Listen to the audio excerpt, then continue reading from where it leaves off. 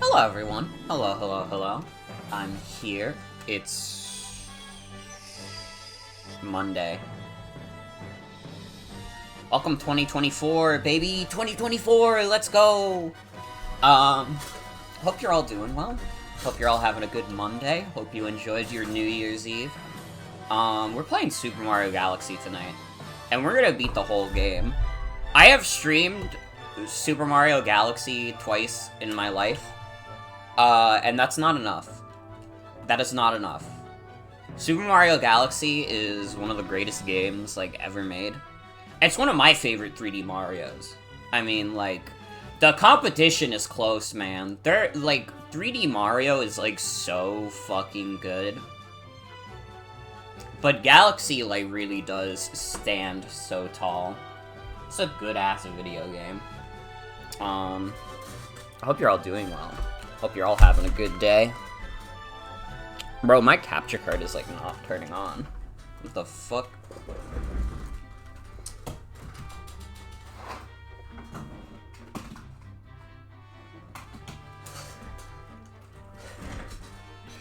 Where's my game? There we go. Okay.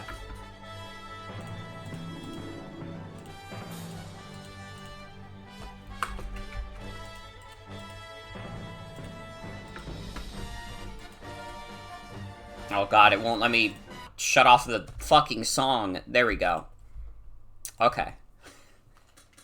I'm having so many difficulties in the first couple minutes of this stream.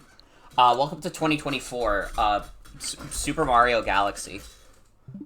Also just realized that, the framing is wrong, because I had it set to the fucking dock at my cousin's place, which actually, like, displayed the resolution right. Okay. Man, remember this release? Remember Super Mario 3D All-Stars? It's still, like, fucking, like, crazy that this, like, came out, and then, like, 6 months later, they were like, alright, but you can't buy it anymore, though. Alright, this was exclusive. Like, they put in all the effort to remake Super Mario Galaxy, and then like, do ports of the other two games, and then they were like, well, we can't just sell that forever.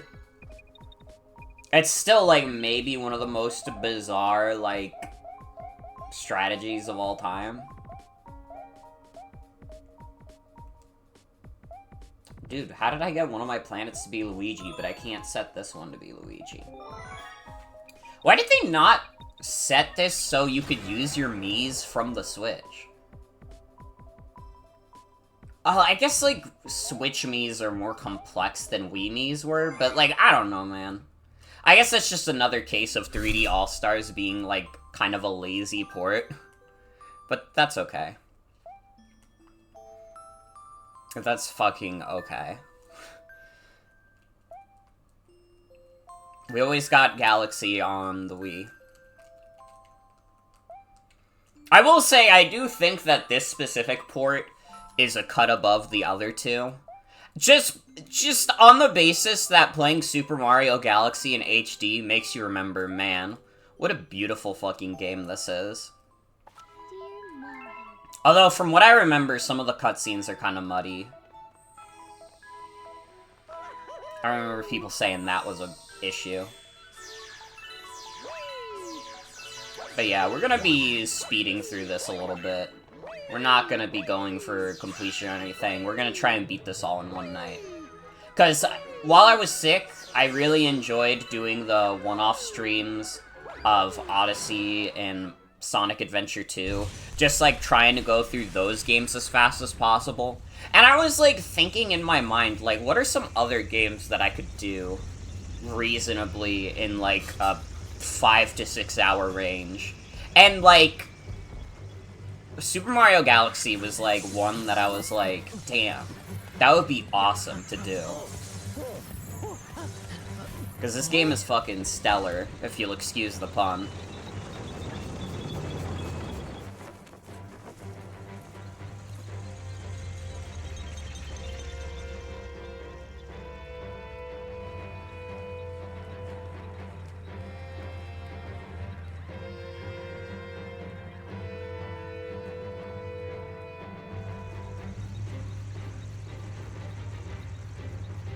Dude, what is wrong with Bowser?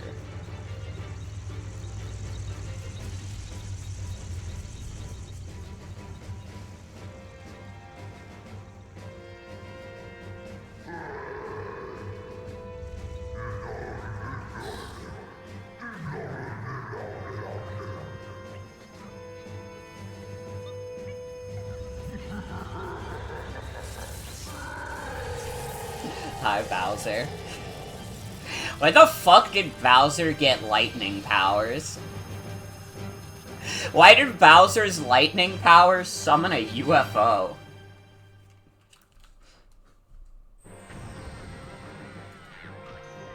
Okay, we don't have the spin yet, so doing this does nothing for us.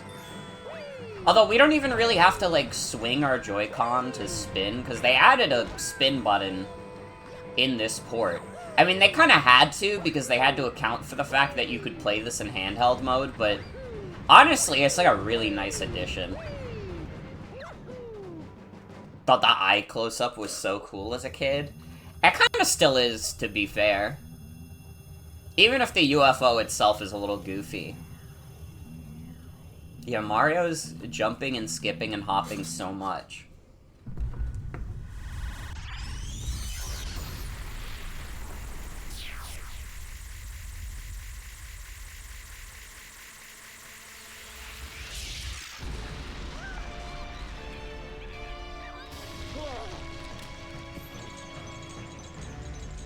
Oh my bugs.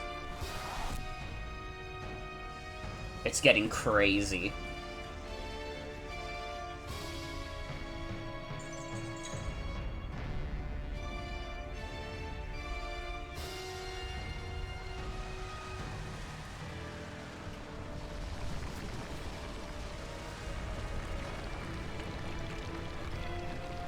Honest to God, this opening kinda still feels more like cinematic than Mario Odyssey's does. Mario Odyssey is probably, like, definitely, like, better animated. But, you know, it's not always about the animation, Spider-Man. Sometimes it's about the framing. Sometimes it's about the stakes.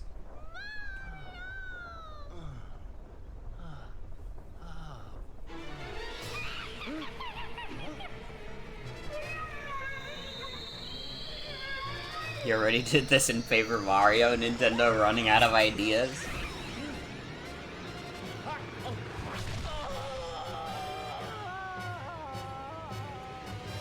More like Gaper Mario. Sorry, I didn't meant that stuff. Sorry. I gotta play through the original Paper Mario. Now that we got, like, the 1000 Year Door remake on the horizon, that's, like, pretty soon, isn't it? But now that that's on the horizon, I need to play the original. 1000 Year Door. When does that shit come out?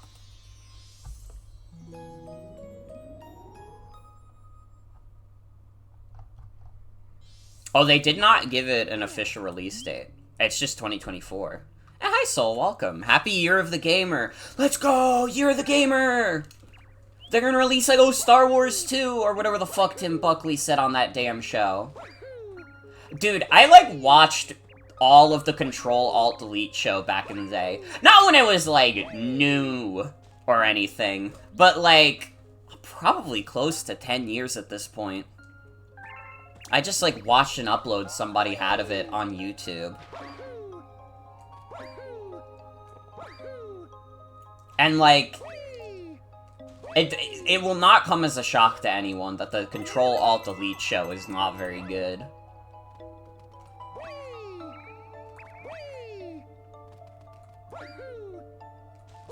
Control-Alt-Delete is just, like, a fascinating piece of internet history. Use the ownage, Ethan. Yeah, the fact that a few of the episodes are, like, really poorly done Star Wars parodies that are just about this one lawyer who's like, yo, video games, they're evil. What the fuck was his name? Like, Jack Thompson or something? Remember that guy? He was like the enemy of all gamers back in the day. If you were a real gamer, you had to talk about how Jack Thompson was a moron. Which, I mean, like, yeah, he was, but, like, animating, like, a whole, like, part of your gamer web show dedicated to how much this guy sucks is, like, he already lost the culture war. Now the enemy of gamers is moms. Yeah, because only they get to play video games. Yeah, and, like, I'm with you, Adrian. Gamer culture is, like, so wild to think back on. Because, like, I feel like, you know, we had, like, the whole situation with, like, Gamergate, but I feel like the people who were, like, big Gamergaters kind of lost the culture war. I don't know, we're, like, 10 years away from that happening now. And I'm, like, thinking about it, and I'm like, dude, I don't think any of those people involved, like, got what they really wanted. You know, games journalism is still happening. People are still talking about feminism in video games and, like, toxic gamer spaces.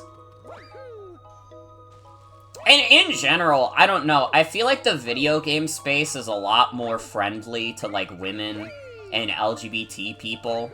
Not that there aren't still, like, extremely hostile gamer types out there, but I don't know, like, I think about, like, a lot of the YouTubers I watch now that are, like, LGBT gamers who would have, like, definitely gotten shit on, like, back in the day, who are just allowed to exist and, like, do their thing, you know?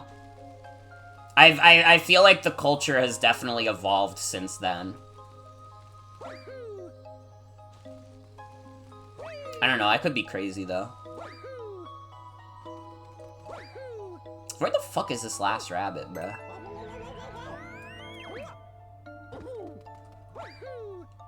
Gamers back then couldn't handle Anita Sarkeesian saying perhaps women in games should be actual characters.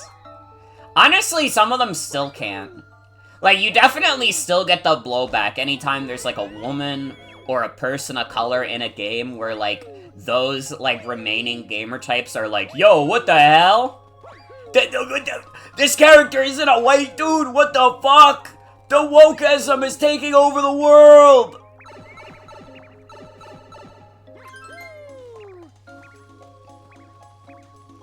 You were the token gamer girl with your male friends back in the day, so it's nice seeing more LGBT and stuff in game spaces? Absolutely. And I guess it's also, like, partially just a side effect of, like, video games being, like, bigger than ever. Even if you're not, like,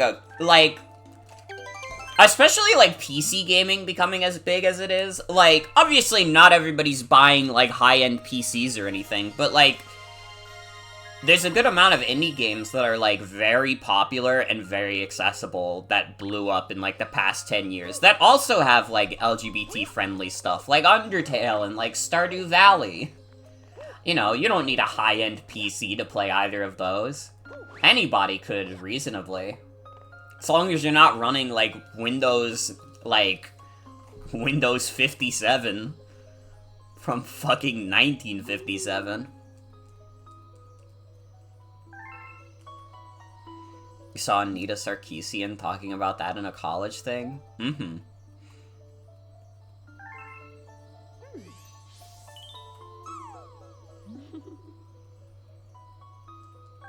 Yeah, gamers hated her ass.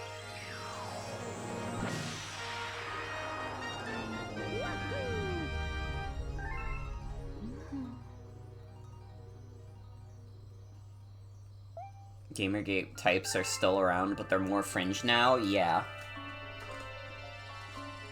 And honestly, it's probably also partially an effect of, like...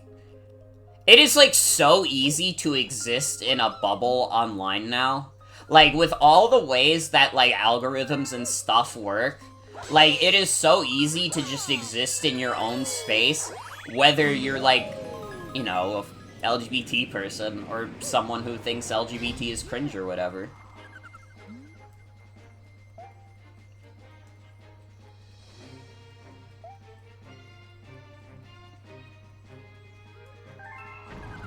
Yeah, that's just, like, true.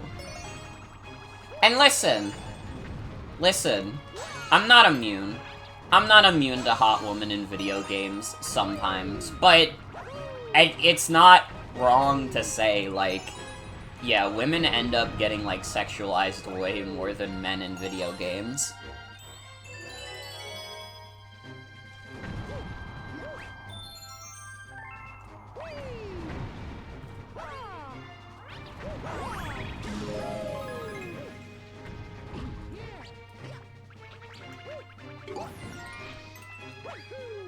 God, can you believe Gamergate was 10 years ago also? Happy fucking 2024, everyone. We are now living 10 years removed from Gamergate.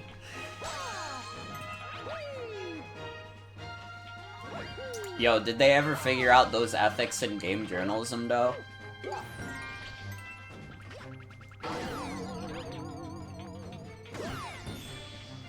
What other scary stuff can we say was 10 years ago, now that we're in a new year? Happy 10 years to Smash 4. That's all I got.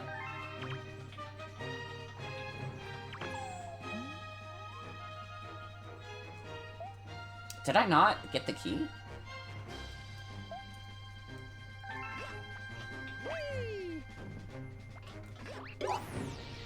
Oh, that guy had it.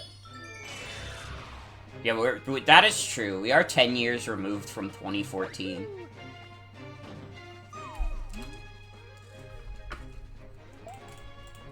Dude, when it's 2025, my, like, upload, my, like, post to Tumblr where I post the 2K15 video is gonna bang. That's gonna be the year where it doesn't, like, get completely ignored. I will not stop posting that video, because it's, like, one of the funniest videos of all time to me. But, like, consistently every year that I've posted the 2K15 video, it gets completely ignored, and I can live with that. It's just fucking funny. It's not always about the clout. It's about tradition, alright?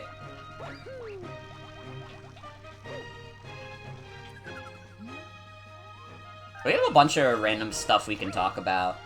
Because I kind of, like, the only other stream I've done in, like, the past week was the Knuckle Sandwich finale, and, like, that feels like ages ago. Honestly, that's so last year. Knuckle Sandwich, though, you guys should play that shit, though. That Knuckle Sandwich itself is not last year. Bayonetta 2 came out in 2014. Let's go! The last Bayonetta game came out in 2014, guys! Fucking A. I did download, related to Platinum Games, I did download Nier Automata on my Steam Deck OLED. Because I was like, yeah, I should play this game eventually. I know it's good. I know it's, like, considered a masterpiece. I just haven't gotten around to it yet. Oh god, we're 10 years in the shadow of Five Nights at Freddy's. I was gonna say they don't make stuff like that anymore, but that would be probably the least true statement I could make on stream. I could probably give you some batshit conspiracy theory, like, oh yeah, the flat Earth, lol, and that would still be, like, more true than me saying that they don't make games like Five Nights at Freddy's anymore. If anything, they make too many games like Five Nights at Freddy's still. Sims 4 is 10 years old? That's crazy. Why did I think that Sims 4 came out, like, way later? Sims 4 does not feel like a decade-old game. That's, like, crazy to me. I also have too many games. I've, like, with my Steam Deck OLED, I made, like, a promise to myself, like, okay, I'm actually gonna, like, play through all the Ace Attorney games now on my own. And I started up Ace Attorney 1, because I kind of just needed to refresh myself, since I know, like, 3 is considered, like, a big finale. So I was like, fuck it. And it's good. I mean, Ace Attorney is fucking awesome.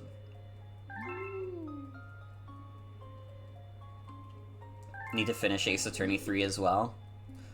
Yeah, it's been like, oh god, I played the first 2 Ace Attorney games in like 2020, so I think at this point, I was literally just like, yeah, I need like a refresher. And also, it's nice playing those games off stream because, god, I really have come to realize how much slower, like, streams go when I have to read, like, a shit ton of dialogue. That's fucking why those Ace Attorney streams really were as long as they were, because they're fucking visual novels, and I wanted to, like, read through them. But now I can just, like, speed read and mash through. Not mash through, but go faster.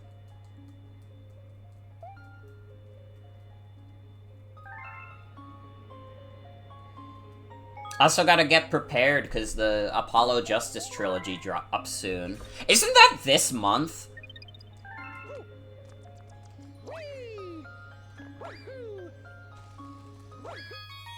It's funny, I ordered the Apollo Justice trilogy off of PlayAsia before they announced that they were doing an American physical release as well.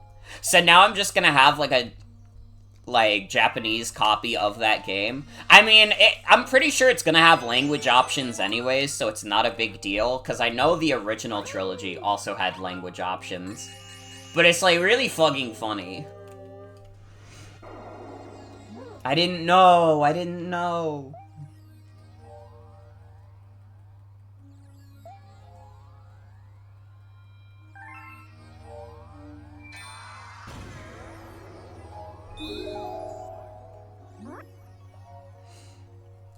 This fucking Star thinking he knows the game better than me. The evil energy readings are off the charts, though. We gotta be careful. There's an evil presence in Good Egg Galaxy.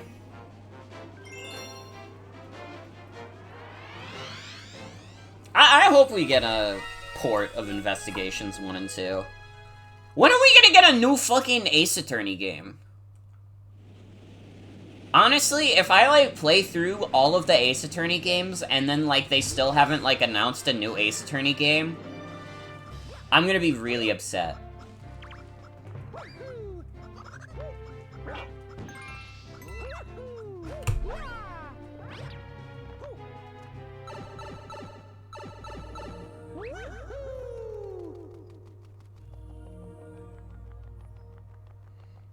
Investigations 2 is the best game in the series, and it's a travesty it never got officially localized? Damn.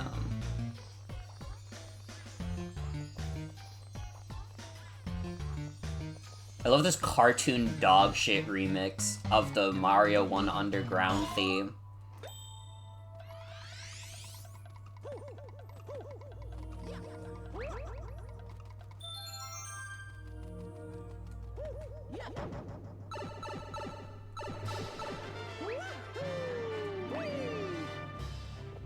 Also on my Steam Deck OLED, I've beaten Marble It Up and A Hat in Time, which A Hat in Time I had beaten before, Obviously, I love A Hat in Time.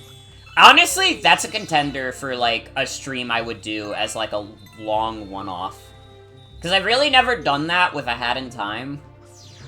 I did the All Timepieces run that I technically never finished because I didn't do the DLC, but, don't worry about it.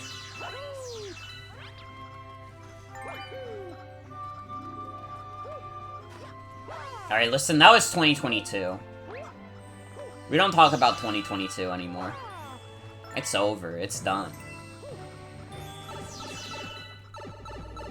I do think, like, in terms of, like, other one-offs I would want to do, Metal Gear Rising is one of them. I'd probably just play on baby mode, just so we could, like, reasonably get through that in a night. I got some ideas. I got some ideas cooking.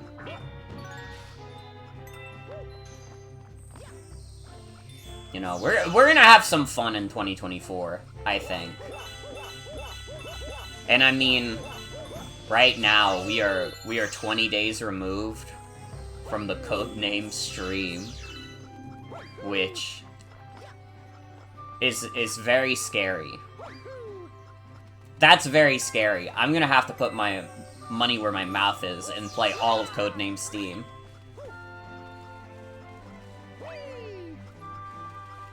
There will be a lot of incentives, also.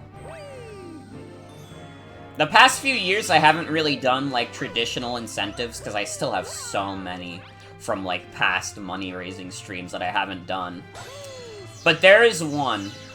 There is one that I think is really fucking funny, and I don't know if it's even reasonable for it to be hit, but I thought about it, and I was like, wait, this is kind of funny as fuck.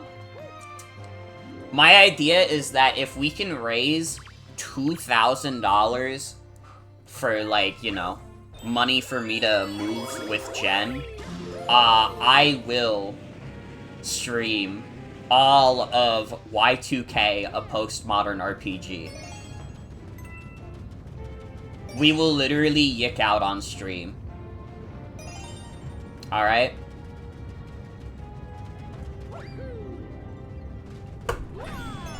The funniest thing that could come out of Codename Steam is that it was a sleeper hit the whole time. There's no way that happens. If Codename Steam is, like, actually a good video game, I don't know what I'll do. Like, I need it to be at least mid. I don't think my heart could handle, like, all these years shit-talking Codename Steam for being, like, the dumbest concept in the universe, and then it actually turns out to be, like, a banger.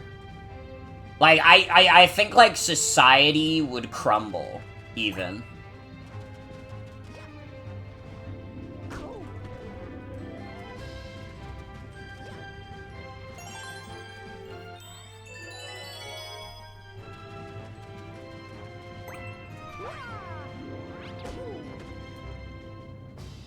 I'm trying so hard to get this ball.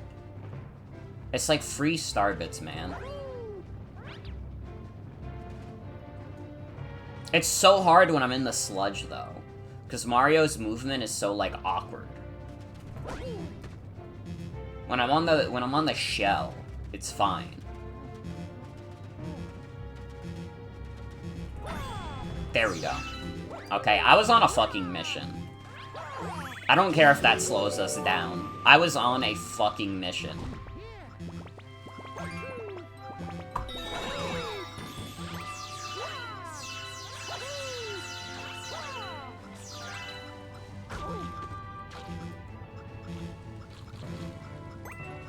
God, you want to talk about wild anniversaries? January 21st, which is when I'm going to start the Codename stream, is also the 5-year stream anniversary. Half a decade of this shit. Half a decade of me. That's fucking crazy. I don't think I've ever done anything that long in my entire life. You know, I'm very much the kind of person where I just, like, you know, bounce back and forth between what shit I want to do. But despite that, I've still found streaming fun. And I mean, technically I've been streaming for longer on, like, older accounts that either don't exist anymore or are, like, completely inactive.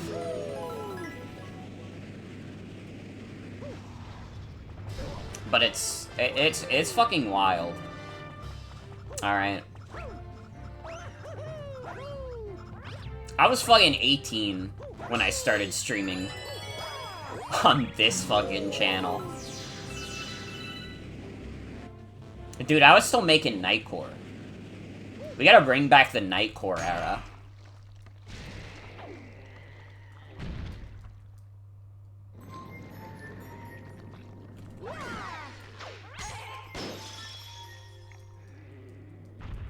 Dude, the beast.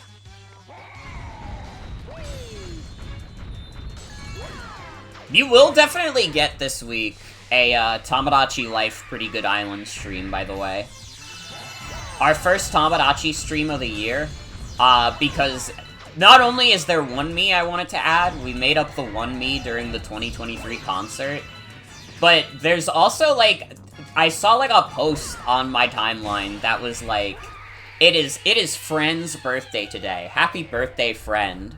And then it was, like, this girl me named Tess Dummy, and I was like, that's so charming to me. I need to add Tess Dummy to the island. Why is Mario bullying this baby animal? It's like MatPat said, Mario is a fucked up individual.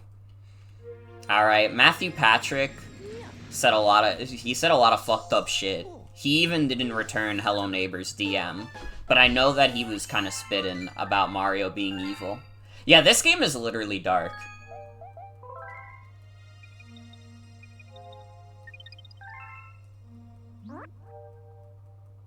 I don't know, if this game felt, like, less Fairy Tail-like, I bet there would be people in, like, the Nintendo fandom that would be like, yo, Super Mario Galaxy is secretly, like, a really dark game. Does anybody else realize that at the end of the game, like, the entire galaxy implodes? Like, everyone just dies, but then they get reborn? What the heck? This game is fucked up, bruh. Yo, did anybody realize that Rosalina's parents are, like, dead as fuck? What the hell?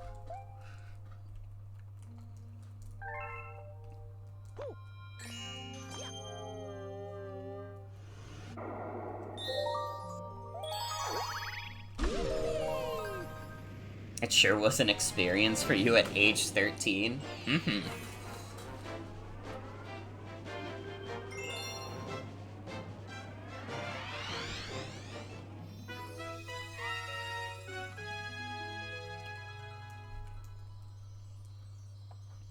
I think when I was 13, was I still watching MatPat? Or was that, like, right before or right after I stopped watching MatPat? Because, like, you know, I was a kid on YouTube in, like, 2012. I wasn't immune.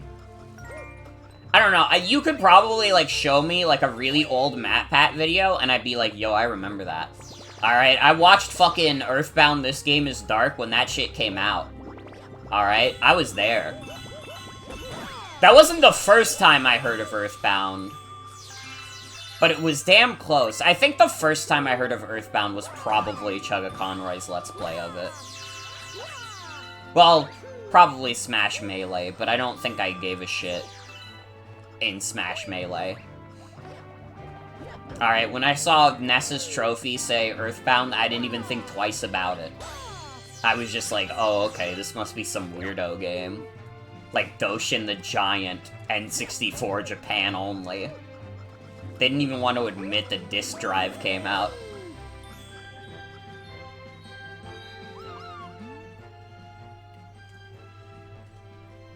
Remember making Marth and Peach date in Brawl when you were 10? That's fucking awesome. Brawl RP was, like, so fun. I remember just building all kind of maps that were supposed to, like, represent different places. Like, I would make one that was supposed to be inside a TV in a newsroom, because that was my main idea of TV, was like, yo, real-life TV is just, like, people in a newsroom. I remember even when I was a kid on Flipnote Hey Tenna, I had that idea too. Like, I made, like, a show called Cartown News on my little Flipnote. That is, like, not archived anywhere, by the way. You're not gonna find any of my old Flipnotes online, because I didn't actually, like, get to register for it. Because I think at the time, like, Flipnote Studio, or Flipnote Hey Tenna, like, required you to mail something in to, like, get a membership, and my dad was like, I'm not doing that. And I was devastated. But, you know, was it for the best? I don't know. I don't know how embarrassed I would be about my old Flipnotes being online. I was not a very funny kid. To online 3DS? God.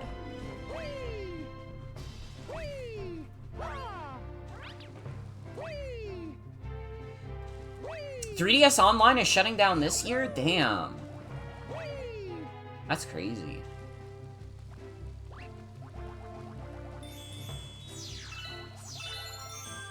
I mean, at least fan servers will, like, pop up. But it's still, it does suck. It does suck.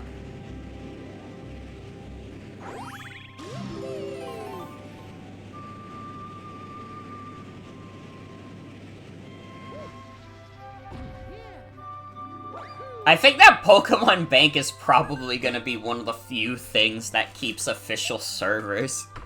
Because Pokemon Company is probably, like, shitting themselves, being like... Wait, what do we do if we don't have, like, this thing anymore?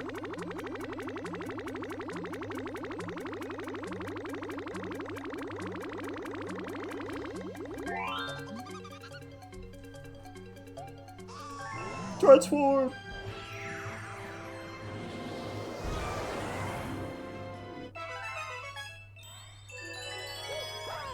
Yeah, I was playing through Ultra Sun on my 3DS with the intent of, like, transferring the Pokemon in there, because on Gen's 3DS that I've been playing on, it has Pokemon Bank. Man, I don't know why I stopped playing it, because the game is fun. You know what it is? It, like, I was playing it, and then the Indigo Disc DLC came out, and then I just got distracted. It wasn't that I wasn't having fun with Pokemon. I got distracted by other Pokemon. And then I was like, the Indigo Disc was beefy. I mean, I did 100% it. And then I still have to go back and finish it on stream. So I kind of guess I was just like, yeah, I'm good. I don't need to play a full Pokemon adventure right now, even though I'm, like, maybe, like, 66% through a Pokemon game already. Honestly, part of it is that I could never figure out, like, another good team member. Taking a little break from Pokemon so you can go back and play it and be like, wow, little guys. It's a good way to do it. It's a good way to be.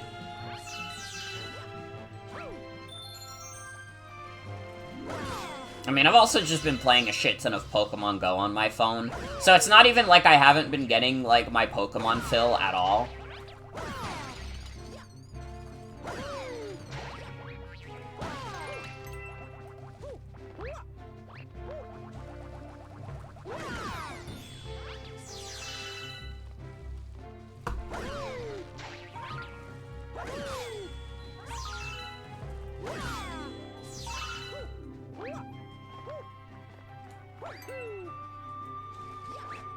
Honestly, in, like, 2024, like, my #1 goal is that I need to be a little less embarrassed about being a total, like, Pokemon fanatic. Like, I don't give a shit. If you don't fuck with Pikachu, sorry, but you're gonna have to live with him.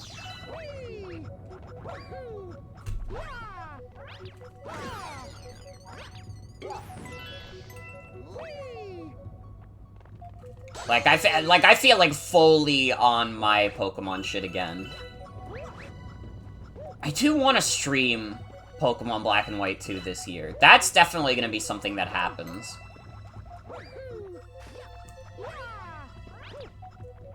I'm, like, thinking, like, obviously, like, I don't think I want to start any longer playthroughs until after the Codename stream happens.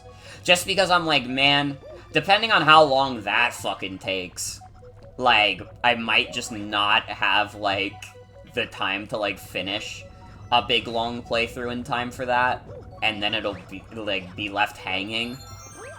But then after that, like, I don't know. Maybe I would do Pokemon Black and White, too. Or maybe not. I don't know.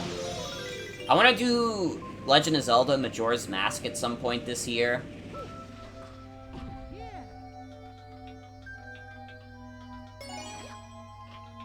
Honestly, I think I'm ready for another Final Fantasy on stream as well. I think this is gonna be the year we stream another Final Fantasy that isn't just 7. And I guess 14, but, like, I didn't get that far in 14, alright? That's not a Final Fantasy game I completed. It's just a Final Fantasy game that I've played for, like, 10 hours. Maybe 15. Would I play a 2D or 3D one? I don't know. I've thought about it, and like it's kind of a competition for me. It's like between like 6 and 9. Cause 9 is one that I've always had like a little bit of interest in. And then like Final Fantasy VI, I became more interested in because AVGN just recently did a video on Final Fantasy VI. And don't worry, he wasn't talking about how it was ass. It was a rare positive AVGN episode. But I watched him like talk about this game with like nostalgic reverence, and I was like, man, this seems like a banger ass game that I have just not ever played. There is a clown. I do remember Kefka the funny, scary clown.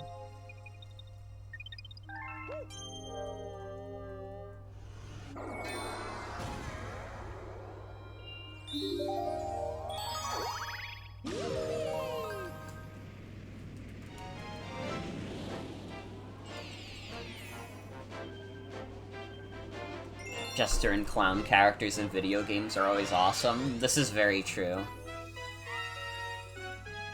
Such shiny stars. I'll collect them all. Hi, Voiglin. Welcome.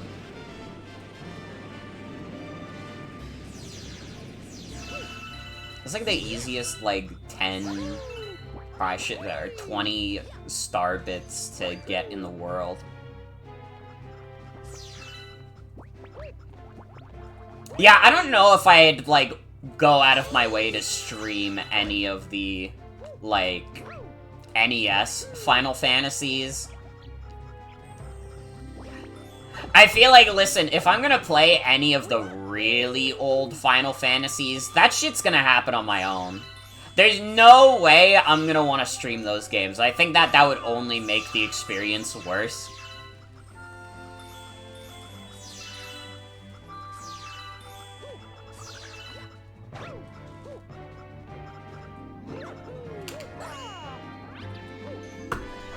Any game that's, like, very strictly a guide game is, like... Yeah, I gotta play that one on my own. I do remember that. I do remember that.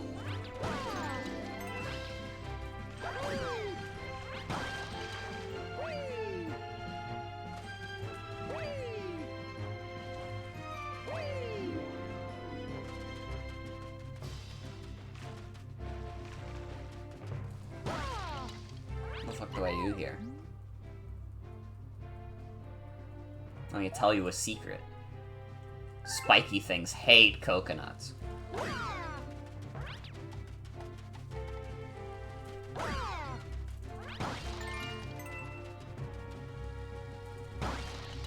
Nine is closer to FF7 in playstyle, but FF6 is the SNES Final Fantasy. Yeah. I don't know. It's not a decision I have to make right away. Honestly, the original Paper Mario is probably, like, a big contender. I thought that Thousand Year Door was, like, way earlier in the year than it seems to be, given they didn't actually give it a release date.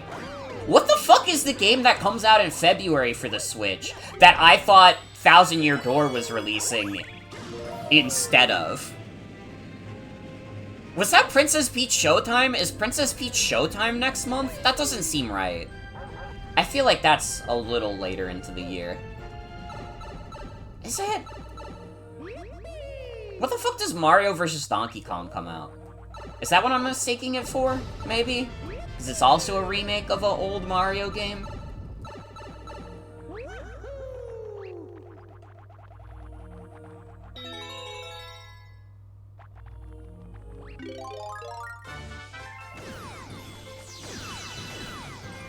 Princess Peach game is March. Okay. So what the fuck comes out in February? Or is there, like, literally not a video game that I care about coming out in February, and I, like, made it up with my mind?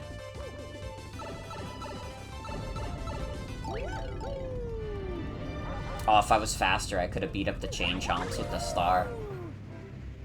Sad. Well, there's other things to do.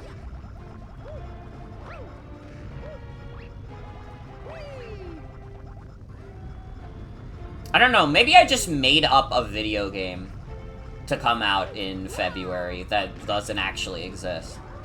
And I thought it was Thousand Year Door.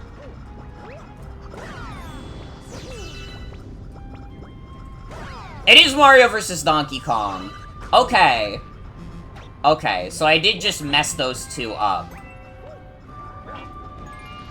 I don't know how I made that mistake, but it be how it be.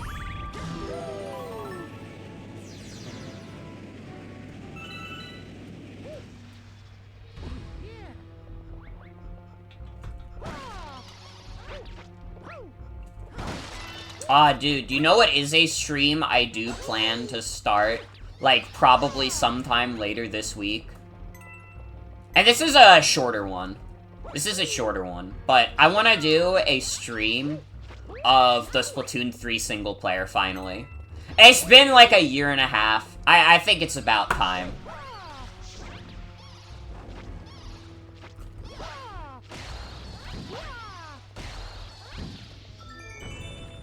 I do own Luigi's Mansion Dark Moon on 3DS, but I'll still buy the port. I'll even stream it, because I love Luigi. I thought Luigi's Mansion 3 was fun as fuck. I've been meaning to stream the original for a while. Haven't gotten the chance to do that yet.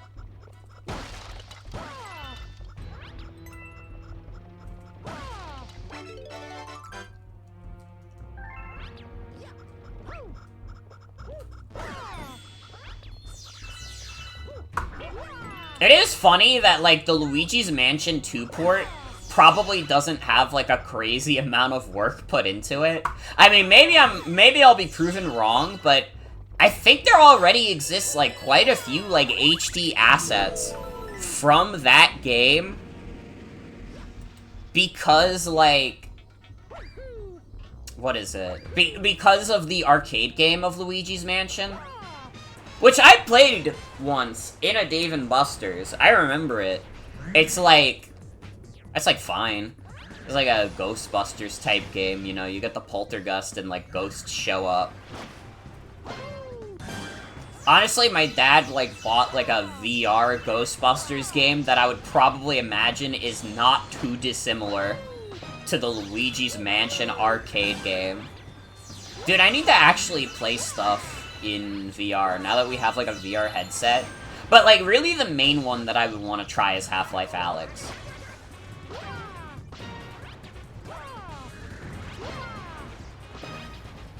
I'm shocked that I got that one.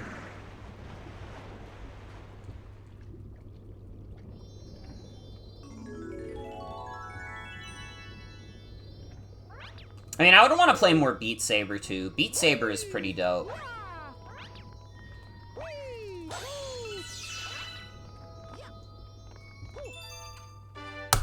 Let me take a drink real quick.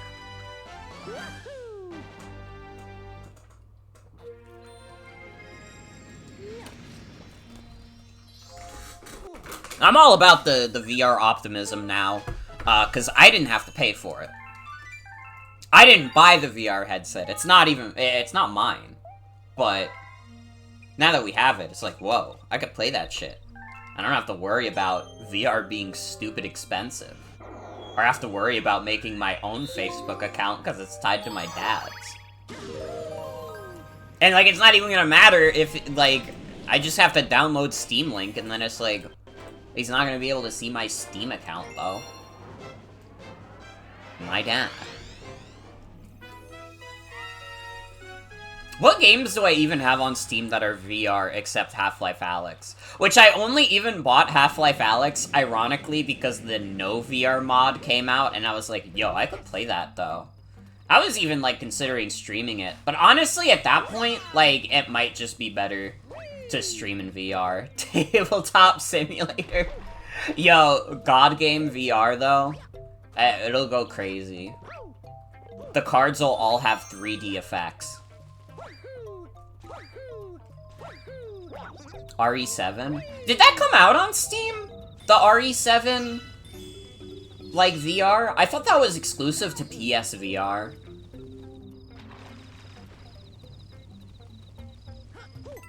I know that fucking Resident Evil 4 VR is exclusive to the MetaQuest, which I could buy that. I kinda, like, I don't know, I played the remake, like, last year, so I think I'm good on Resident Evil 4 right now. I don't need to play, like, another version of Resident Evil 4 right now. I want to give other Resident Evils a shot, you know?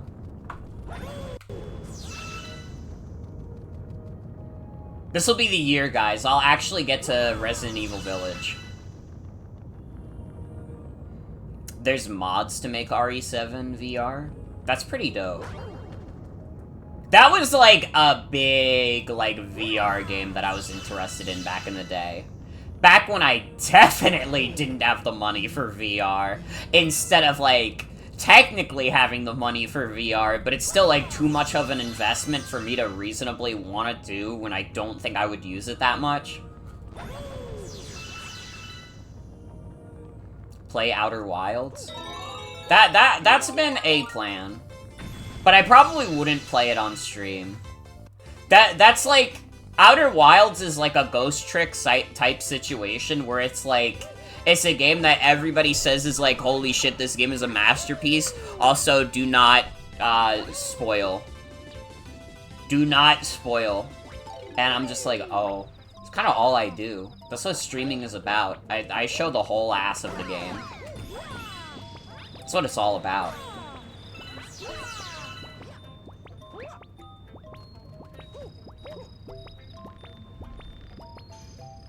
Resident Evil is awesome, to be fair.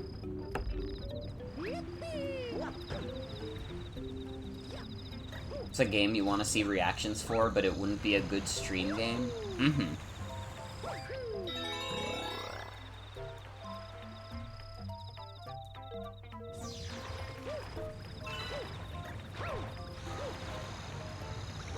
There are other streamers who have almost certainly done good Outer Wilds streams. I don't know if I'd be one of them. I don't know. Maybe one day I'll change my vision. Throw ideas at the wall until it works game. Oh, okay. Then you definitely don't want to watch me stream that. Because, like, if I was streaming that shit, I would be like, yo, this shit's straight pissing me off. Outer Wilds, more like outer fucking poo-poo. What the hell were they thinking? And then nobody would be happy. I wouldn't be happy, you wouldn't be happy. It wouldn't work. It would take me 30 minutes to figure out a puzzle, and I'd be like, this game sucks, it's the worst thing I've ever played. And then I would finish the puzzle, and I'd be like, yo, this game's actually kind of clean, though. And it would be too much tonal whiplash. The cognitive dissonance would simply drive anybody to madness.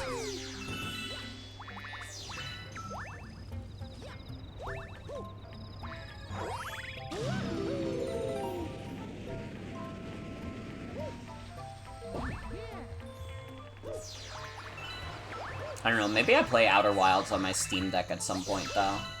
I think, like, this is the year of the Steam Deck for me. I've said it before, like, I'm fine still playing on my Switch every now and then. I think, like, the era of the Switch being my main console is, like, it's over. It's done. The Switch is, like, old as fuck. It's not like they're, like, making, like, banger-ass games for it, like, every 5 seconds. Like, I'm good now. I've gotten my fill of the Switch. I love it. I'll still buy games for it every now and then.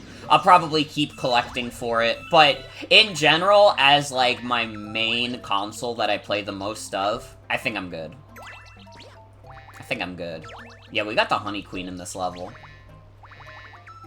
Everybody's favorite Mario Kart 7 racer.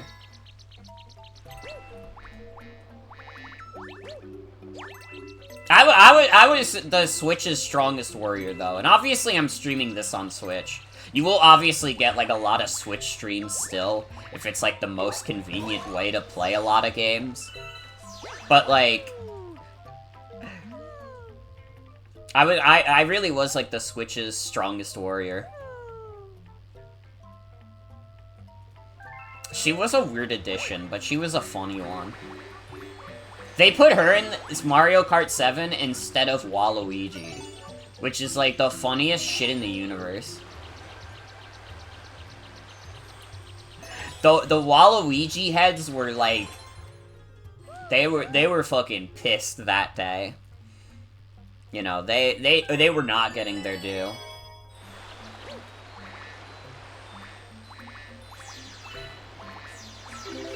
Mario, get off the damn bee! Bro! Mario loves BBW, Big B Woman.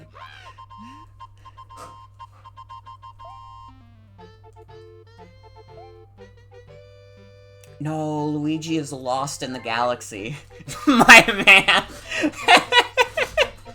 I'm sure people are normal about the bee here.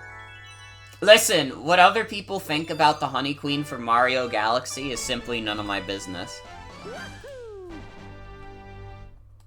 You know, if they want to stir a little bit of honey, who am I to tell them otherwise? You know, in 2024, I've let go. You know what? People wanting to get with the Super Mario Galaxy bee, that's not even weird to me anymore. That's just normal. It's like, yeah, I understand. You're only human.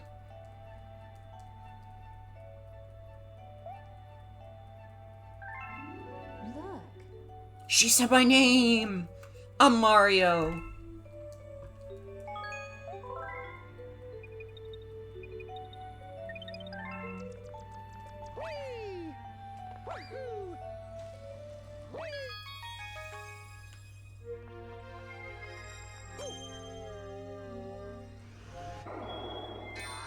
Which bonus is this? This is Loop-de-Loop! I love this one. At least in the Switch version. Because it controls better.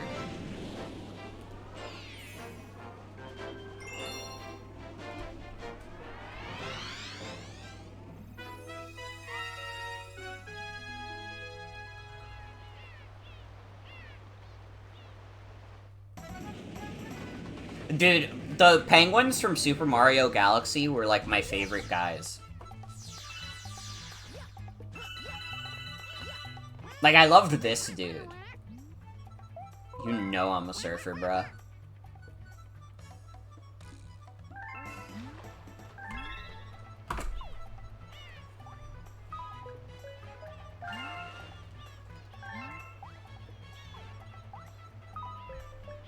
They're like the turtles from Finding Nemo. They kind of are a little bit.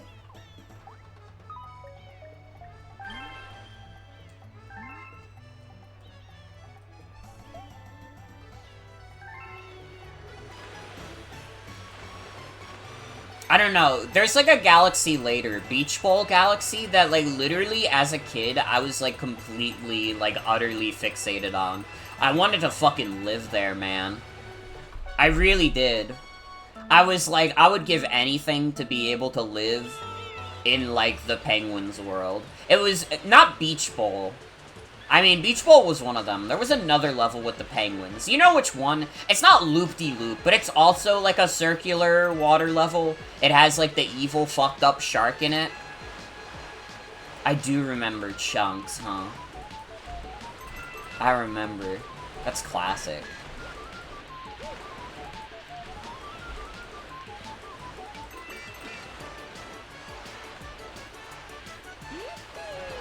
I did. I loved them too. They were so awesome.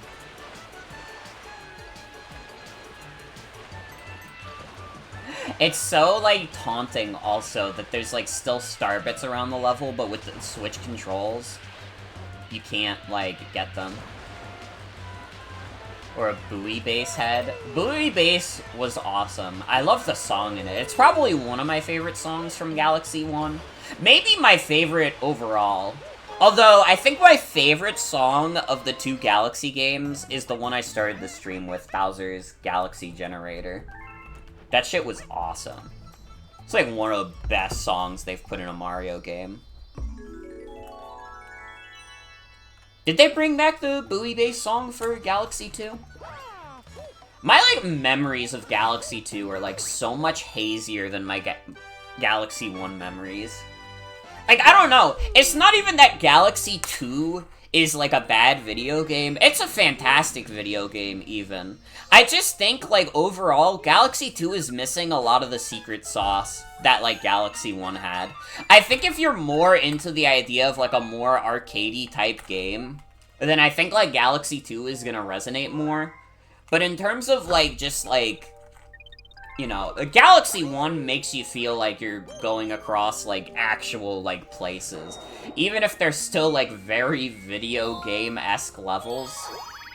Like, I don't know, I really feel like I'm going to a giant beehive right now. I have a lot of respect for Galaxy 2, though. X-Galaxy-flavored New Super Mario Brothers? That's, like, so mean to say, but it's also kind of true. Like, I don't know. It is, like, perfectly reasonable to like Galaxy 2 over Mario Galaxy 1. It's just not me, though. It's just not me, though.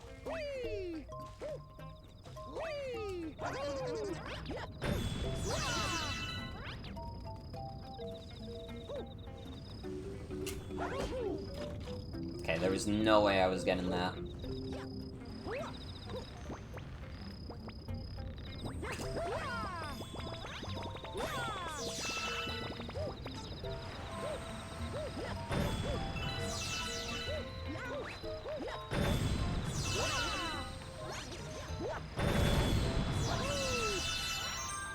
Let's go. 50 star bits to get a 1-up in each level is, like, so easy to achieve. We already have, like, 21 lives. Or 22. I only have 6 stars.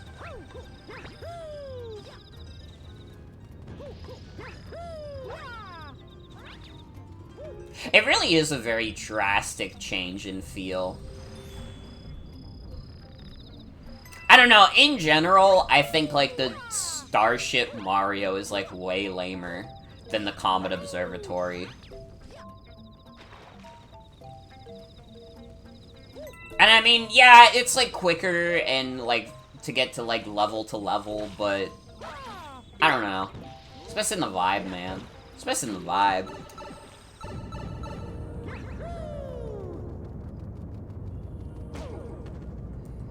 That really is just how I feel in general with Galaxy 1 versus Galaxy 2, is that Galaxy 2 is just missing the vibe. It's not a bad game by any stretch of the imagination. It's still, like, one of the greatest video games ever made. But again, it's missing something. I don't know, it's like comparing, like, Tears of the Kingdom to Breath of the Wild. Like, oh yeah, 2 of the greatest video games ever made. It's so hard to choose. Like, you know, it's like, sometimes you gotta be the guy who's like, holy shit, 2 cakes. It's missing the soul.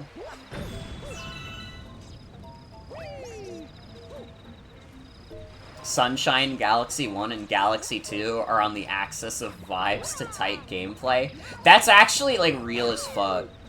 That's the kind of wisdom that you have to be, like, meditating under a waterfall to truly understand.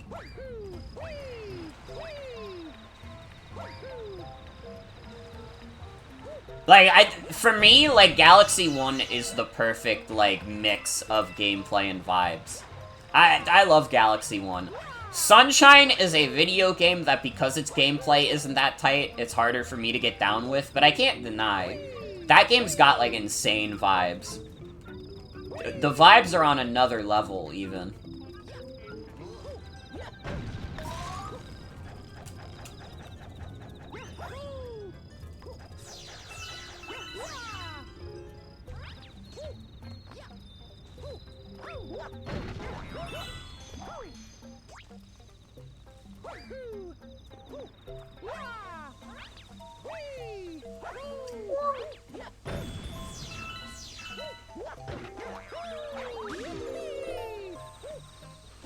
What's nice also, like, I am glad I was able to finish my 2023, like, New Year's Eve stream in time to get to see the new year, with Jen, and also Eve was there on call.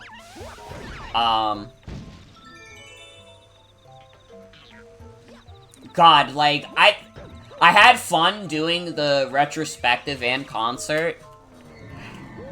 I think like, if I do that again, I might just have to split it into 2 separate streams. Because, like, I was cutting it a bit close. I don't know, I had 2 hours till the new year.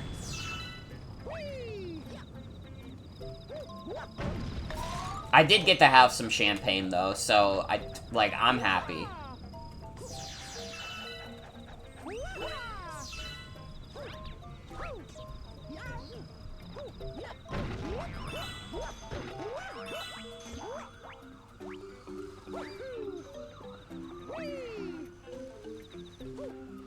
I beat a Hat in Time, like, 20 minutes before the ball dropped.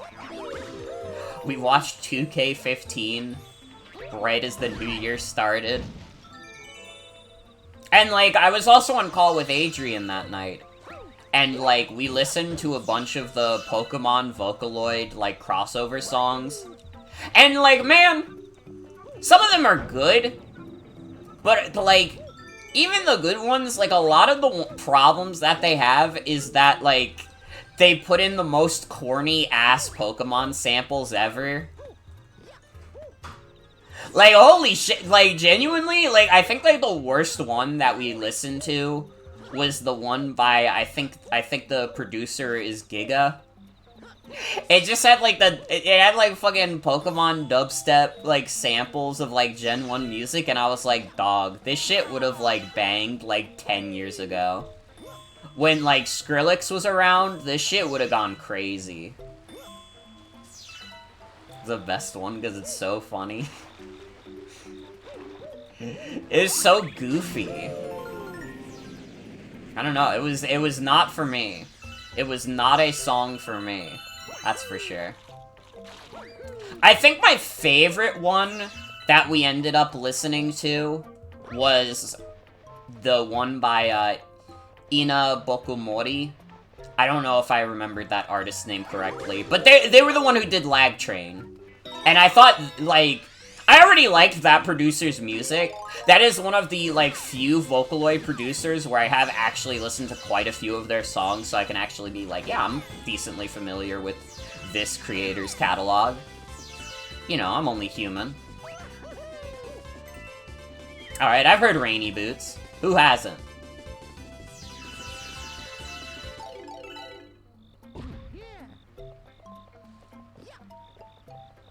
But that was the best one. Partially because it really did not have, like, the problem of having, like, really corny Pokemon samples. I think for the most part, it was just actually a song that stood on its own. As, like, being, like, fucking awesome to listen to.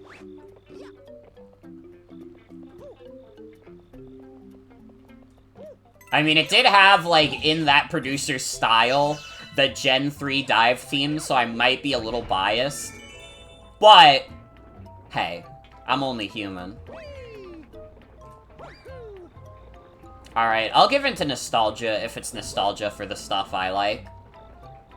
Not that I don't even like Gen 1, but, like, Gen 3, it's my childhood generation. You could get me with that anytime, baby.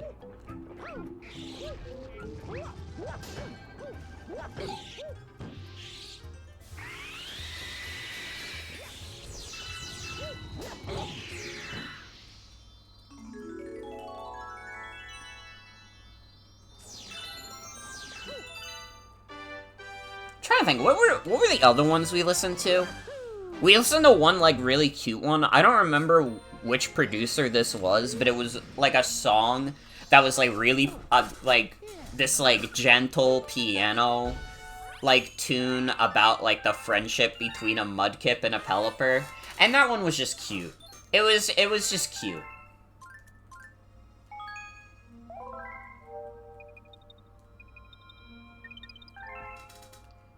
Hey, my poor tender head. Thank you for the follow.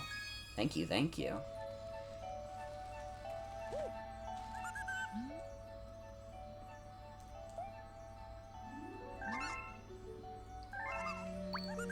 Damn, we have a lot of star bits.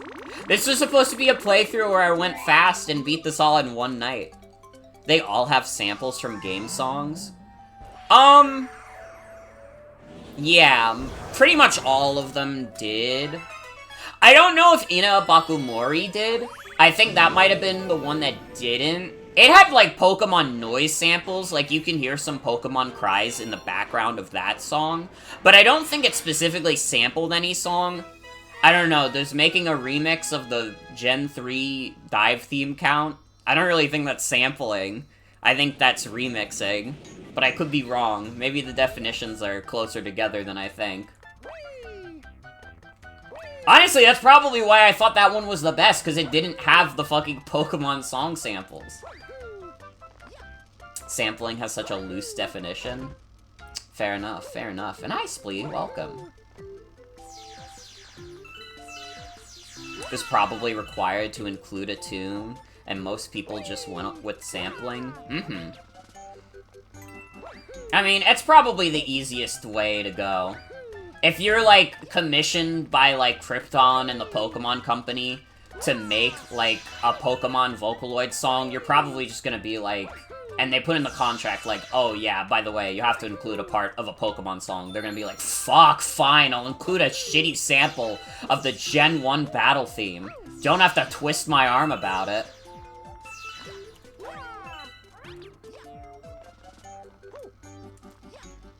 You could tell who were the more based Pokemon fans based on if they sampled something that wasn't from Gen 1 or not. Because listen, again, I'm not a Gen 1 hater. I like Gen 1. But, you know, there are people who played Pokemon when they were a kid and then never played it again. And then there are people who you can tell have been ride or dies for the series forever. And there's nothing wrong with being the first one. It's just, listen. It's gonna be easier for me to jive with someone who's like, hey, remember Iris's champion theme? Although I think that was actually a sample in a song that I didn't like as much, if I'm remembering the song correctly, because it was like a... I don't remember which song it was. I think it was one where, like, the concept of the song was that you were doing a Pokemon battle against Hatsune Miku, who was either a gym leader or a champion herself.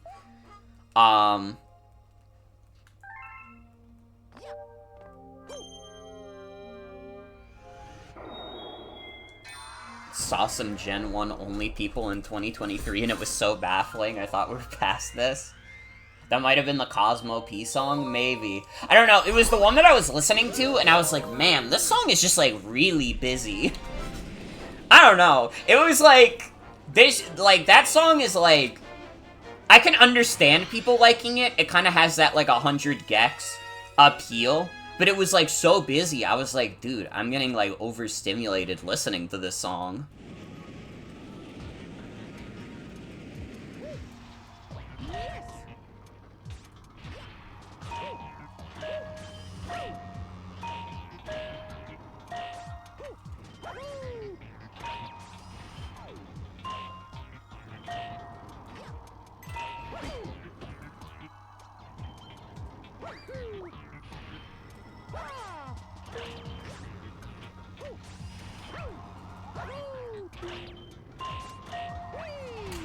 I don't know, I think maybe the Gen 1 only people have earned a little bit of respect from me, in that they aren't the kind of people who give a shit about bring back National Dex.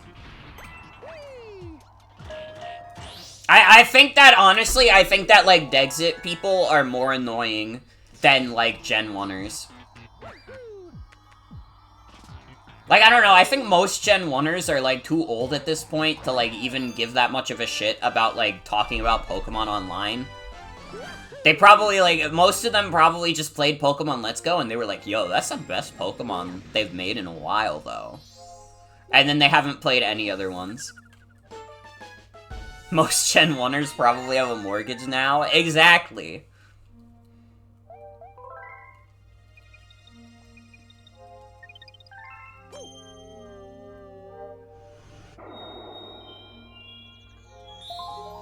Yeah, some people disrespect a lot of the new Pokemon designs, and it's like, I don't know. I can't imagine a world without Meowscarada.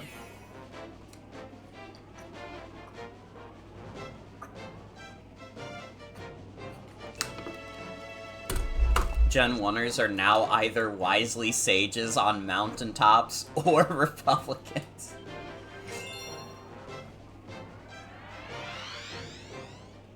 This applies to people who think Gen 5 is peak and hate stuff from current gens, too. We are getting to that point, aren't we? I think it started, like... I think we've passed the point of people being like, Gen 4 is the peak of the series. Now we're at, like, Gen 5 is the peak of the series. Honestly, it's gonna be most crazy when we get to... Yo, Gen 6 was kinda peak, though. It'll happen to you, too!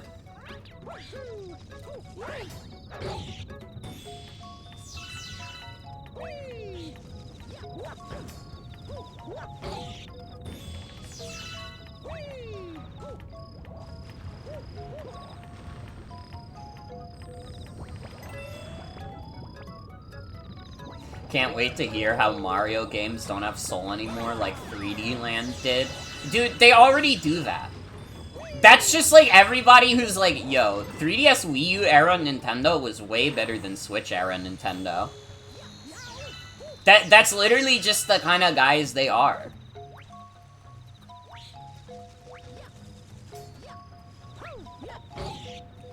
This isn't a new character. These are guys who have existed for quite some time.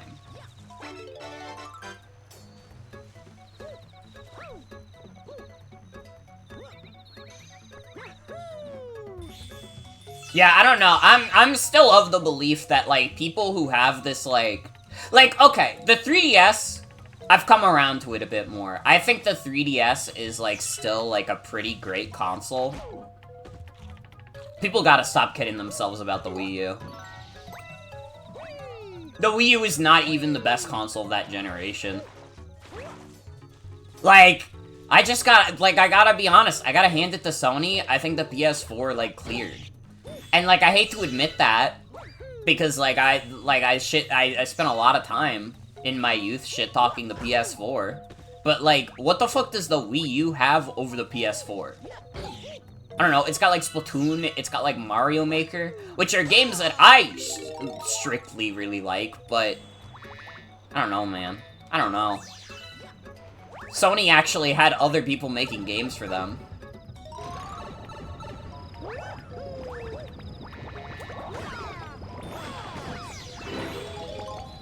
Oh, fuck.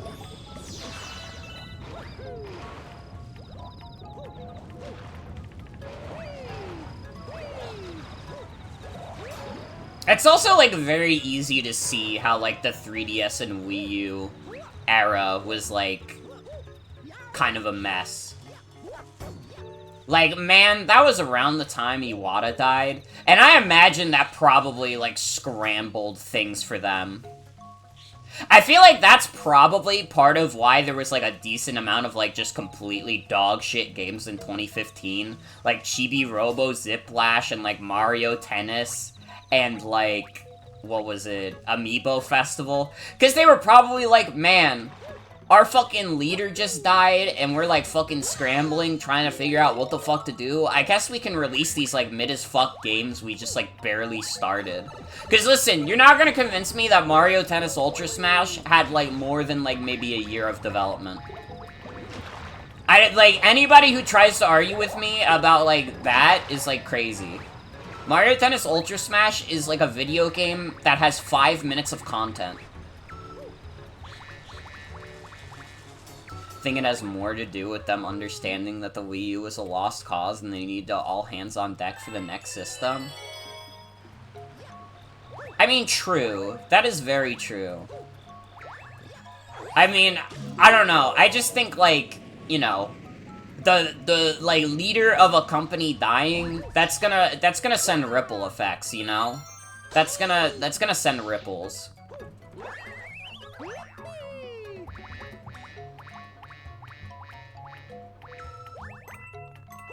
Like, it's not the only factor, but it is, like, a factor.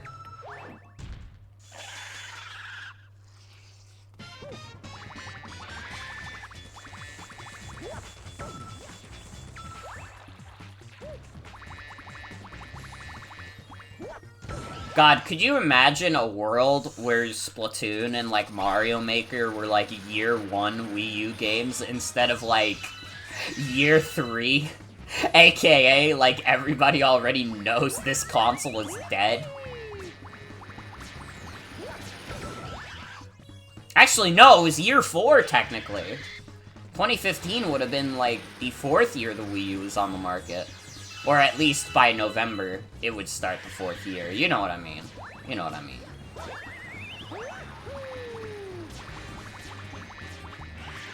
Cannot imagine Splatoon being dog shit. Well, I don't even mean, like, imagine if they were just, like, put out in 2012 when they were unfinished. I mean, like, imagine if they were finished products back then. Like, around when the Wii U launched.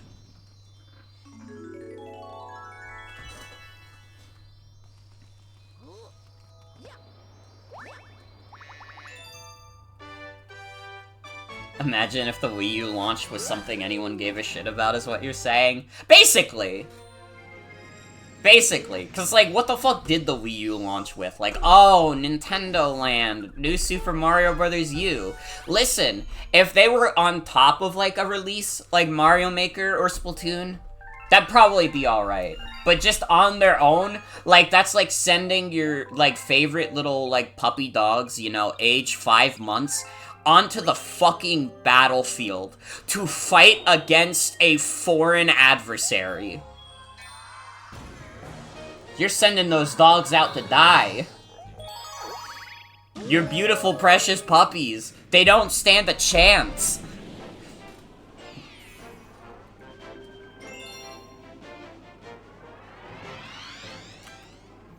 Is it, like, generally agreed upon that, like, Mario Kart 8 is kind of, like, Nintendo's, like, last stand with the Wii U? Like, I feel like that feels like the last time that they really, like... Not the last time they tried, but the last time they tried to make a push for the Wii U to be, like, a big seller.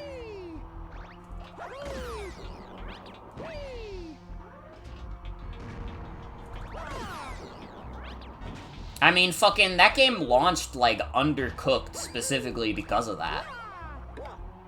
Maybe Smash 4, but honestly, I think the fact that they were developing that for 3DS as well probably says a lot about how they were feeling about the Wii U. Like, I don't know, I don't think they started developing Smash 4 for 3DS because they knew the Wii U was a flop. They couldn't have known at the time, but I do think it's convenient that it does also happen to be the first, like, Smash game to be on a handheld.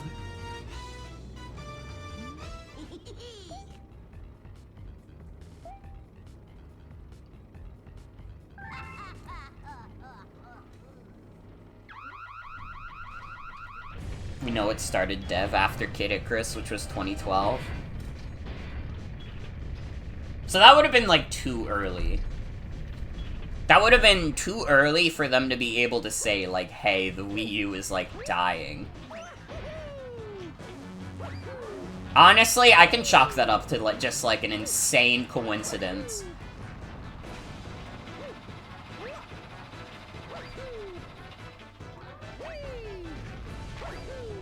That is true. They would have known, like, part way through development. Poor Ice Climbers, though. Ice Climbers had to die to let that game be on 3DS. Rest in peace, Popo and Nana.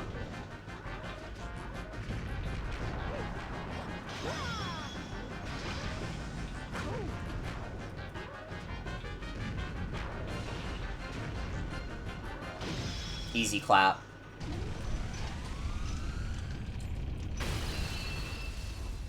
It's okay, no one cares about Smash 4 anymore. I'm sure there are some people who care about Smash 4. I mean, honestly, like, I don't know. It's interesting that Smash 4 is the last Smash game that had trophies. And that's something, right? We love trophies.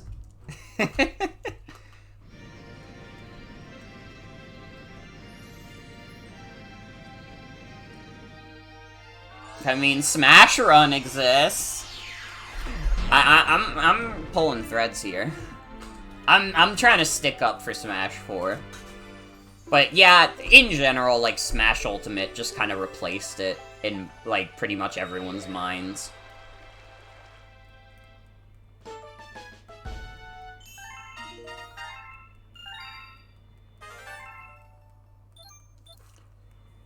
It is just kind of another case of, like, Smash 4 doesn't really have its own secret sauce. I will say, a lot of the reveal trailers for Smash 4 were, like, hype as fuck. I have a very distinct memory of when Little Mac got added to Smash 4. Like, my older sister, like, showed me the trailer, and I was like, they were like, is this real? Is this an official trailer? And I was like, there's no way. That has to be a fan animation. But then I looked it up later and I was like, no, wait, shit, that's literally the actual trailer for this guy. The animation is, like, insane. It was so cool. I'd never seen anything like it. Like, I mean, fuck. Comparing, like, Little Mac's reveal trailer to, like, I don't know, like, Villager's reveal trailer, it is, like, so strikingly different in terms of, like, presentation. I mean, obviously because it's inspired by, like, Punch-Out itself, but I don't know, it was cool as fuck. It really was. Remember watching the trailers from that E3 during a break at school? Oh, we gotta deal with the fucking ball rolling. Everybody's favorite, ball rolling.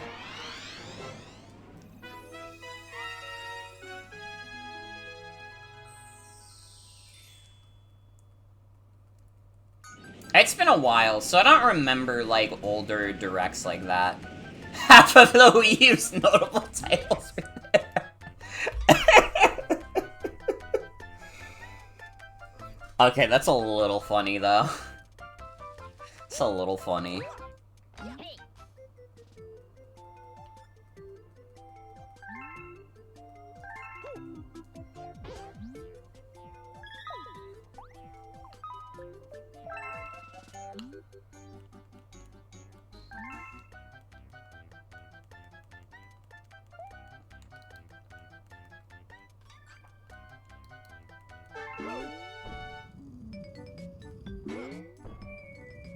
Don't you guys love this?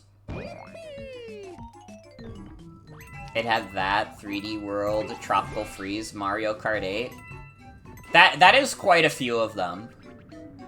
That is quite a few of them.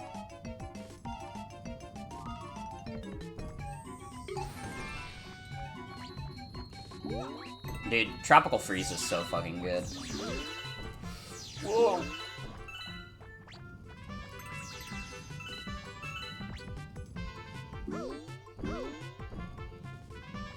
Maybe it's just you, but you're a freak who loved the ball levels.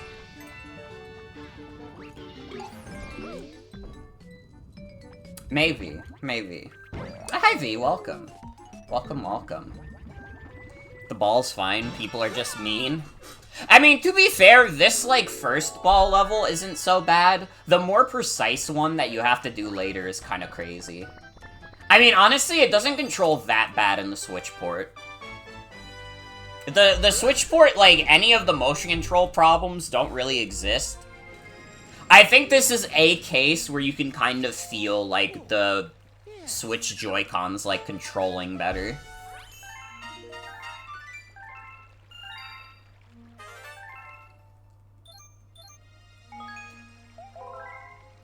Slingshot levels can go to hell, though. Oh god, I remember what you're talking about. Aw, Space Junk. Space Junk has a real... Like, both of these galaxies have, like, really good songs associated with them.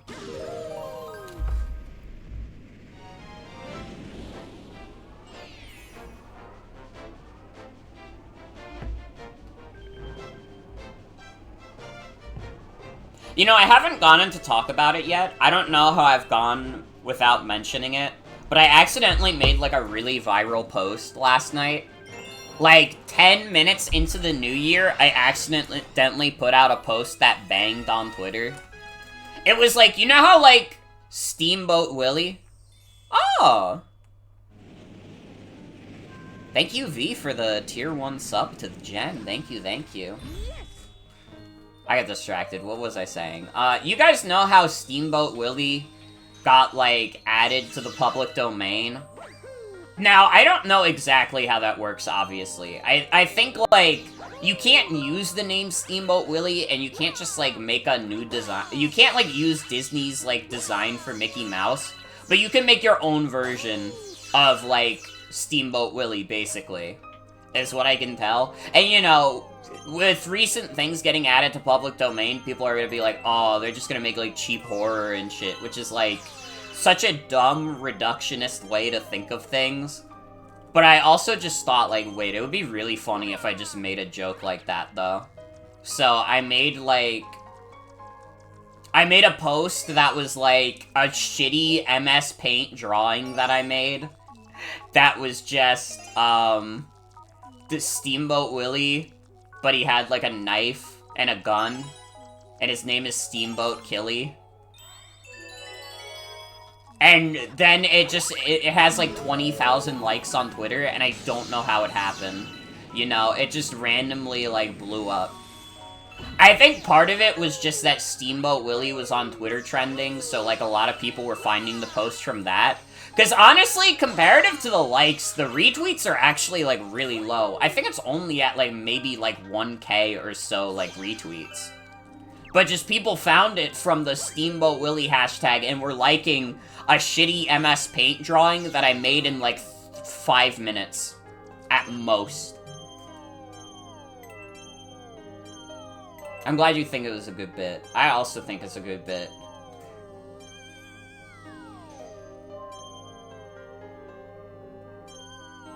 I think it's nice you can just read about these cartoons on Wikipedia, then watch it. Mm-hmm.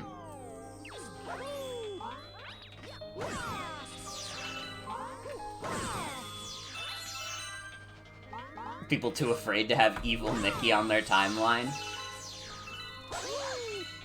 I mean, it's fine. Liking posts is, like, basically the same thing as putting it on people's timelines. Anybody who uses mobile Twitter is gonna be subjected to it anyways, most likely.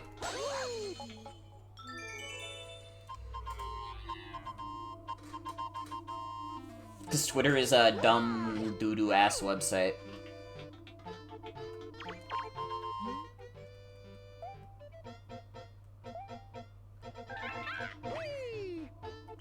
Whoa.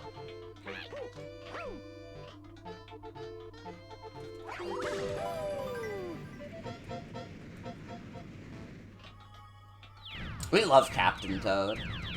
Dude, I gotta play Captain Toad on stream.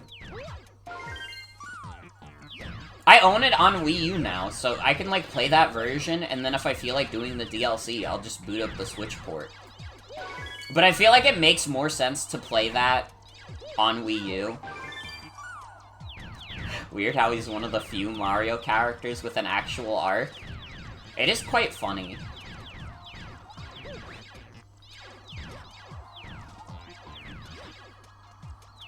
He's still around. They made him show up in, Mario Wonder as a cameo.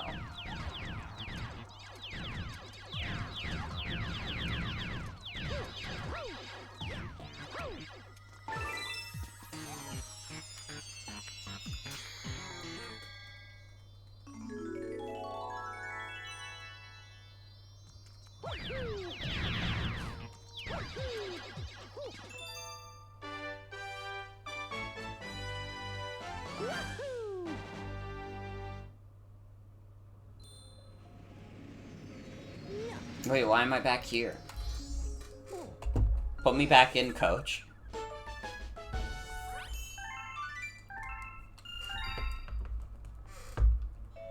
Used to rely on Mario for help, now he gets to places before Mario and helps out. He's so cool.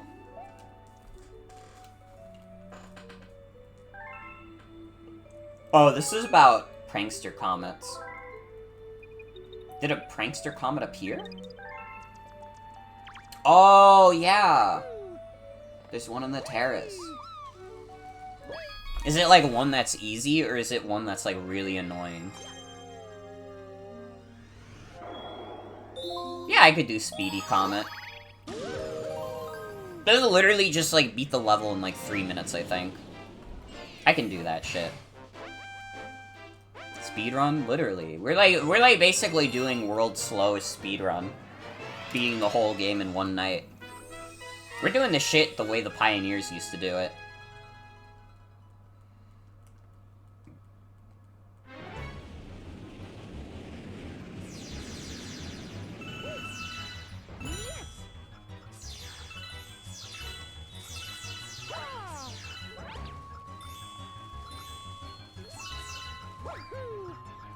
It's not even 3 minutes, it's 4 minutes. Did they make this shit way too easy?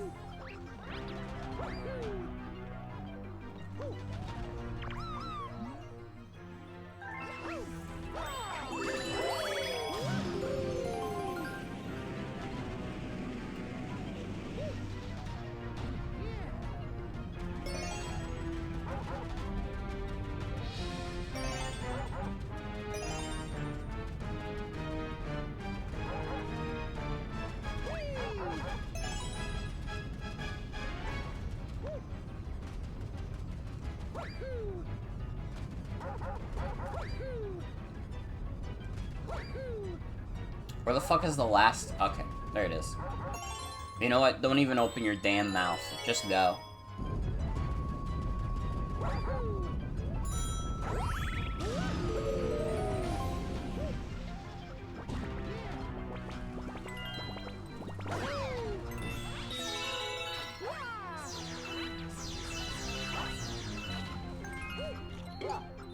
I'm, like, not even doing this particularly fast, and I still feel like there's no way we don't beat this in time. Like, I don't know, man. It's not that hard.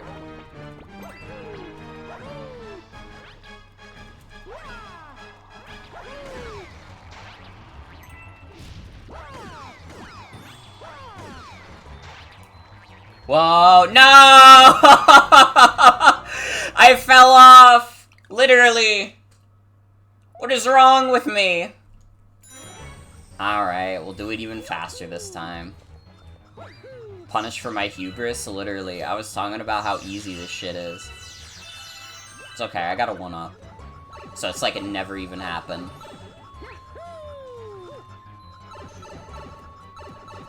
Oh, we got big video game news. I haven't talked about recent video game events.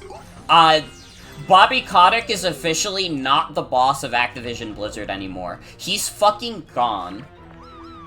And, like, literally, like, nobody in the world is upset about it. The people couldn't be more ecstatic about it, even. There was, like, some, like, former Overwatch dev who was like, oh yeah, Bobby Kotick, like, completely fucked us over with Overwatch 2. He is, like, part of the reason why that game, like, came out the way it did, and we got, like, so much backlash. Like, fucking A. Yeah, it was, like, inevitable he was gonna get a big payout, but, like, he is, like, such a genuine contributing factor to why the culture at, like, Activision Blizzard was, like, so bad that, like, it's pretty much, like, a net positive that he's gone. I wish it didn't take, like, a fucking monopoly buying them out for it to happen, but I mean, hey, now you can feel, like, 2% less guilty about buying an Activision game, which, I don't know. What Activision games are you gonna buy? You could buy Call of Duty. probably the only ones they're ever gonna make again.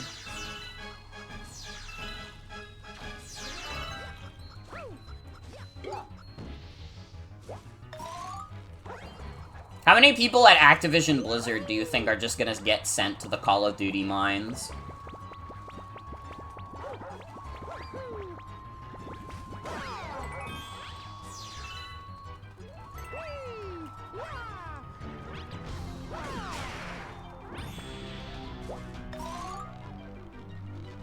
How many people at Microsoft's other studios are gonna get sent to the Call of Duty mines?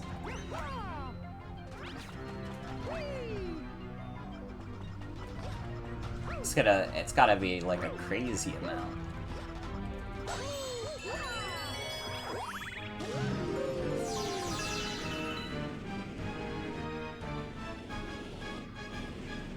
I don't know, who knows? Maybe as a result, the next Call of Duty game won't be mid as fuck. I mean, I probably still won't give a shit about it, even if it's not mid as fuck, but maybe it won't be mid as fuck. Again, it's, like, so funny having, like, normie coworkers who, like, their primary, like, video game input is, like, playing Call of Duty, and all of them just, like, fucking hate the new Call of Duty. Because it's literally just, like, recycled, like, Warzone maps and stuff, and they're like, it just doesn't work. And I just, like, nod my head, because, like, dude, I don't play Call of Duty, I don't fucking know. I believe them.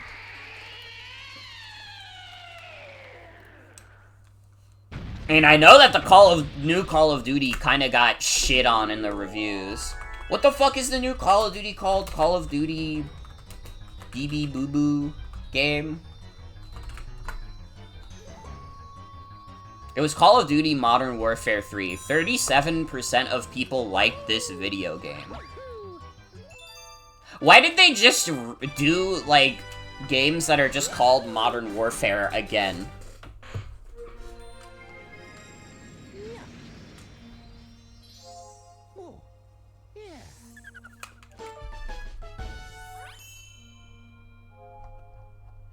What is the Metacritic score of this? 57 on PC, 56 on PS5, 61 on Xbox Series X.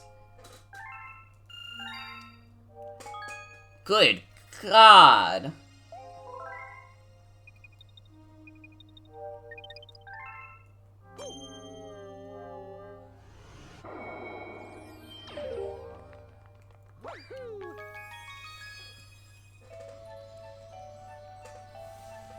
Call of Duty Modern Warfare 3 getting, like, Sonic Forces review scores is, like, crazy. That is insanity.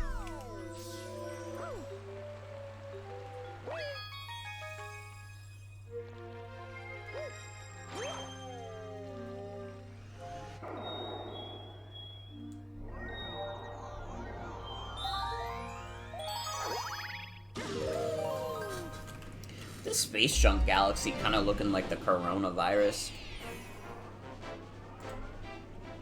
The coronavirus.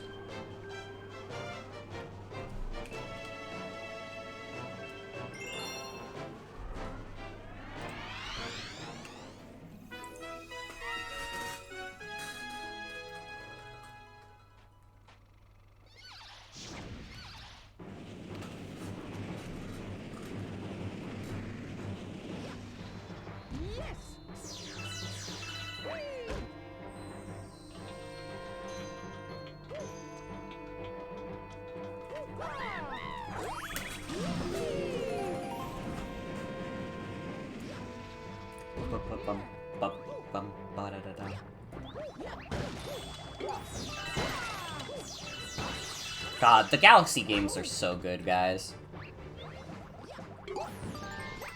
I love Mario in general. Did you guys know that I'm a Mario fan? It might have been hard to tell from my stream.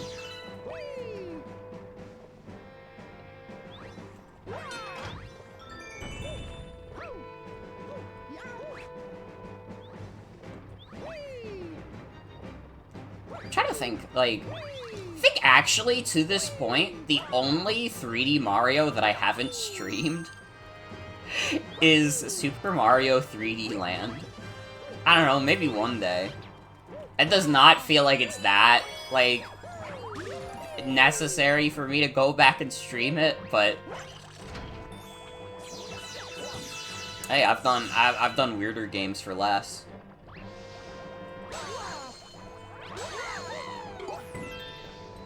"3DS capture seems like a pain in the ass even with emulation."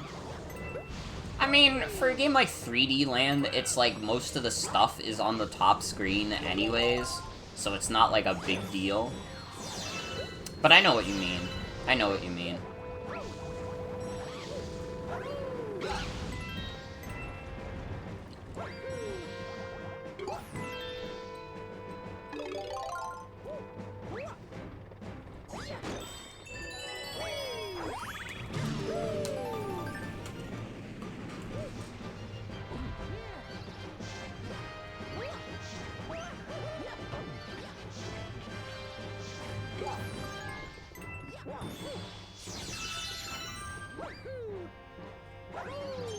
I don't know, if Nintendo ever wants to port 3D Land, I guess I'd play it then. Because I'm gonna play Luigi's Mansion Dark Moon when that comes to Switch. I still think it's funny that they retconned that subtitle. Because, like, wasn't it just called Luigi's Mansion 2 in Japan anyways? And then they changed it to Dark Moon here for some reason? Correct. Awesome.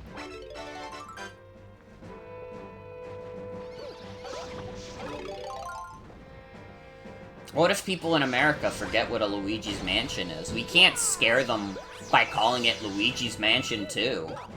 They might be like, well, fuck, I can't play this game because I didn't play Luigi's Mansion 1.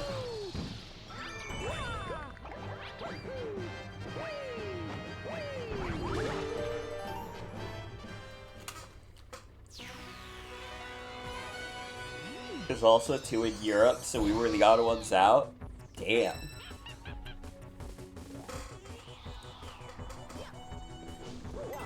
We were too busy, grilling hot dogs and, like, eating cheeseburger.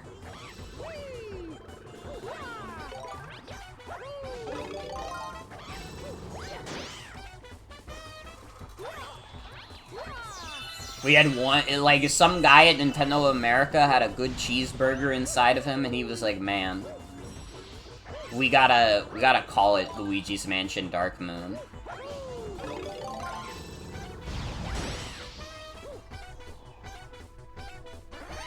We do. We love the Dark Moon.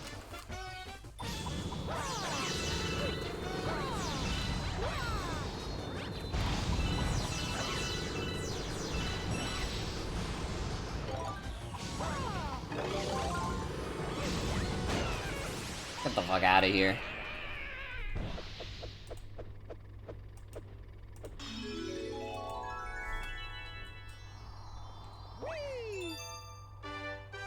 Bum bum bum bum. Game Grumps.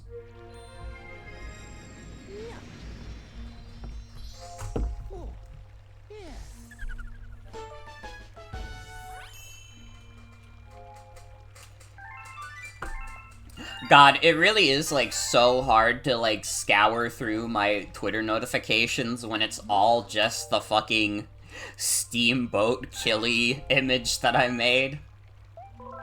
You know what, though? I'm not a coward, though. I'm not muting the post. It has always been of my firmest beliefs that unless it's, like, I don't know, I made, like, a political post once that got some, like, retweets, and I was like, I need to mute this right away, because I really don't need to see, like, people doing political baits in my, or political debates in my fucking replies.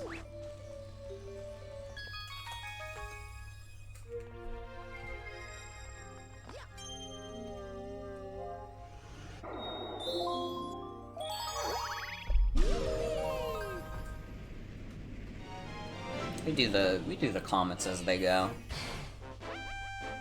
Cosmic Comet. Oh, this is the one where you have to race Shadow Mario. This is easy clap. Shadow Mario doesn't stand a fucking chance.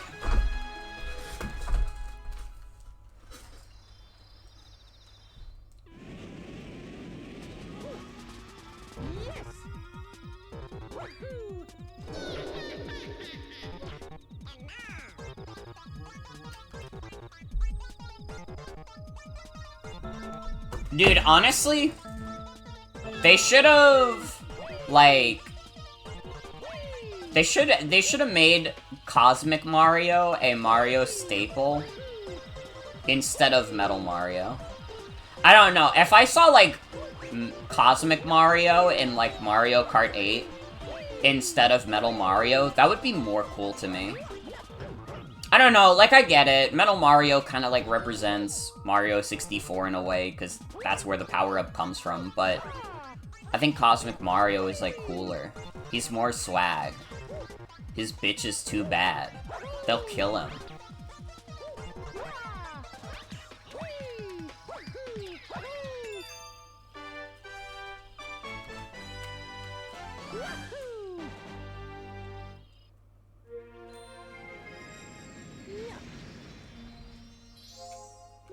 He also sounds really cute. Exactly! You get it. He's like a little animal to me.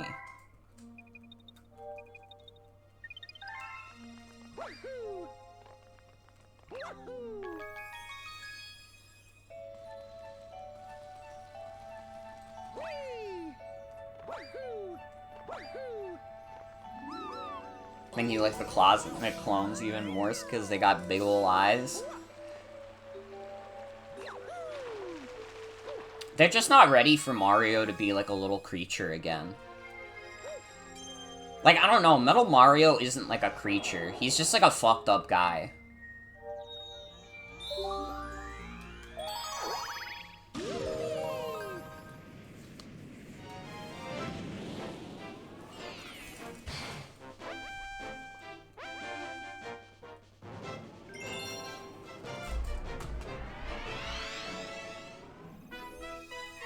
I had to turn the vibrate off on my damn phone.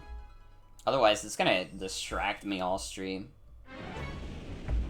Metal Mario has never been more swag than he was in Smash 64. That's, like, true. He was, like, menacing in that game. He was up to some, like, straight-up malicious shit. And, like, they've never recaptured that. Metal Mario has never been that cool ever again.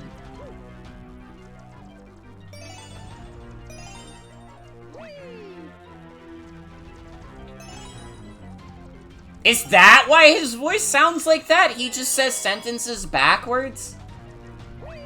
That, I mean, it's a way to get him to sound like that, I guess. It's also distorted? Okay. That's just funny. That's just kind of funny. I'm seeing behind the damn seams.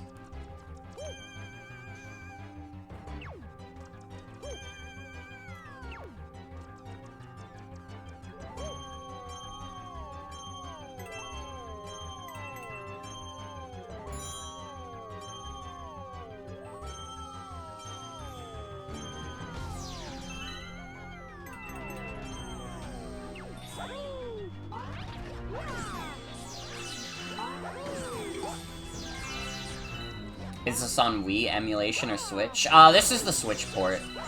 This is specifically the Switch port in 3D All-Stars.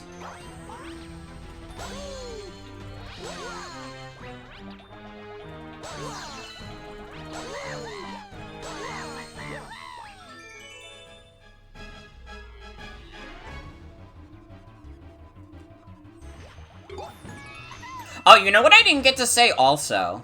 And, like, I don't know if you guys, like, noticed it, but I did increase the bitrate.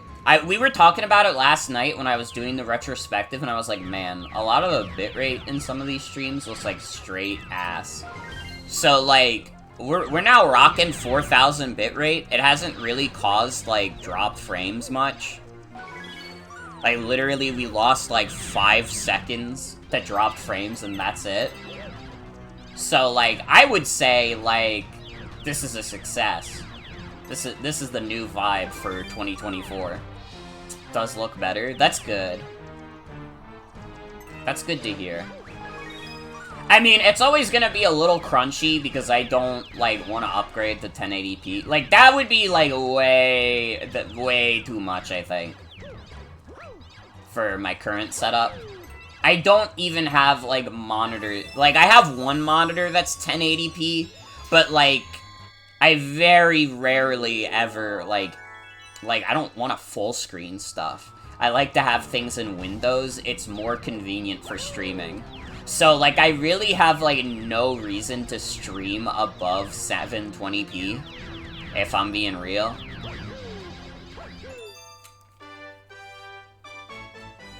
So it's always gonna be, like, a little crunchy, but, like, hey.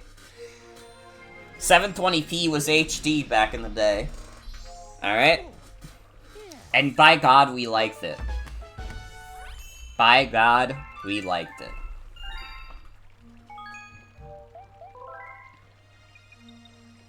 Sorry, I know that everybody's been looking forward to the Morgan 4K arc, but unfortunately, I don't own a single 4K thing. Hyped about the upped bitrate? That's good to hear.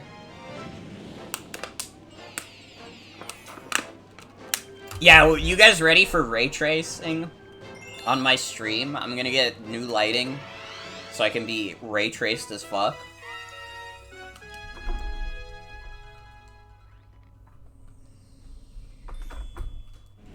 The upped bitrate should definitely, like, allow streams to look better, even if it's, you know, still 720p. I mean, listen, at least for me, I'm still living in a universe where, like, 720p is, like, perfectly fine.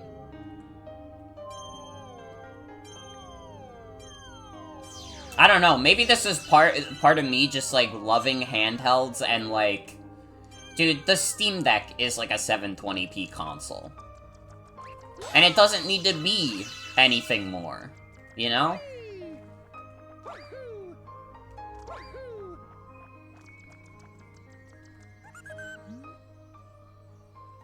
$800p technically, but point still stands? I mean, yeah, but like... It's usually gonna default to making games 720p because 800p, like, scares them. Especially since it's, like, 3x2. So fucking 3x2 display. They get, like, a lot of games, they get nervous. They're like, that's not natural. That's, like, you're doing, like, a fucked up trick to me. You're pulling some, like, Coco Melon shit.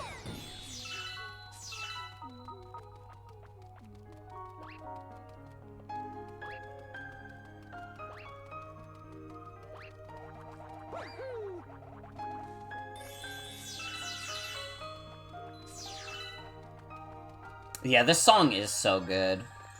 I could just sit here and listen to this song all day. Oh my god, we just need one more star bit. Let's go! Okay, let's go to the Hungry Luma. The Hungry Loomba.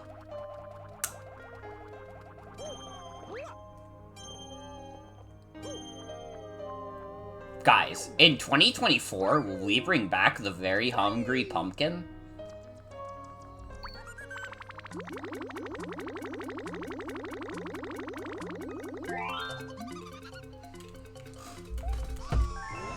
Will it finally be his time to once again say, "Bring me the French fries"?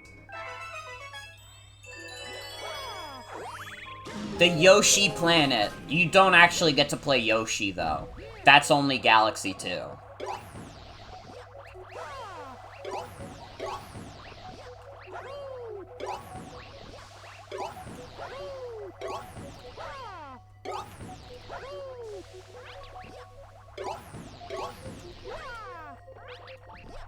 Fuck, I'm trying to get a combo of jumps. Because I think you get a 1-up. They're too spaced out, though. Because I killed too many of them. I feel like this was not the way you were supposed to do this also. I'm pretty sure there was like a star or something around this map. and instead I just stomped them out individually. That wasn't good enough for me. I didn't want to do that. Oh, there isn't? Oh, okay, then never mind. I did it the right way.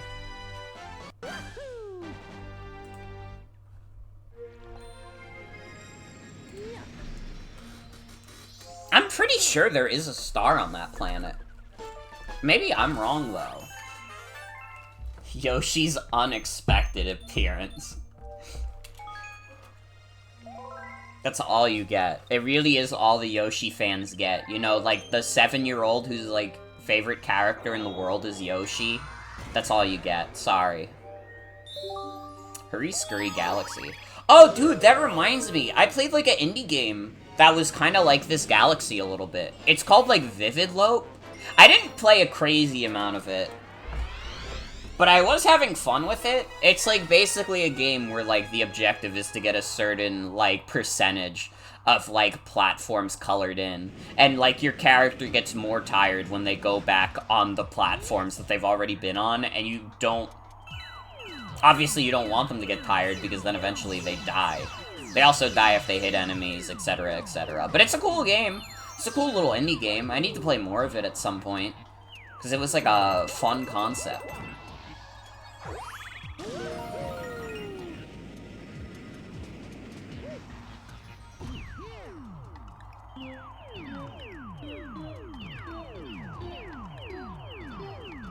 It does have that Y2K aesthetic, that is true.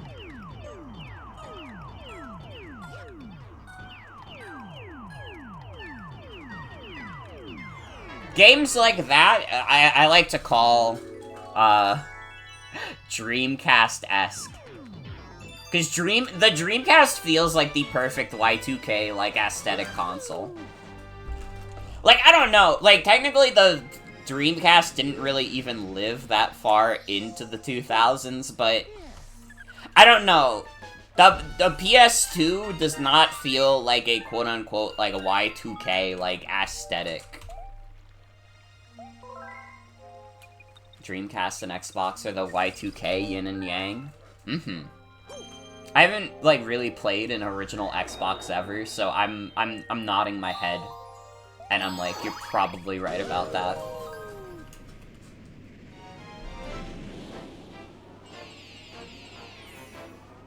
That does remind me of just, like, that old article I remember reading about how Sega, like, contacted Microsoft while later developing the Xbox to be like, hey, bestie, could you, like, potentially make the Xbox compatible with Dreamcast games?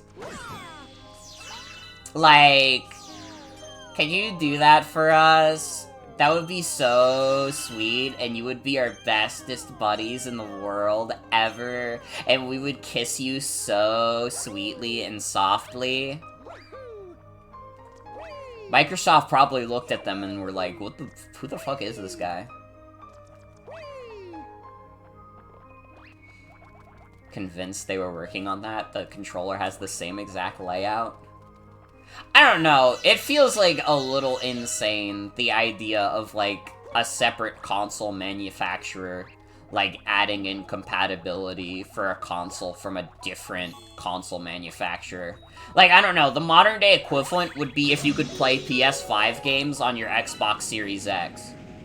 And, like, I'm not talking about, like, oh, yeah, duh, you could play Street Fighter on either system. No, I'm talking about putting a PS5 disc into the Xbox, specifically. Alright? Nobody be wisecrackers about it.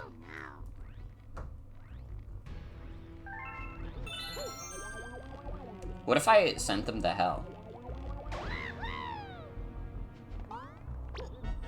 I couldn't do it. I couldn't muster the courage to kill Toad. If he kills anybody, then, like, that blood is also on my hands. You know, it's a classic conundrum.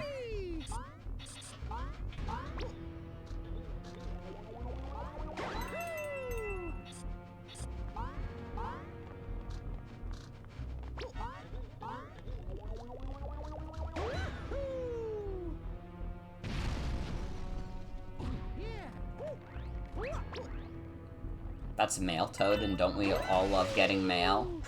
Fuck, that is true. I love packages. Getting, like, my Steam Deck OLED in the mail with, like, a micro SD card was so hype.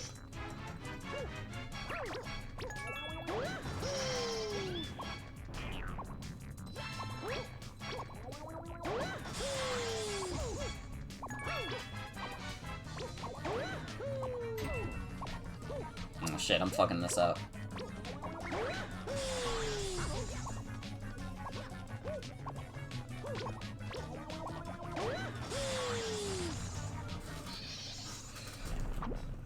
Oh fuck, I didn't talk about the tier changes for Pokemon recently. After all this time, guys, this is gonna make the Weavile fans happy. Weavile is not washed anymore. Weavile, for the first time in Scarlet and Violet, is overused. We were rooting for him. And he's finally back.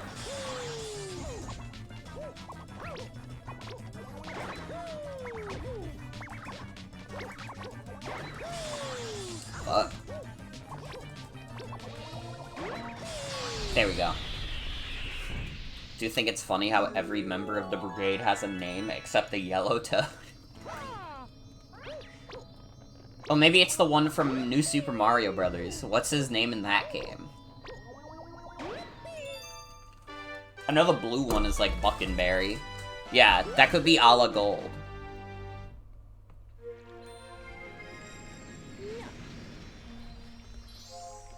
Alright, don't disrespect my man Ala Gold like that.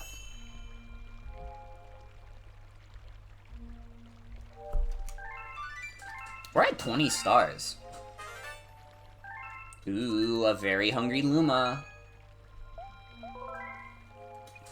We still got 50 stars to go, though. Or do we have 40? Wait, how many stars do you need to beat Mario Galaxy 1? Can someone, like, look that up real quick? Is it 60 or 70? I think it's 70.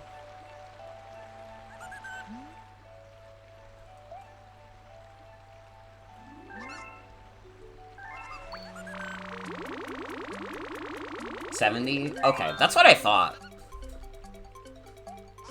I was about to be like, wait, is it 60? What's the Mario game you need 60 stars to beat? No, wait. Mario 64 is 70 stars. Is it really 70 again in Galaxy? Is Galaxy 260? Maybe? I don't know.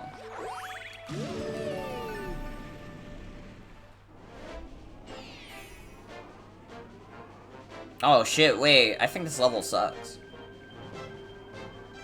Galaxy 2 is 70? So, both games are 60. I also thought there was one that required 60. Wait, hold on. How many stars to beat Mario Galaxy?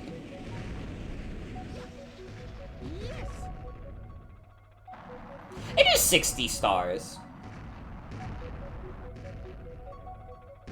But someone else is saying it's 70.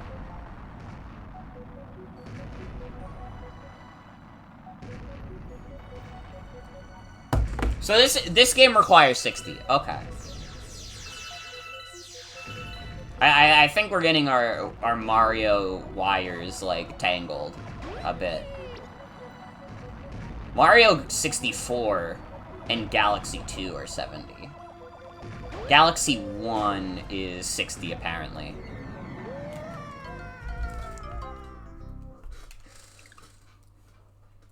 Do I even want to do this Galaxy, to be honest? Give it the old college try.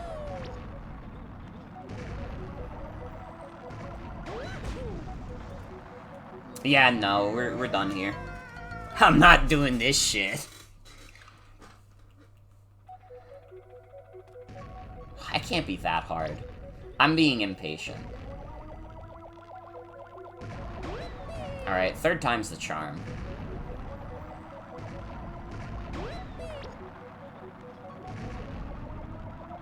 See, already this is the furthest we've gotten.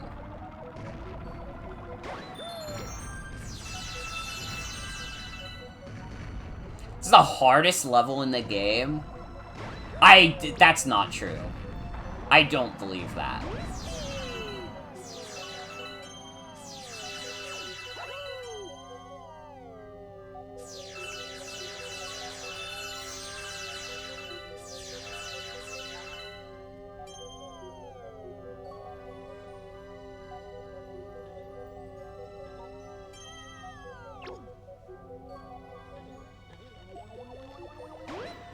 See, I don't even remember Luigi's green stars. Oh, I could have saved myself.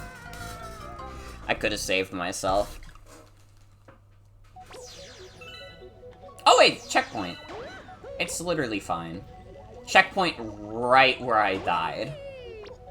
That always just warms my heart. When I get a checkpoint in a video game and it's like, hi, bestie. You kind of blew it, but on the bright side, we're giving you a freebie.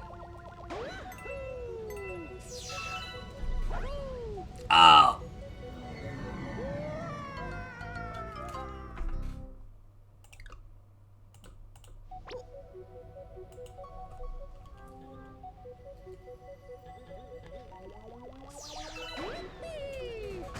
Oh, I already fucked it up. I already fucked it up. Okay, you might be onto something, actually. I don't know why, like, I feel like I used to not have this much trouble with this level.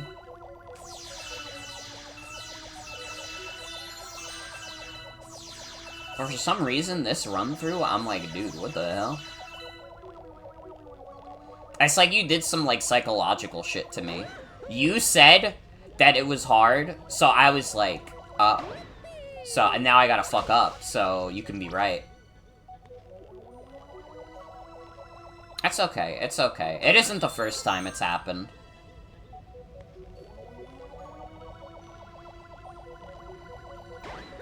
You've been putting Scary Luigi in other chats, and it's always amazing seeing how people react.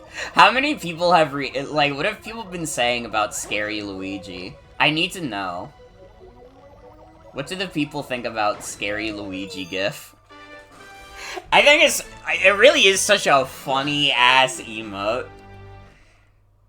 I'm like so glad this, like, that emote should have like no practical use, but just like putting it in random Twitch chats just to see people react is like best case scenario.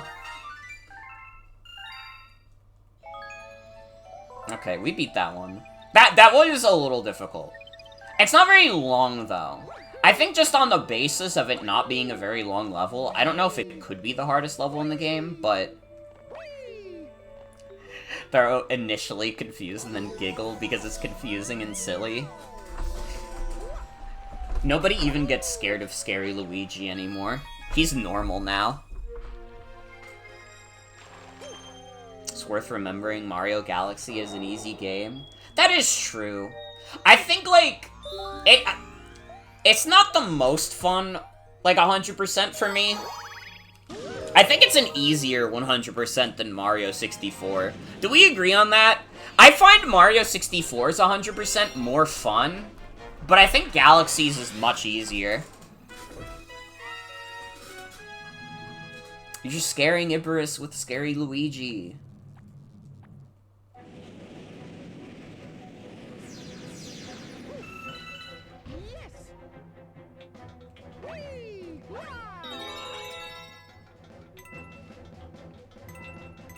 Oh god, wait, this is the level with the dog shit, junk blowing up level. Do we skip that one? I need chat to vote on this right now. Do we skip the junk blowing up level?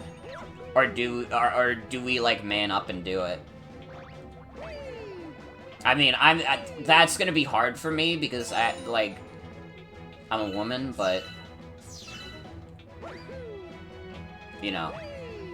Mario will have to man up. He'll have to make up the difference for us.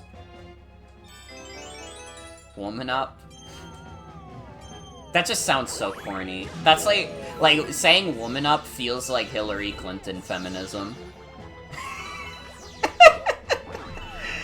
You know what I mean?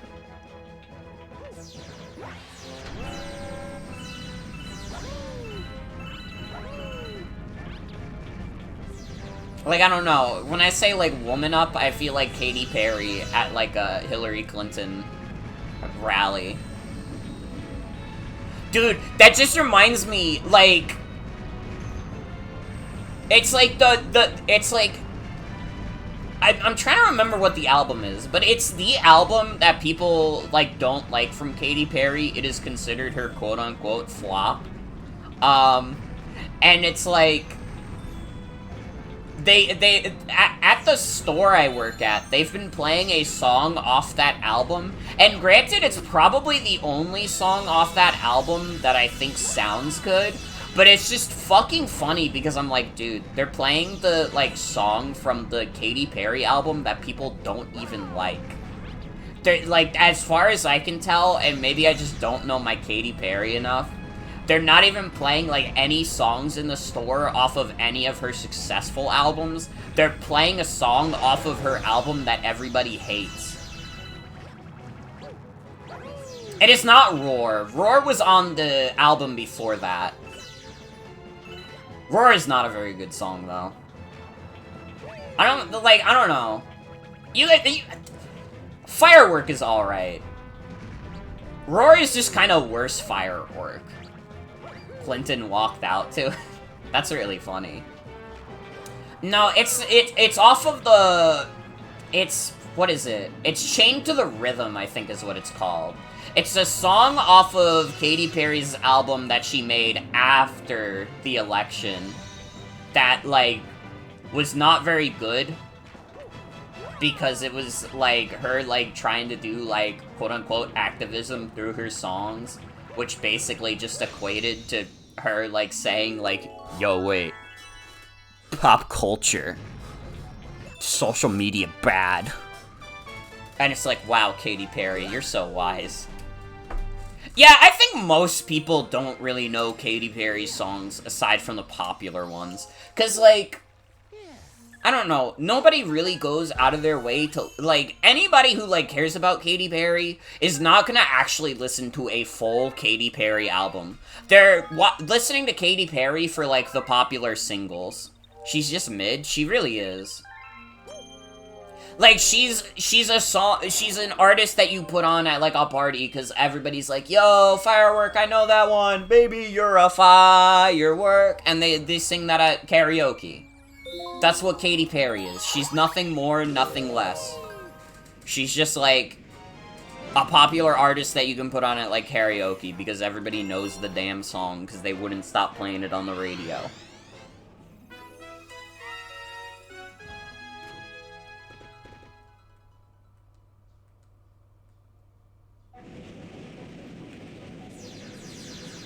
Yo, but her album, her latest album is kind of purposeful pop, though. Alright, so you have to respect.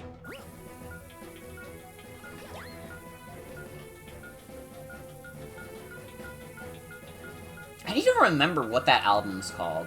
I remember hearing about that album from Todd in the Shadows, because he has a reoccurring segment called Train Records, which is basically, like, albums that were bad enough that they basically solidified the artists as, like, maybe not necessarily irrelevant, but at the end of their peak. Like, the album basically killed any kind of hype that the artists had around them.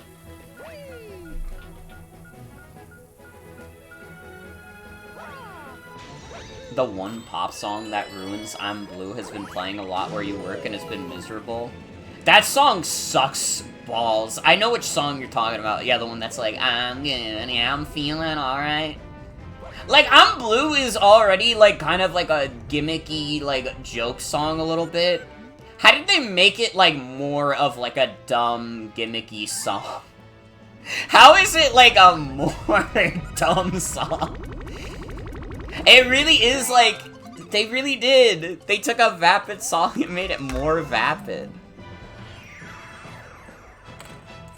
Don't diss on I'm Blue. Listen, the best version of I'm Blue is the one with Goofy. Alright? If you get Goofy on the mic to sing I'm Blue, I'm on that shit.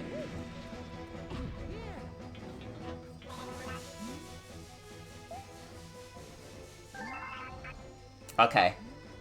How many tries do people in chat think this is gonna take? I'm actually gonna set up a prediction for this.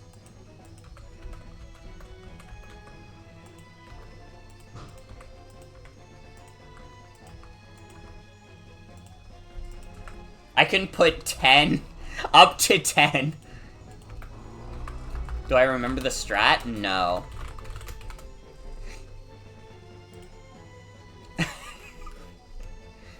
Whoever guesses exactly... Whoever guesses exactly is gonna win a free iPad. Just go to www.ipodtouch.com.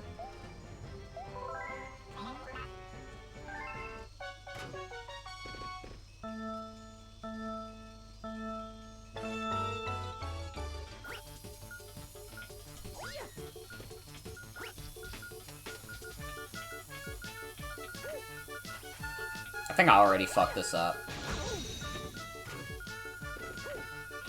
I think I already went, like, way too slow.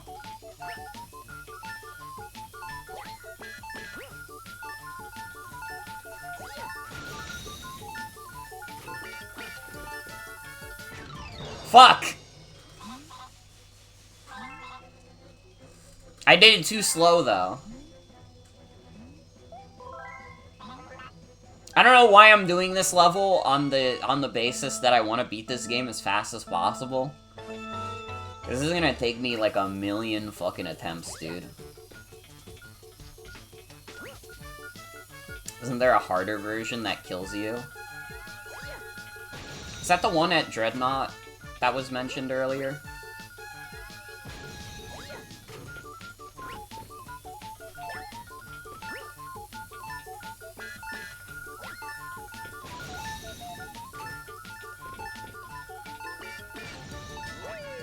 Ow! I'm too slow. You gotta do it faster. Fuck you, bitch.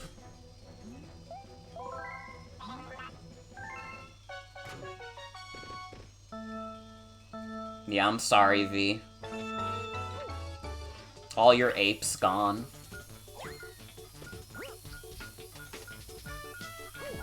All your Morgan bucks. Dude, wait, I should just change my, like... Should we just change the channel points name to Morgan Bucks?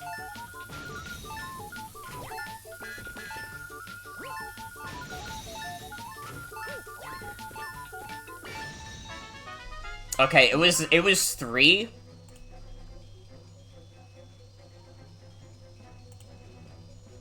Congratulations, Splee, who happened to guess how many attempts it took. Yeah, fuck it. New 2024 channel points are now called Morgan Bucks. I'm not changing. Morgan Bucks are gonna stay as orbs, though. Okay, I changed it. Do you guys see it in chat? It says that I have infinite Morgan Bucks. You see it? Let's go! Okay. That's what they're called now. Everybody enjoy your Morgan Bucks.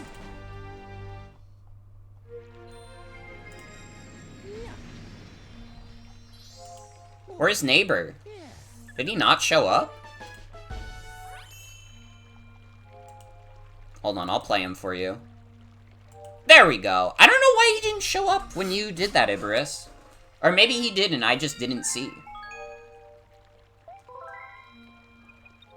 He's shy? He is a little bit. He doesn't like you? No, that's so sad. Don't say that. You're gonna make me deeply miserable. I'm gonna be sad for you.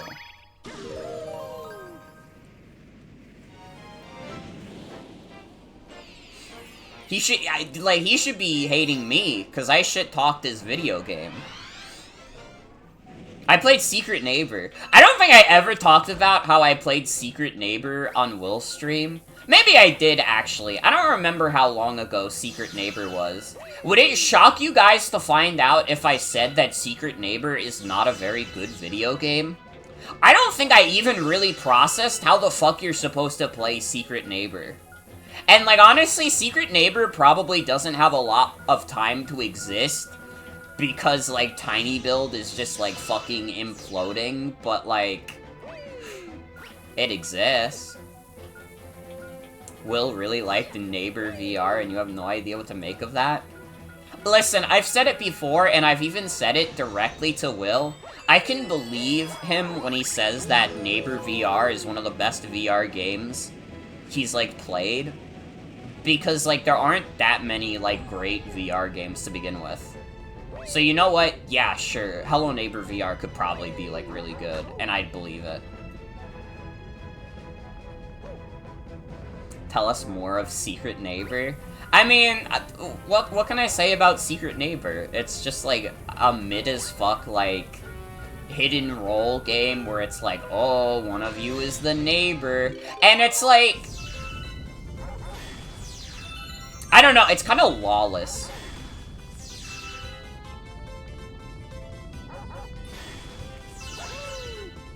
I think he's also just a pretty positive guy. He plays licensed games and is like, this is great.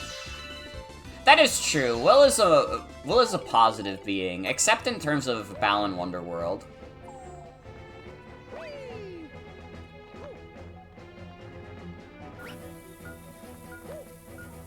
Will doesn't like Balan Wonderworld, but I beat all of Balan Wonderworld.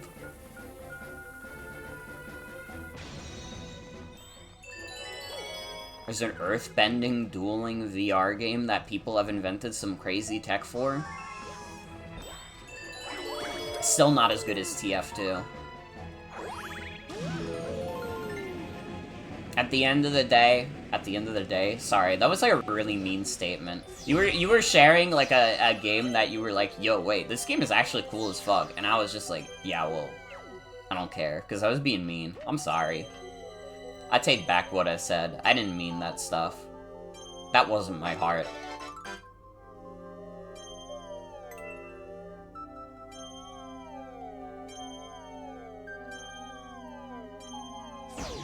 Ah!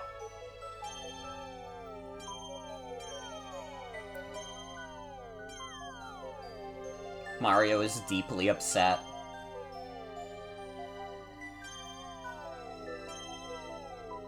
I mean, now that, like, my family, like, bought, like, a MetaQuest, I can play more VR games. Honestly, for me, mostly I probably would just play things through Steam Link, because I can't imagine, like, going out of my way to play stuff on the Meta store specifically. I don't know, maybe that's just not me being familiar with the MetaQuest store. They had Beat Saber. We got Beat Saber, which I can already tell you that Beat Saber is a pretty dope game. Not my favorite rhythm game, but, like, I like a lot of rhythm games. Does it not have a lot of processing power? Damn.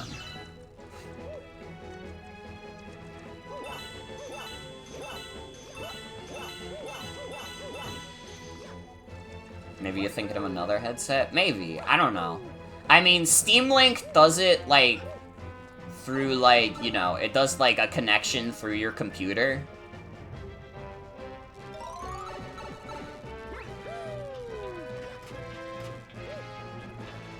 Again, like, since we own that, I think once, like, the new Toy Syndrome, like, wears off for my dad a little bit, I'm probably gonna try and get that to work with, like, Steam Link. And, like, play Half-Life Alyx. Because I would love to stream Half-Life Alyx. It is the only... Well, not the only Half-Life game I haven't streamed. I haven't streamed quite a few of them. But in terms of, like, the big ones, like Half-Life 1 and 2 I've streamed, and then it would just be Half-Life Alyx, really. I don't know, I guess I could play Blue Shift. Look forward to the Blue Shift stream, guys.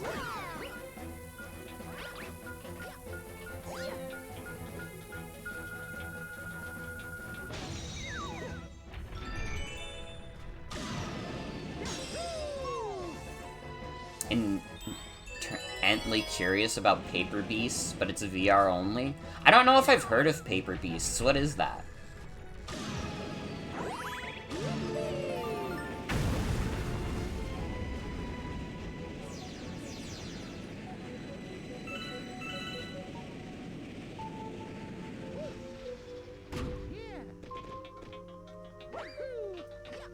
This is like another galaxy where, like, the vibes are just off the charts.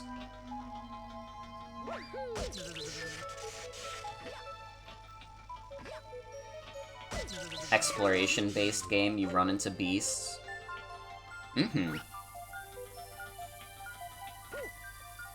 One of those games where people don't want to spoil too much. Understandable.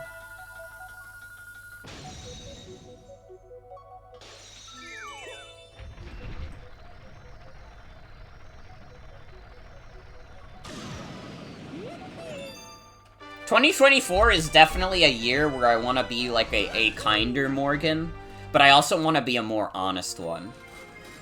So if you guys thought I was blunt before, I'm gonna accidentally continue to be very blunt.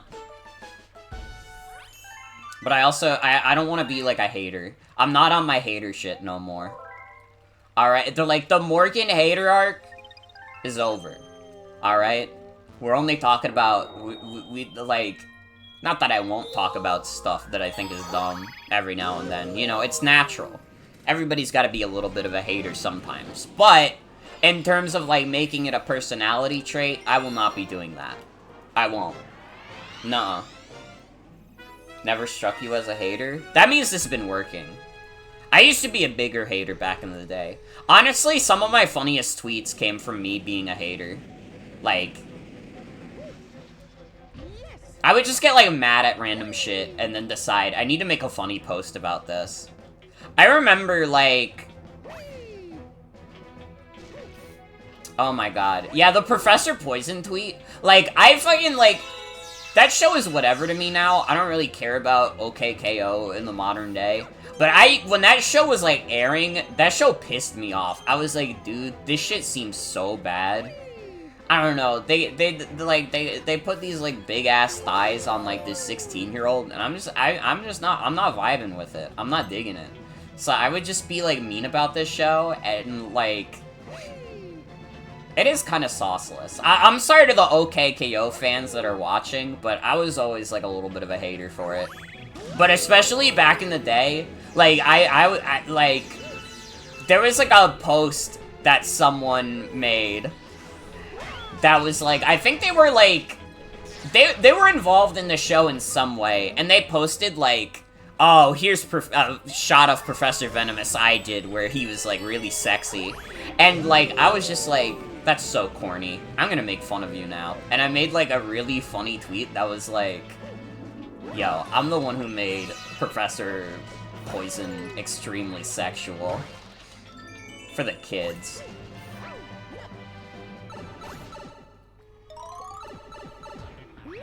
Don't need to hear about Pixar moms anymore. I don't know, that's like, that was like such a big hater tweet, but I also think it's really funny. Like, I don't even know if I necessarily agree with it anymore, but it's still like, you know, sometimes you have to respect the hater grind. Admittedly, I kind of have to respect how much hatred was placed into that specific tweet. I would never make a post like that now, but there was a primal rage in my, like, tweeting when I made that one. Honestly, technically, the Aaron Hansen cum coma tweet is also the result of me being a hater, but that post is, like, so legendary, and I don't even think people, like, registered it as, like, a hater tweet. I think the thing is, like, my hate tweets were usually, like, either too specific or too absurdist to be, like, super offensive. I think that the Professor, like, Venomous tweet is probably the most I ever pissed anyone off. To the point where I'm, like, I know I'm, like, blocked by, like, an artist that, like, kinda, like, is in, like, an adjacent streamer circle. I'm not gonna say who it is, because that would be fucked up to just, like, name drop this person, but... Yeah, I'm just, like, blocked by, like, a pretty popular artist, and it is because I made that tweet. And I didn't know it until I realized that they were, like, a big OKKO fan. And I was like... They definitely blocked me because of that. There's no way they didn't block me because of that, because otherwise I'm just, like, a fucking Twitter rando. Although, I don't know, maybe it's the other way. Maybe they actually blocked me because they thought my Aaron Hansen cum coma tweet was too mean. I don't know, though. I feel like any times I've made jokes at the expense of the Game Grumps, like, Game Grumps fans have been, like, completely understanding. Like, I feel like I've never gotten in trouble with, like, Game Grumps fans for making jokes at the expense of the Game Grumps. Even when it gets, like, really popular, like the Aaron Hansen cum coma tweet. I feel like they take it in stride.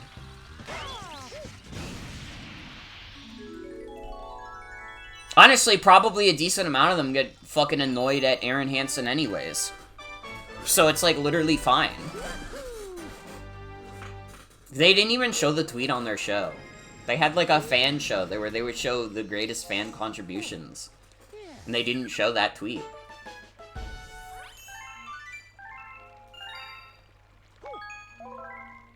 I don't know, I just can't think of a time I actually, like, pissed off a Game Grumps fan.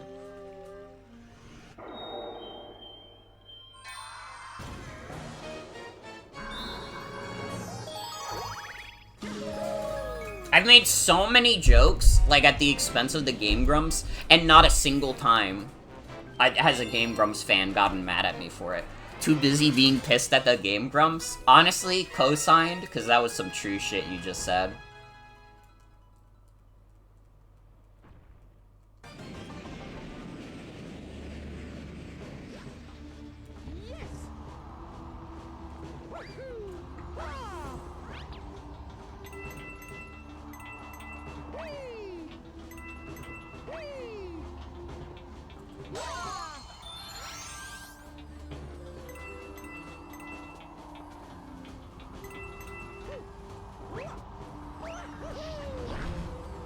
I forgot that the Thwomp kills you in one hit. Also, good night, V. Thanks for hanging out. Have a good night.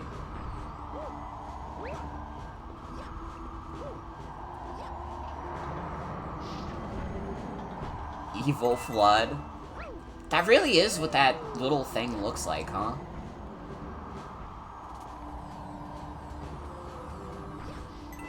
All you heard was the sound effect and the game over music and another tab. Bro, could you imagine with my 44 lives if I game overed?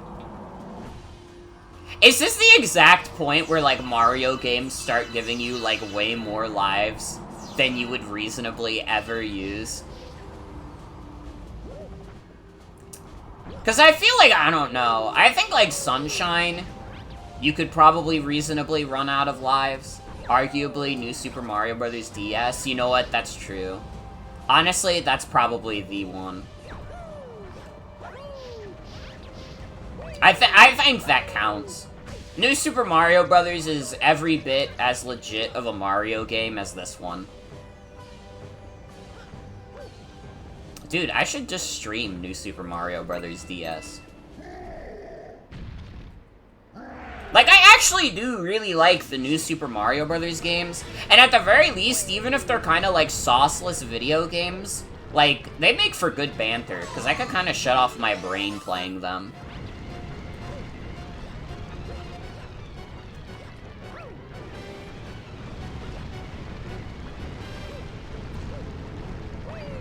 I think it makes it baby easy for experienced players, but you found it very helpful for younger players, because no matter how many lives you had in New Super Mario Bros. U, your nephew kept having trouble with it.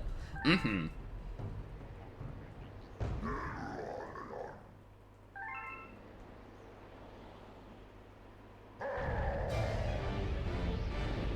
Yeah, I'm not super tied to lives as a concept.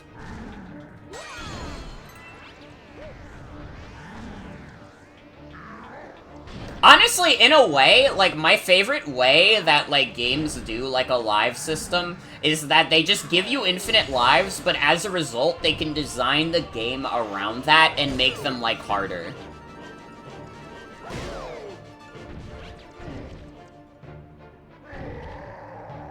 Like, I think, like, Crash 4 is actually, like, a really good example of that. Like, Crash 4 is, like, way harder than any of the classic games, I think. But it kind of is just able to do that because, like, it doesn't have to worry about a live system as much. And that's not even to say the old Crash games aren't hard, but if Crash 4 had the same live system as those games, it would be fucking miserable. Also, yeah, I agree. It is important to level design sometimes. And like, overall game design. Again, that's why I'm saying, like, infinite lives does allow for games to be, like, much harder. If you were designing a game with a live system, you have to, like... You have to, like, be prepared. Debatably miserable without the lives. Do people find that game miserable? I thought it was fun when I played it. That last level was really hard, though. I did lose, like, maybe close to 100 lives on that last level. Final World really wore on you? Maybe I'm just, like, more attuned to, like, that kind of bullshit in platformers. I do like me a good platformer. To be fair.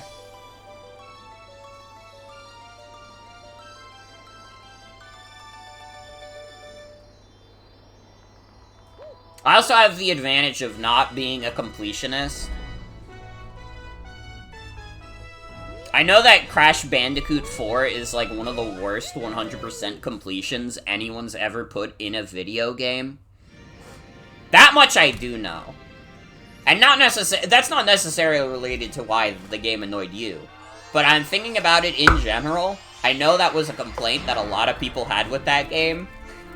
Was that it is like a fucking terrible 100%. It is like way too fucking long of a 100%.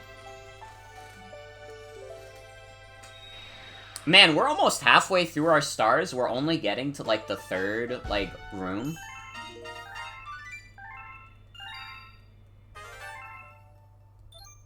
Oh, there's a comet at the fountain, though! Yeah, Mario Galaxy 1 is a beautiful 100%.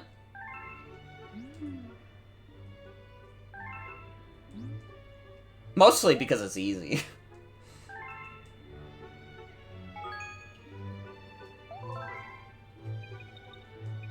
There are some, like, tough as shit, like, stars to do. I think for me, the hardest star in the game is probably the match you have to do against Bouldergeist without getting hit. That one always fucks me up. Daredevil Comet. Oh, no, that's the one where you have to do it without getting hit. Nope.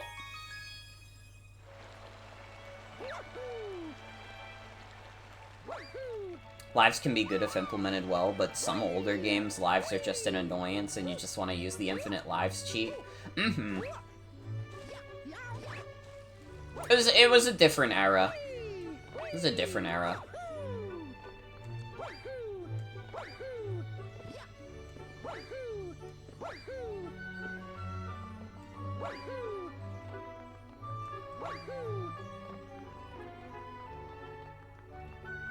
I do think, in general, I, like, jive more with, like, stuff like infinite lives and stuff like that.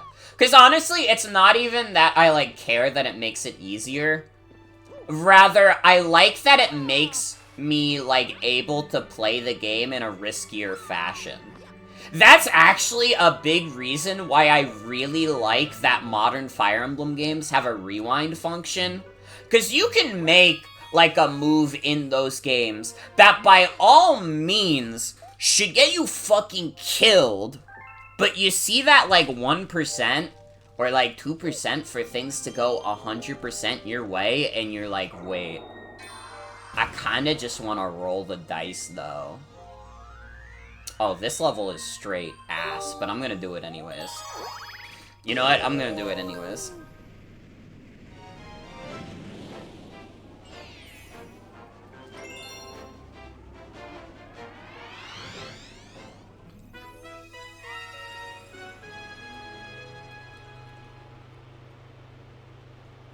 Need to get back to Fire Emblem Engage now that I mentioned Fire Emblem. Fuck yes, I love Engage.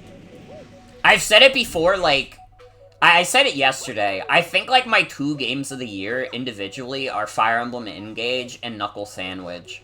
And really, I could not tell you which one wins Game of the Year for me.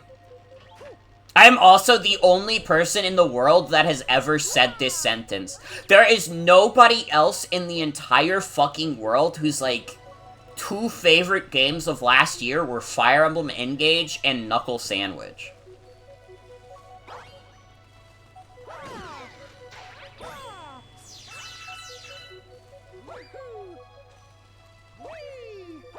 Thing with Mario and Sonic in particular is that if you don't have lives, you need to give the player a reason to collect all those coins/rings.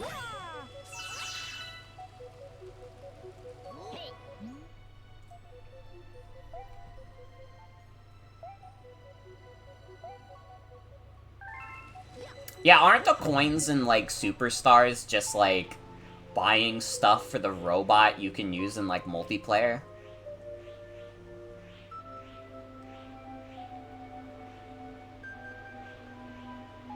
Yeah, it's a little bizarre.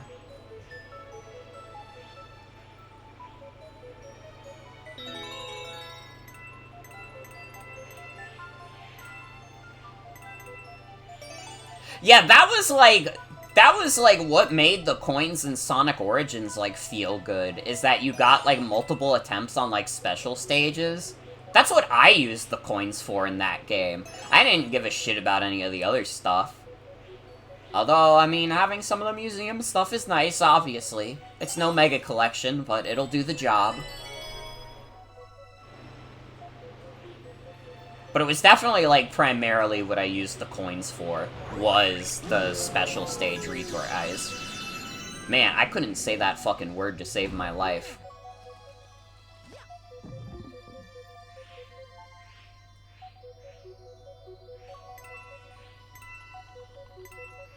You'd rather collect concept art in movies, better motivator than robot parts for a multiplayer that nobody is playing even after launch week? Or during launch week, nobody's playing. Yeah.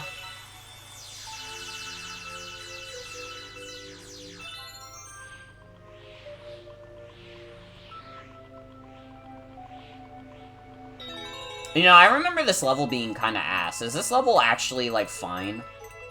Did I play this level expecting to be miserable, and then, like, as a result, I, like, psychologically conditioned myself into playing a level that's actually just, like, fine?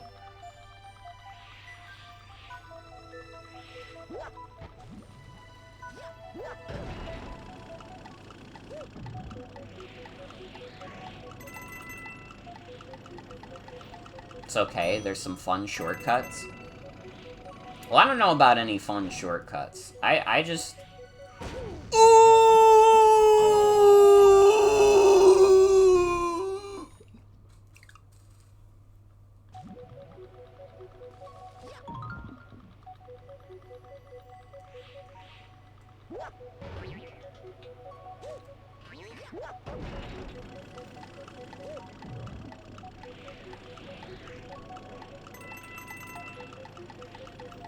Remember hating this level as a kid? You gotta be so patient. And it's like, I'm not that.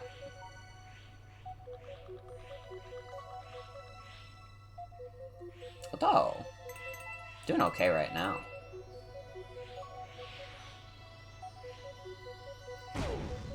Aw, no, I blew up on the sand! How am I gonna recover? Mario's fragile life is in my hands? He's in good hands. What can I say?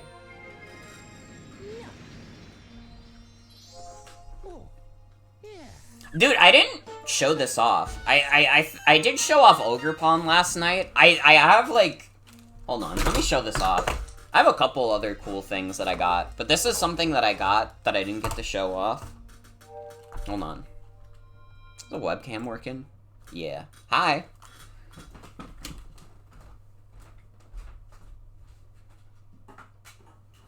These are both Mario related.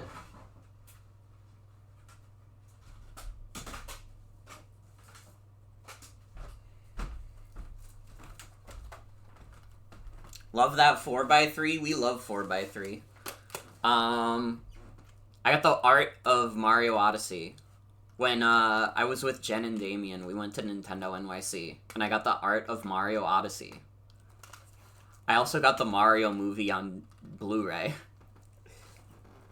Those are my stuff. I got a Sprigatito plush, but that's somewhere in my plush hoard. But I can show off not a Mario thing, but I have to show off my dope Meowscarada. When you're mean to me online, this is who you're being mean to, okay?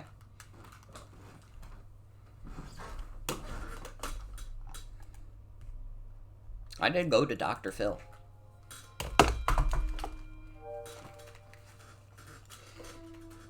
Would kill for art books on the earlier Mario games? Dude, like a Galaxy art book would fucking bang.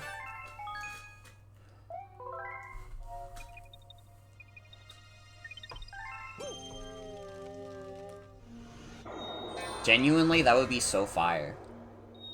Beach Bowl! We gotta go. We gotta go. Okay? For my childhood. I wanted to live here. The penguins. I love the penguins. I was, like, very obsessed with penguins as a kid. In general. I feel like we all had that one animal we were obsessed with. Mine was penguins. I had, like, a fucking, like, penguin documentary on DVD. Do dinosaurs count? I think they do.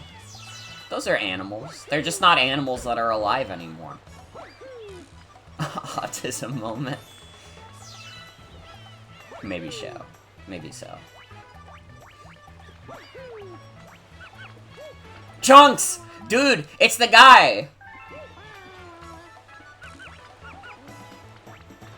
It's the fucking dude!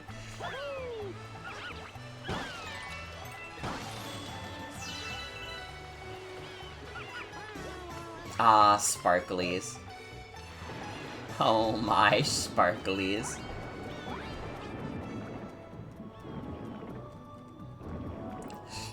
So Chunks, huh? Is like classic.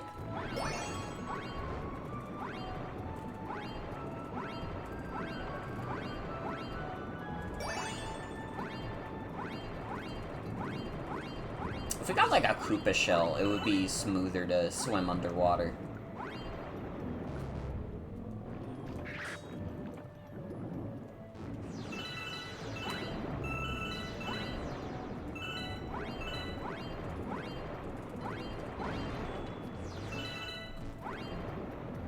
Oh, there's one. Are all the, like, star pieces underwater? Or only some of them? They have to all be, because I just got the fourth one. Where the fuck is the last one?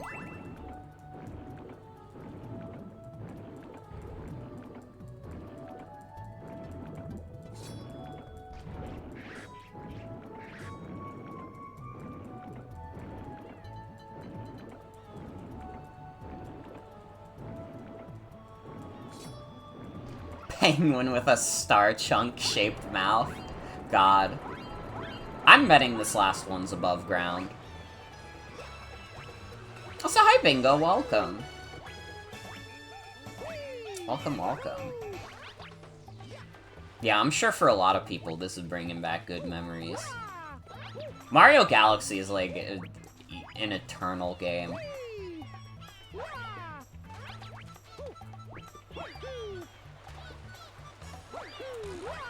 Got a story for me later about the day you've had? Oh boy. Yeah, after this stream tonight, message me, because now you've piqued my curiosity.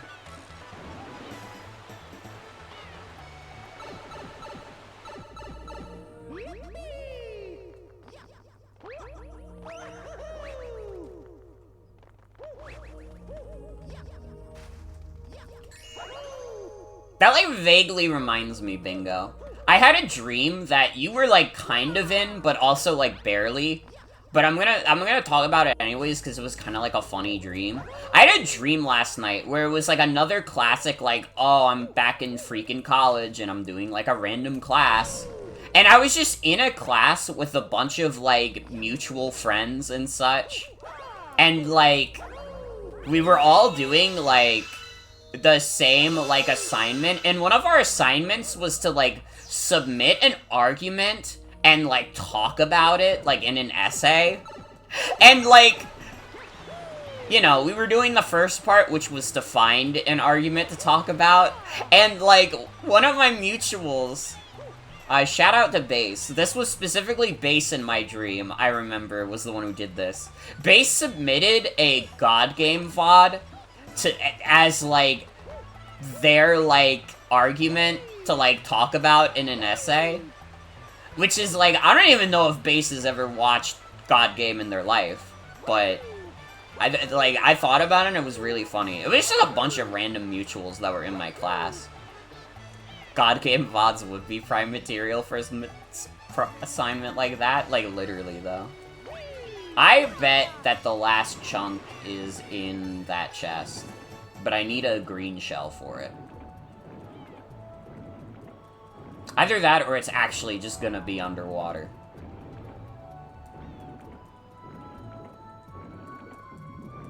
Dude, I don't know, I feel like I've been having more dreams than usual about, like, being back in school. Also, I'm an idiot, the last piece was right here. I feel like I've been having more dreams about, like, college than when I was actually in college. Like, I feel like I've had, like, 3 college dreams in the past, like, month, and I'm like, that shouldn't be happening. I'm out of there. I don't have to think about it anymore. Although, it's not even college dreams. Sometimes it is just, like, literally, like, fucking high school. Like, I'll just inexplicably be back in high school because I forgot to finish a class for some reason. And it's like, dude, what the fuck are they gonna do? I have a degree.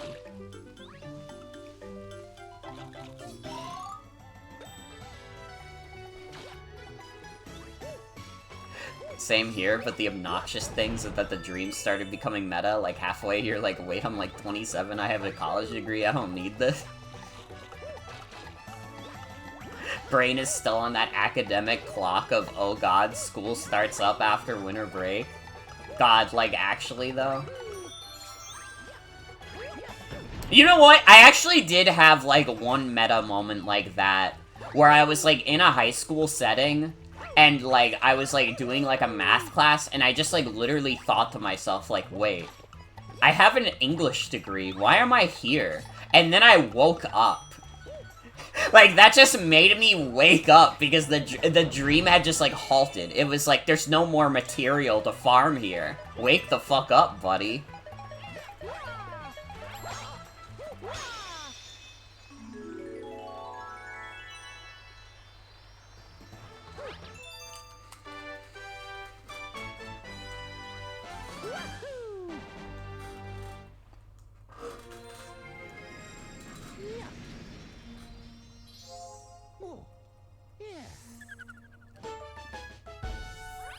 Also been having more dreams where you wake up from multiple layers of dreams which you hate because they fuck with your head so bad. I'm lucky that I don't get a lot of dreams like that. I think, I do remember one instance like that, where I woke up in a dream within a dream recently. And even then, it wasn't that recent. It was like a few months ago. And it was, like, maybe the only one I had of that, like, that entire year.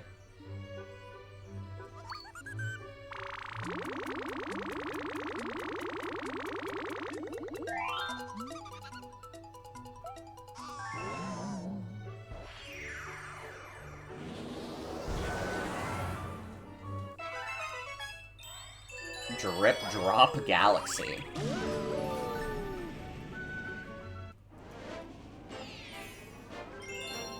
I think we're gonna make good time on this game, also.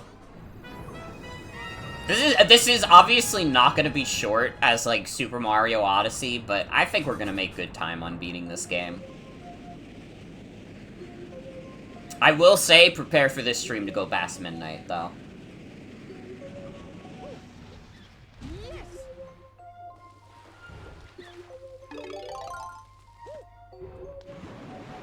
Yeah, welcome to the Eel Orb.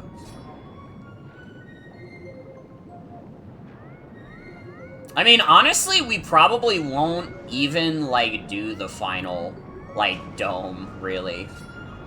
I can't imagine us even needing to do that. Okay, so what is the point of this level? We hit the shells into the giant eels?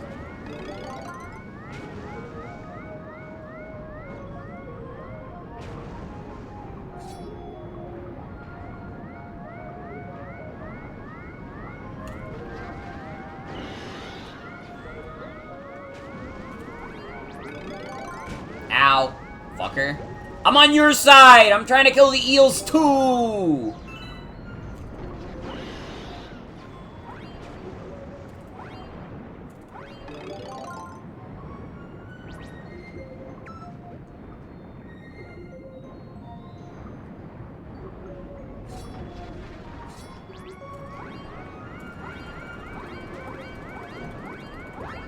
Let's grab a bubble real quick. Let's see if we can find another red shell. The red shells are more reliable than the green shells.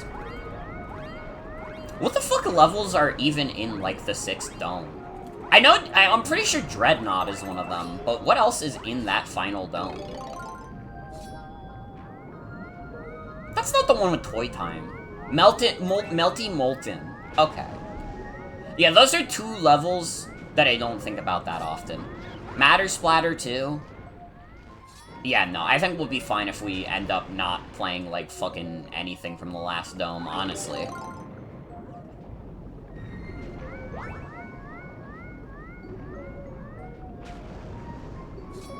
Those are all, like, levels that I dedicate, like, very little brain space to. Those are some of your favorites? I'm sorry. I'm sorry. I don't know, like, a lot of my favorite levels in this game are, like, earlier ones.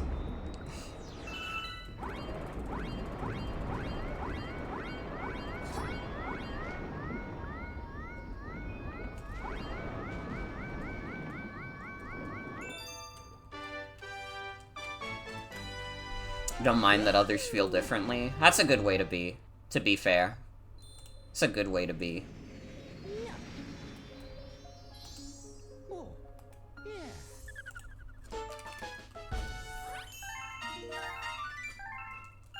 Just gotta get one more star and we'll be at the halfway point. How we feeling about Super Mario Galaxy?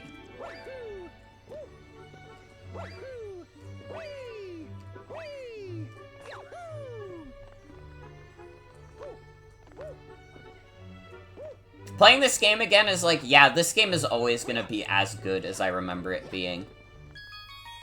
It's an all-timer for you? It really is. It's so good.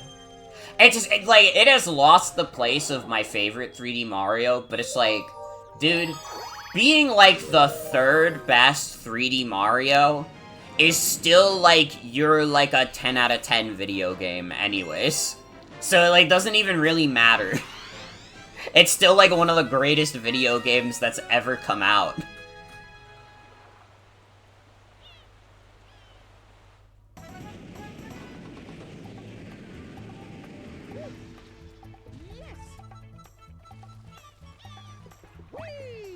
Choose your favorite 3D Mario is the same as choose your favorite child? Like, actually.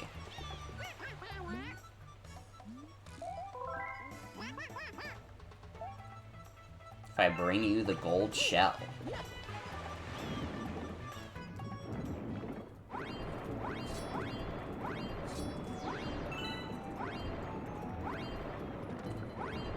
So this one, I just have to find where the penguins are swimming.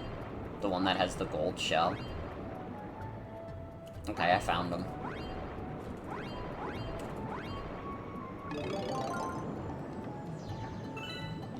Wow, that was so hard, guys. Way to steal from a child? Sorry. I needed the power star, what can I say?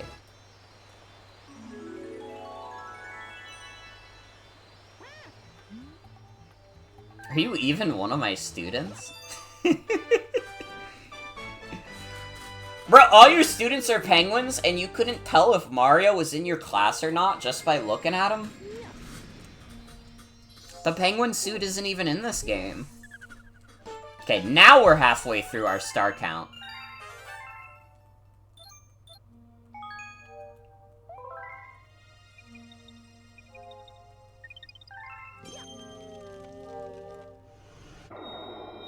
We get to see what this one is. Buoy base! We gotta go buoy base. Come on. Let's be mature. Be fucking real. Dude, I gotta be honest also, like, taking my headphones off, my voice is, like, higher than I remember it being. Like, unironically, I'm, like, listening to my voice right now, and I'm like, is my voice always this high? I mean, it definitely wasn't. But, like, it's gotten, like, I feel like it's gotten higher. Or maybe I'm just filled with a lot of girly energy today.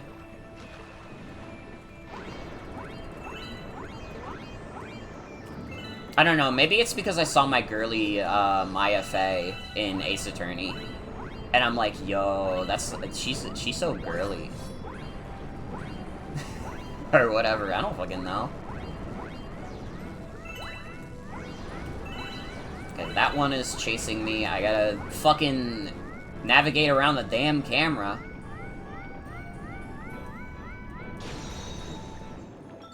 Sometimes the camera is not ideal.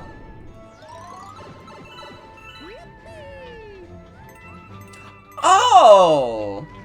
This is not the real star. This is for the green star. Huh. I forgot about that. This is, like, probably the first green star that you can easily get.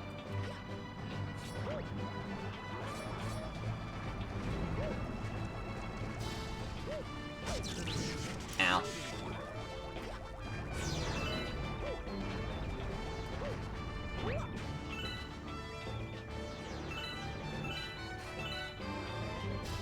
You think my star is sick?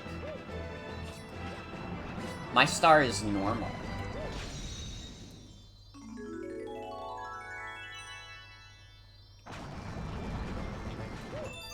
It's how you feel sometimes too. Doesn't help that you've consciously changed the way you talk while transitioning, but your inner monologue has not changed at all. Dude, honestly, my inner monologue, I'll just, like, rotate between, like, random fictional characters. Like, voices. And if any of you say that's a kinning thing, you're going to jail. Alright? It's just that, like, it's the last voice I've heard, and, like, I talk too much to actually pay attention to my own voice, so I'll just, like, randomly remember a character's voice, and, like, have that in my head instead. Alright? You have to be mature.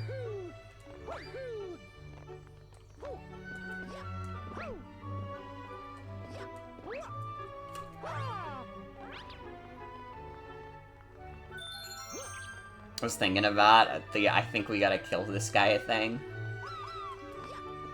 That, like, being, like, a big meme is kind of crazy to me. And, like, the original comic is funny, but it is also strictly a comic that is about killing Hitler. And people don't know this. People find out that the original post is about, like, Steven Universe and Garnet talking. And, like, Steven tries to reason with him. And he's just like... And then Garnet is just like, Steven, I think we gotta kill this guy. Yeah, like, nobody knew this. Nobody knew this. I knew this. I remembered that comic from a long time ago. But a lot of people just did not know that that's the original. And they've just been drawing it with, like, random fictional characters. So fucking insane.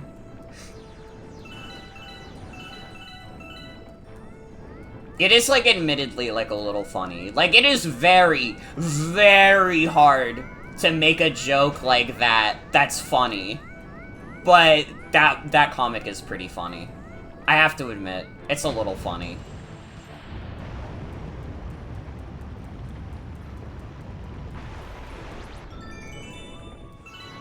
Listen, you can make... I think my stance on it is that you can make a joke about, like, Hitler if the joke is that he dies.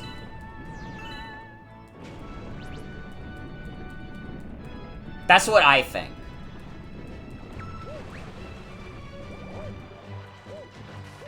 Like, if he's going to be killed, then it's pretty dope. You know, that's how it should have always been. That comic, the person that made that comic is also Jewish. Mm-hmm. Then yeah, they absolutely get to make that joke.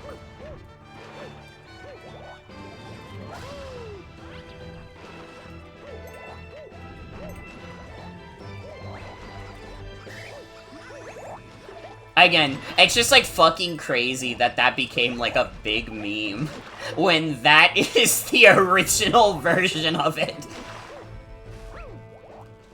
It's crazy. Oh, I almost died.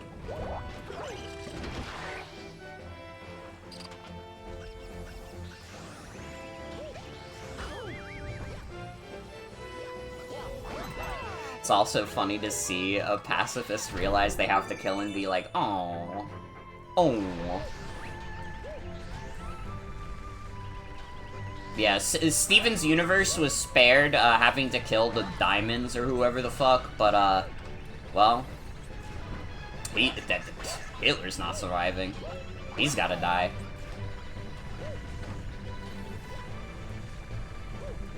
I mean, Steven Universe pretty much is a pacifist. Like, does Steven Universe kill, like, anyone in that show? I'm pretty sure the whole point was that it was a kid's show that was like, hey, don't kill people, okay? He does? Wait, he does? Wait, no, then Steven Universe is ass. Wait, who does Steven Universe kill?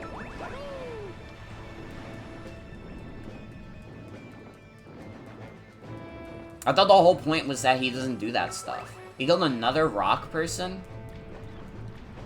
Bismuth? Who is Bismuth? Nuh-uh. Wait. He did not kill Bismuth. See, I don't even know this Steven's Universe character. He shattered Jasper, then fixed her. Well, then that's not really killing her, to be fair.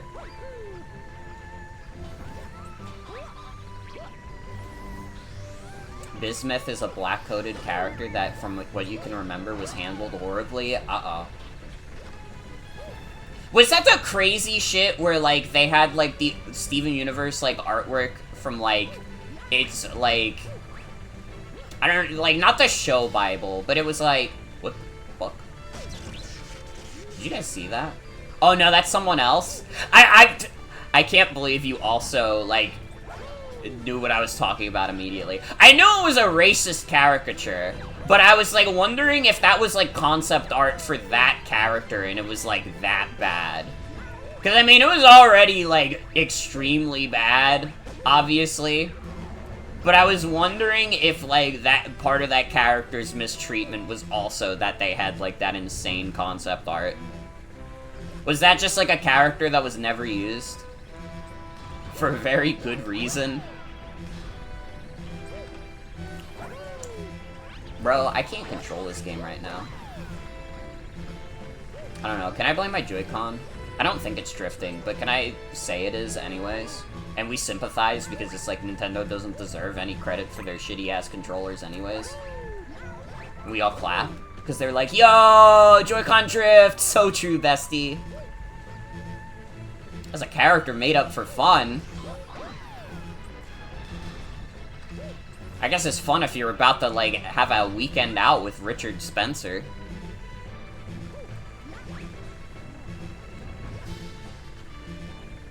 Steven Universe is a good show, but there's some stuff you can tell they just didn't think critically about.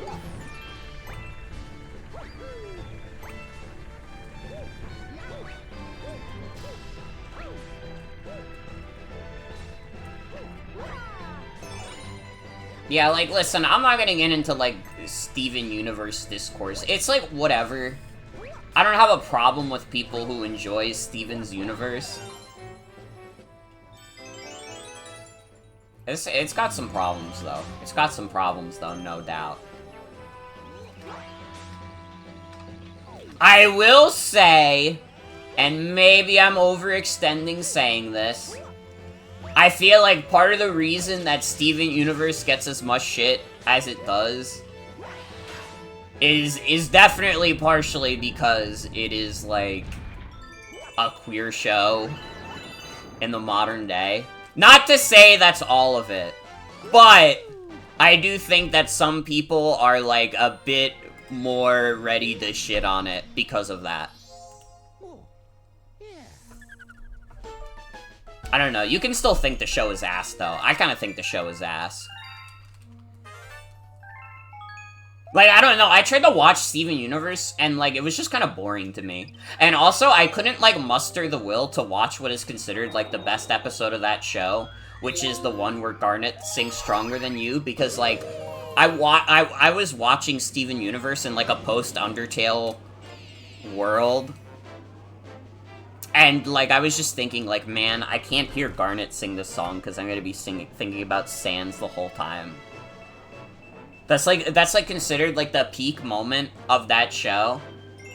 And, like, I could never watch it. Don't really get the hype for it. I mean, it's a good-ass song. No doubt it is a good-ass song. But I just, like, I'll just always think about Sans Undertale when I hear it. Like, that's the Sans Undertale song. Because that's where I first heard it. Oh my god, yeah, that insane commercial. For people who do not know, I have to talk about this commercial, because it's, like, insane. Like, they put out a commercial with, like, Steven Universe characters that was supposed to be, like, a critique. Not a critique, but, like, a PSA against, like, racism. And just, like, it was a white kid and a black kid, and they were like, when we get older, we're gonna get married. And it was, like, just a nice thing. And then this one, like, little shitty kid comes in and is like, you can't do that. And they're like, why not? And then this kid, in the only fucking jingle in this entire commercial, just sings out, black people can't marry white people. And, like, I refuse to, like, sing it in the jingle because I'm not getting this stuck in your head, too. But this is, like, a real, like, PSA they put out featuring Steven Universe characters. Garnet from Steven Universe comes in and tells this white kid, like, hey, not cool. You can't be saying that, white baby.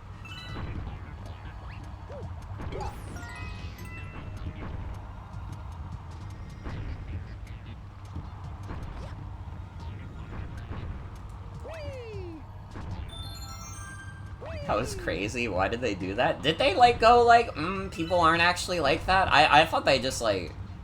I thought they just dropped that shit and they were like, yeah, sure.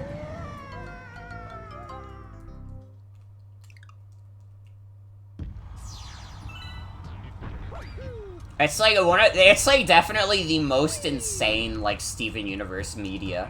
Like, I think you could tell me, like, anything, like, fucking crazy that happens in Steven Universe, and I will still think that the Stop Racism PSA is the craziest media.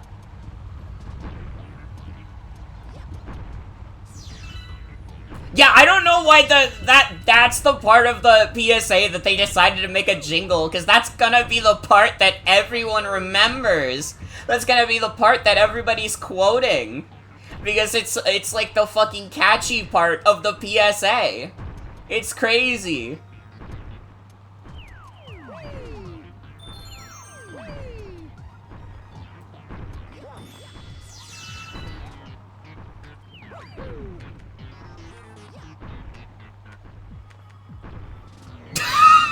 You said that and then I fell off! In, like, the most anticlimactic fashion. You can't be saying that.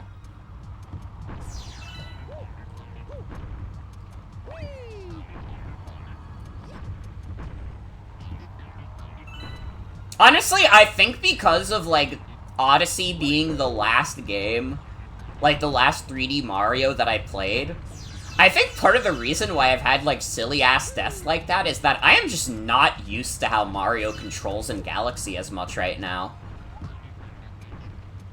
Other thing you have against Steven Universe is everyone IRL says your art reminds it of them. It's like, literally, like, having people say, like, your art reminds them of Steven Universe is, like, the modern-day equivalent of people who are like, yo, your art kind of looks like anime, though.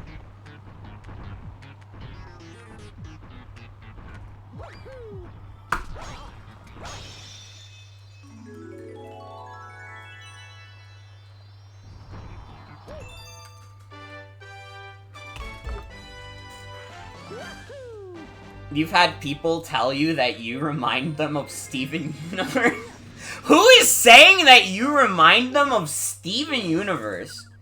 I have thought many things about you, and never has any of those thoughts be like, you know what? That binging of Babish Fellow, kind of like Steven Universe, though.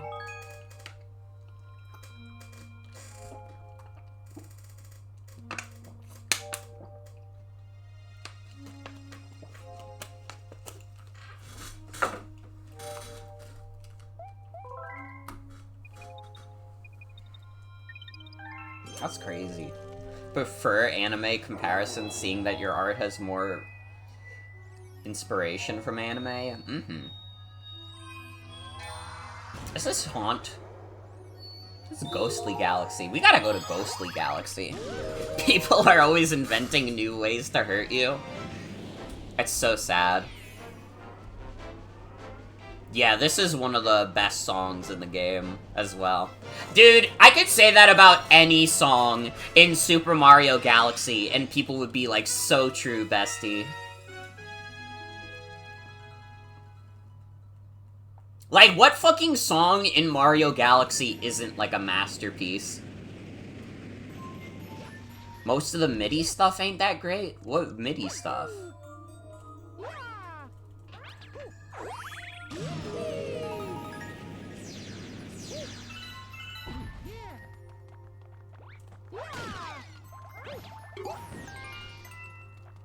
The boss themes that aren't Bowser?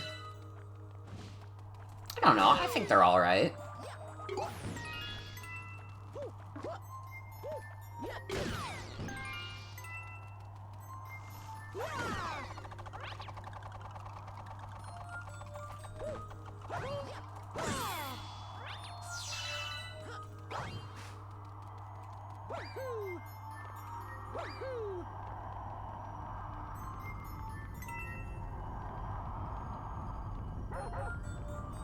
Bro, this house got that dog in it.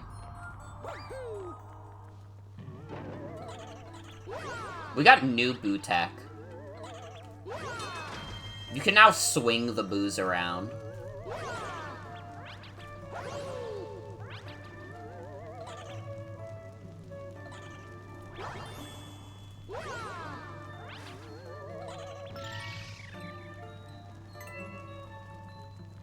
It honestly would be cool AF to be like a boo.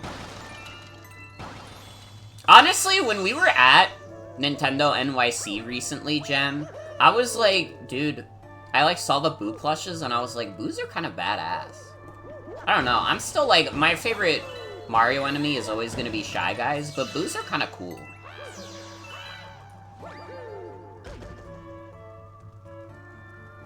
Eating Lucky Charms and you remembered the time Lucky got a redesign that was short-lived because they went back to his original design immediately? That's because Lucky Charms went woke, and we were not standing for it. The woke mob wants to take Lucky, the leprechaun from us, but we will not stand for it.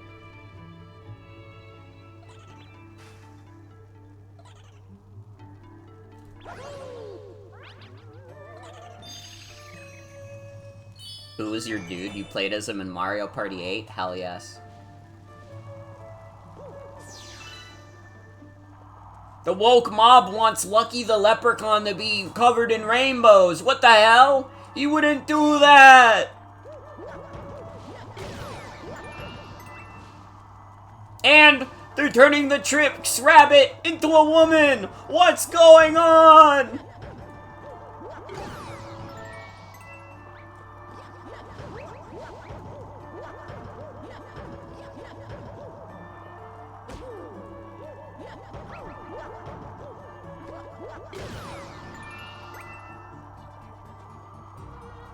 They spell it Trix now because they made it non-binary. This post has been fact-checked by true American patriots. True!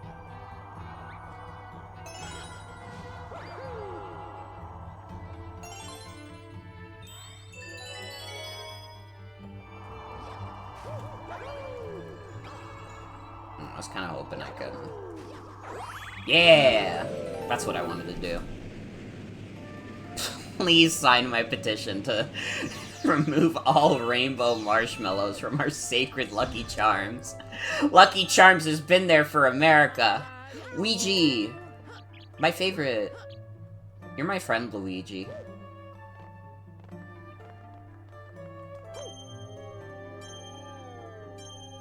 Honestly, one of these days, if I ever do a 120 star run of Super Mario Galaxy, I'll probably do it in Luigi mode. So don't expect that anytime soon, but I'm thinking about it, like, I actually have never done a 100% run of Galaxy on stream. So it could happen one day, because it's not a terrible 100% by any means. It takes a little bit, but, you know. What 100% doesn't? I think it's mostly that there are, like, a couple of levels that are kind of rough. If you were a Boo, you would be nice to Luigi. If I was a Boo, I would be scared of Luigi, because he has that damn vacuum.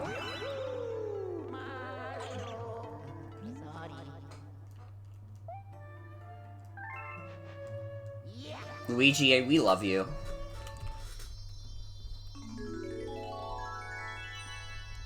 I got a bunch of Luigis at my desk. Let's go home. It's me, Luigi.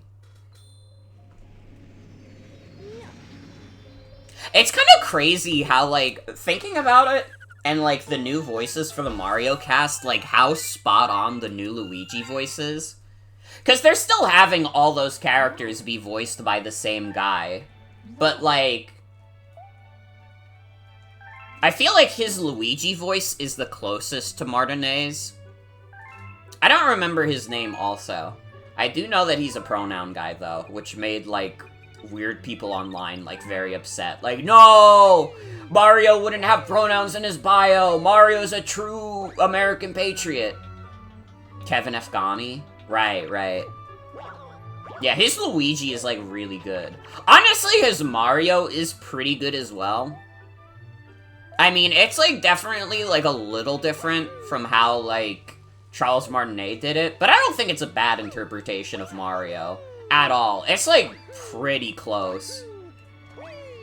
His Wario is, like, completely different, though. I actually don't think I mind it, though. I don't hate his Wario voice. Like, after playing Move It a couple of times, I'm like, yeah, I don't actually mind this Wario voice.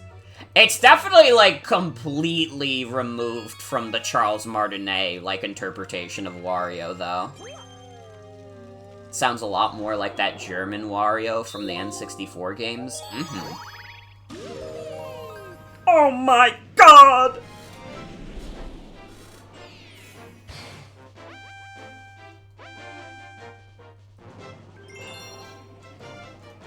Okay. How many attempts do you think I could beat this in? Honestly, I bet I could do it in one. That's not true. I'm lying to you.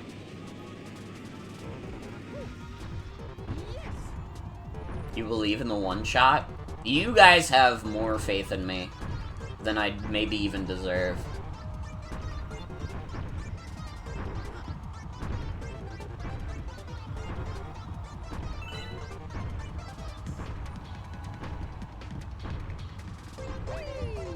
Okay, that one isn't too bad to pass by. I just gotta play this carefully, honestly, is what it boils down to. I just gotta be wise.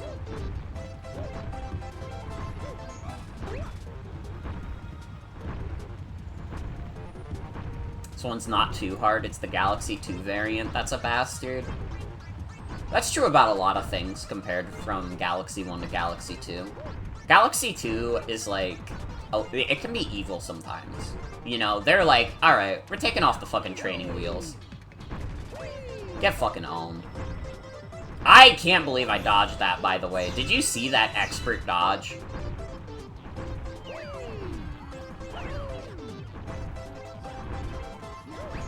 Uh-oh! I did not do it in one shot, but I came damn close. I came damn close. I lost my balance on the fucking falling platform. Uh-oh. You got the virus. Yay!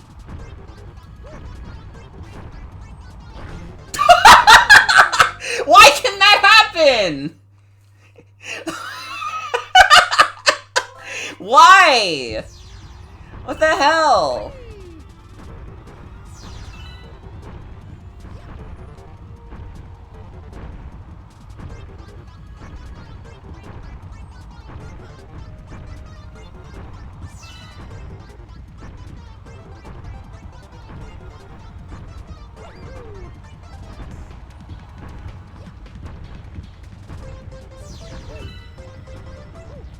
Dude, I'm realizing I never talked, because I haven't really talked about the day I had out with Jen and Damien. I never talked about Godzilla -1. Which, like, listen, I didn't watch a lot of movies last year anyways. I watched, like, maybe 5 in the theaters. Godzilla -1 is the best movie that I saw last year. By, like, a fucking country mile. Listen, like, the second best was, like, that TMNT movie. Which, granted, is a good movie. It's a very good movie, but... Dude, Godzilla -1 is, like, straight up a masterpiece. I actually, like... I shed a tear a little bit. That shit got me emotional. It's fucking insane. It really is. It's, like, actually such a good movie. I don't want to, like, spoil it or anything. I don't want to spoil it for people who haven't seen. Just kidding. There's a monster in it, by the way. Sorry. I know you wanted to go in blind. But, is Godzilla in it? Yup. Yup. Hashtag spoiler.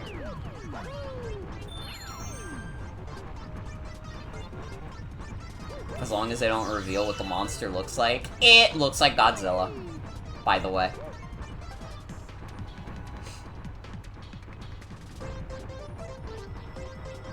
That is true, also. You did cry a lot during that movie, Jen. I didn't want to call you out on it. I remember, like, telling a friend, like, yeah, I cried a little bit, and so did Jen. And then you just replied with, I was, like, fucking bawling, and I was like, well, that is true. I didn't want to be the one to out you for it.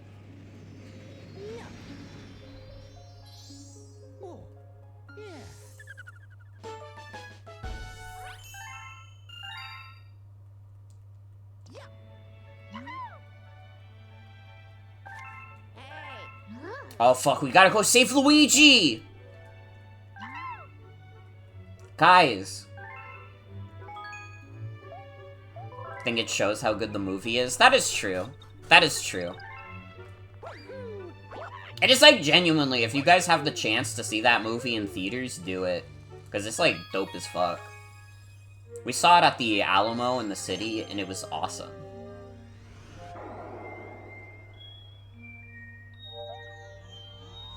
Oh wait, Good Egg Galaxy, that's where Luigi is. What am I thinking? I like, blanked out for a sec, I was like, wait, why am I here?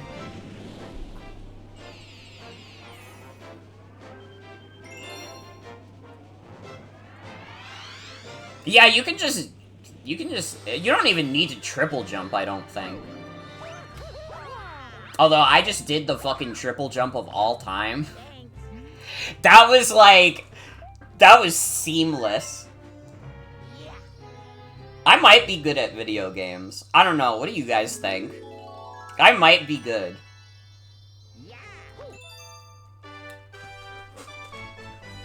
Luigi.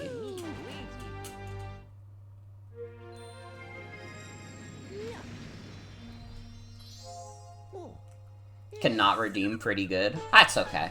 That's okay.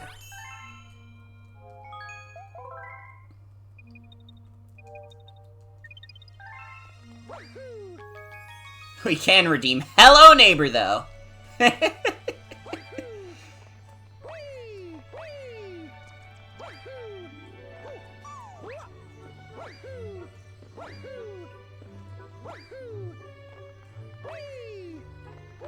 By the way, in terms of streams coming up, I know for sure tomorrow, depending on how I feel after work, we'll probably get, like, not super late night, but a little late night Indigo Disc finale. Probably just finish up the remaining stuff in there I gotta do. And then... What is it, Wednesday?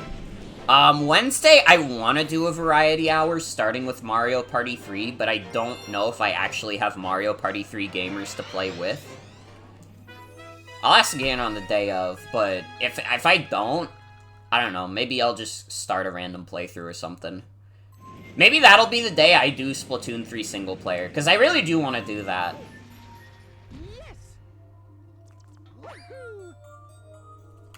I do want to get a Tamagotchi Life stream in there as well this week. That's, like, something I definitely want to do. Because we gotta add... We gotta add the one guy, the sensitive white boy who vibes to MF Doom. And we also gotta add, Dummy Girl.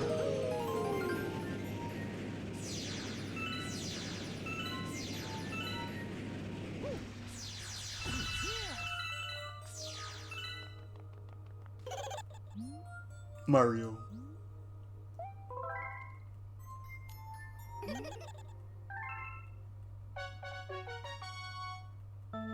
Okay, this is easy clap.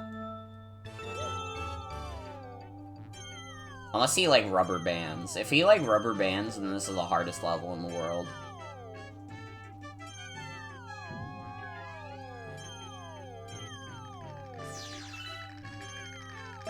But if he's not a fucking cheating asshole, then it's, like, literally fine.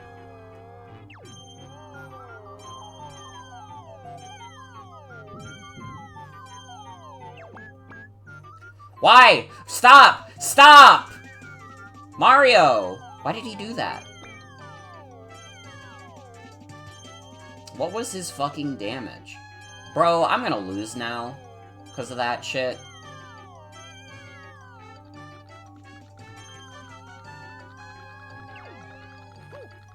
Oh my god. I'm surprised they didn't just kill me on the spot.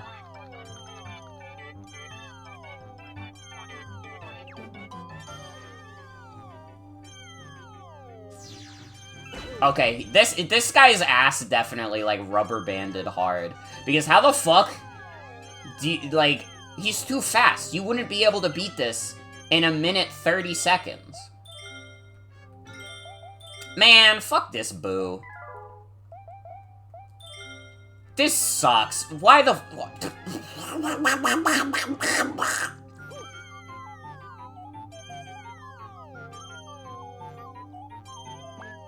Mario, you need to die.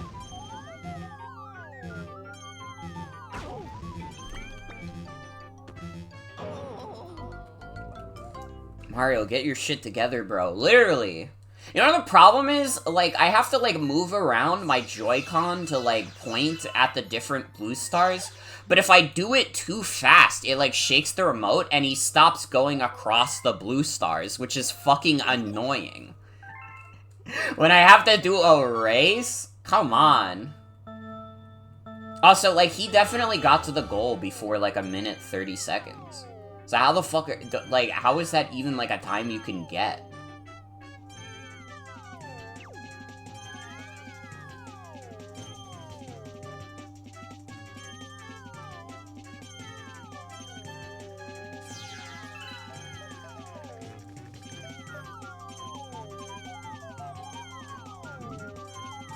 Prefer if they turn the shake off if it's gonna be a button.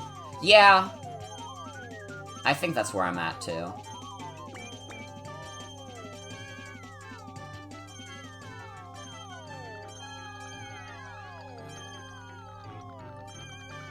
Okay, if he even comes, like, fucking close, he's, like, rubber banding as shit. Because this is such, like, an insane time compared to our last one. There's no shot. No shot he even comes close.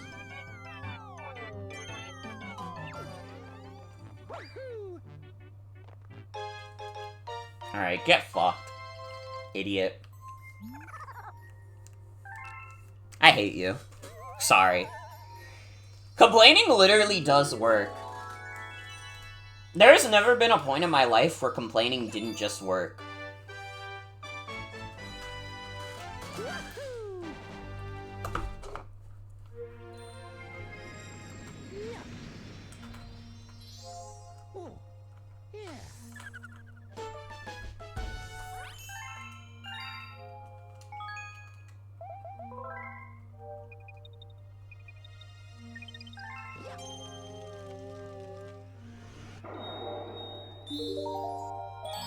Alright. I think the last one is Bouldergeist. We are not doing the Bouldergeist Daredevil Star. We're not doing any of the Daredevil Stars, really, because they're, like, way too hard. For the purposes of trying to go fast, like,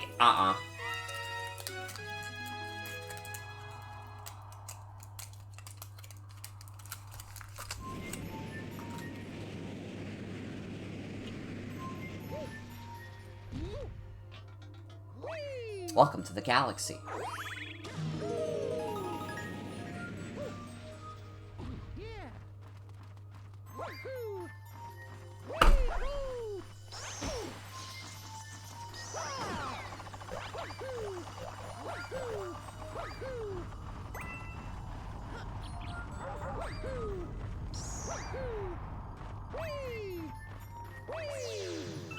Random aside, I was like, you know, now that it's a new year, I was just kind of like, this year I need to be in a more, like, fuck it, we ball kind of attitude. And I just, like, I downloaded the Fat Elfelt mod for Guilty Gear Strive, and then, like, afterwards I realized, wait, I don't even own this character. I don't even own this character, dude. When the hell am I gonna see her? One of my friends play Elfelt, as far as I know. Elfelt is fun AF. It's the spirit that counts. It's true. And listen, I know that on the page, it has, like, the tags as, like, a fetish thing. But, like, it checks out, okay? It's a fetish mod, but it checks out, sir. And you know what? It's done a net good for society, because people are just drawing, like, fat Elfelt art now. And I'm like, honestly, that's what they needed to make me, like, invested in, like, the Strive, like, design of Elfelt. Because I like, you guys remember, I said, like, I don't know, I don't really like Elfelt's Strive design. I'm on board now. Honestly, it works for me now. So you just need a little more meat.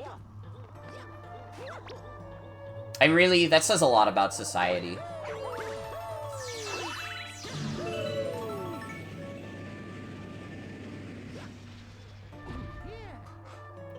I think that guy's other mods are, like, too much, though. Like, honestly, I think the reason that the Elfelt mod kind of went, like, viral is that, like, it's kind of even hard to tell that it was made by a guy as, like, a fetish thing. Like, that could have just been, like, something that any, like, normal human being could have made. If you guys look at, like, any of that dude's other, like, Guilty Gear Strive mods, you're like, okay, yeah, this is a fetish thing. This is 100% unmistakably a fetish thing. Interesting convo to join to. Hi, Eve. Welcome. Listen, I'm just being real.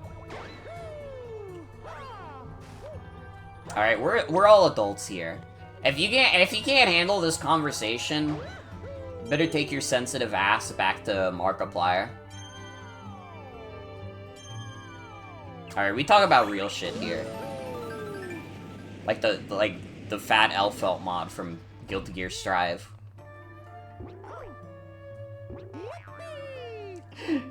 This is the 18+ chat, bitch! Take your ass back to Game Grumps! True shit. True shit.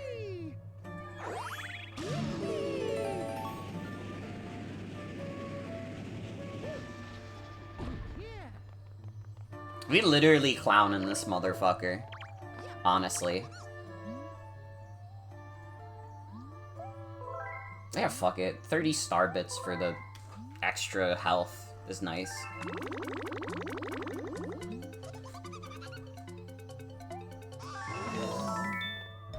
If you don't think fat bitches are awesome, you need to get the fuck out. Like, actually, though? Like, why are you watching my stream?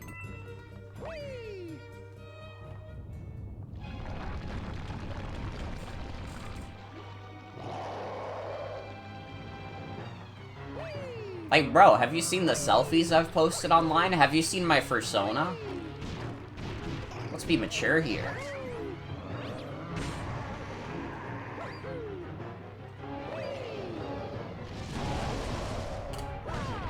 It is the brand.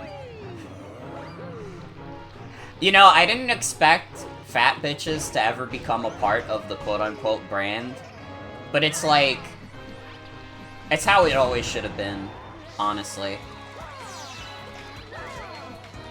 I was too scared when I was like 18. We're ready now. We're ready for it. Honestly though, I was like way skinnier when I was 18 to begin with. Dude, I was like 40 pounds lighter.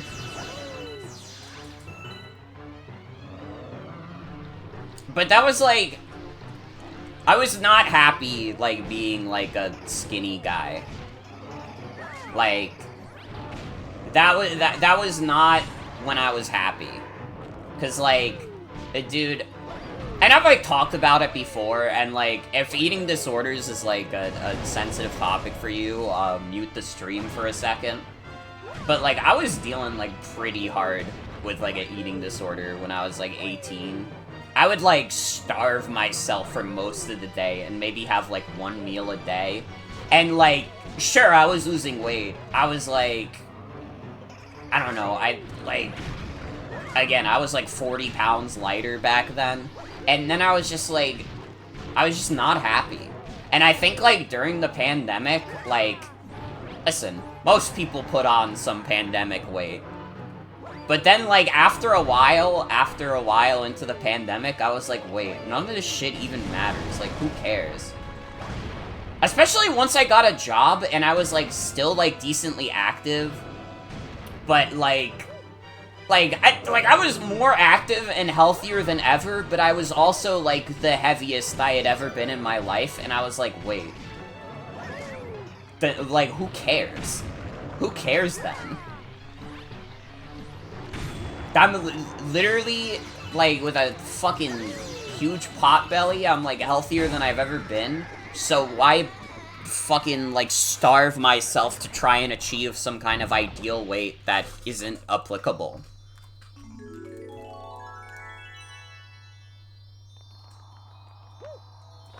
The eating disorder twit you'll occasionally see in teens' bios is so depressing. It literally is. And it's like, they'll probably get it one of these days. But, like, any, like, eating disorder, like, Twitter thing, or, like, fucking thinspiration shit, like, I don't jive with that. I don't jive with it at all. It's, like... It's just not healthy. Yeah, it's, like, literally actively harmful. The human body is a complex thing, you know? What works best for your body is gonna be different for what works well for someone else's body. And listen, some people, no matter how hard they try, are never gonna be, like, truly quote-unquote healthy. And you just kind of have to live with that. You know, you can't be, like, a bitch to people, like, saying, like, oh, why aren't you living a better lifestyle? Like, dude, like, especially if you're thinking about someone who's, like, disabled, some people just can't. Like, straight up. And even if they are just, like, going out of their way to live a less than, healthy lifestyle, like, also, like, who gives a shit? We got one life. It is more important to, like, live a fulfilling life than it is to live a life where you live to, like, 116 because you only ate, like, fucking, like, the health Cheeto, which is a Cheeto, but it's filled with all the nutrients of the world.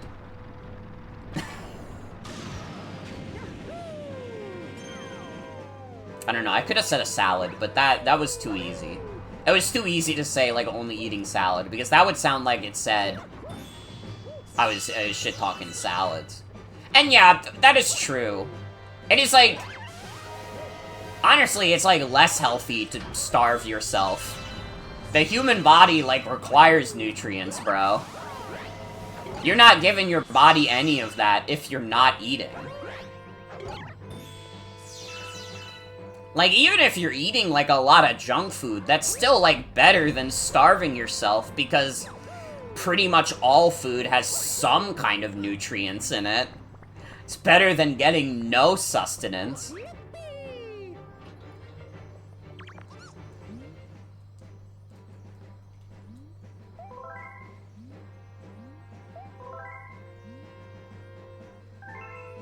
And at the end of the day, fat bitches everywhere, we love you. And if you don't want to be called a fat bitch, sorry. Then just fat person. Smiles.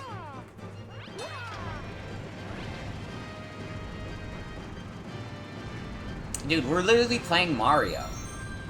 Dude's got like a pot belly. And we love Mario.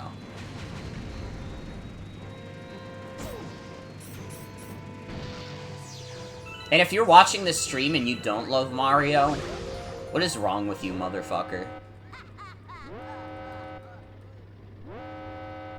He's literally running around all the time. And he's doing, like, crazy acrobatic flips. He's literally got the peak physical form. Mario is positive fat representation. Like, actually, though. You're kind of spitting.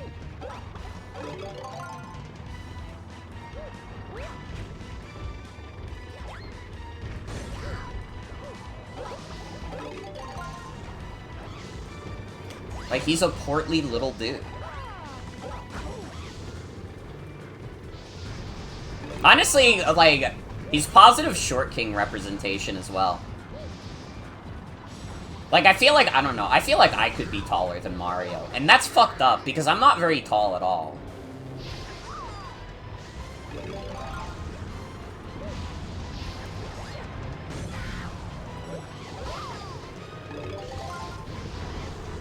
Dude, I'm just ignoring, like, Kamek and shit. I don't even give a fuck about this dumbass wizard. Mario is, or, fuck, sorry. Sonic is canonically 3 foot something, and Mario and Sonic games show that Sonic is taller. Bro, how tall is Mario, then? What the hell? That's actually way shorter than I thought he was. Bro, is Mario, like, 3 foot nothing? That would be fucking crazy.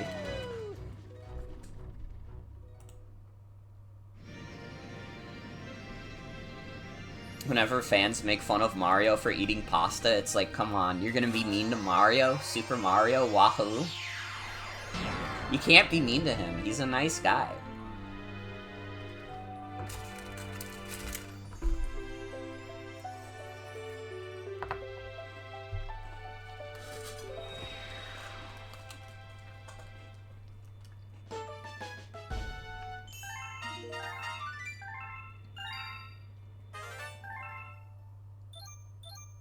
Almost gotten every single level unlocked.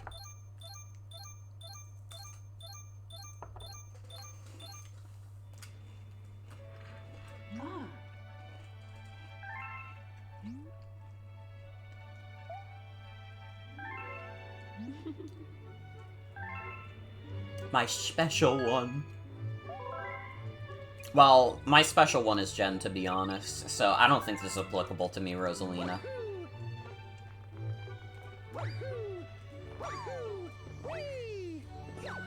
Dude, I could fuck up a plate of pasta right now. I could fuck up a plate of pasta any night.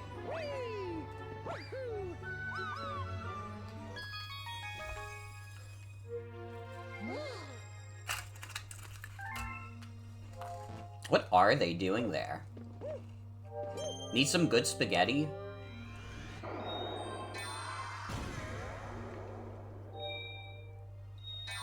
Okay, Gusty Garden. Freeze Flame. Dusty Dune. Alright, we go in order. Dude, this shit kind of looks like the companion cube, though.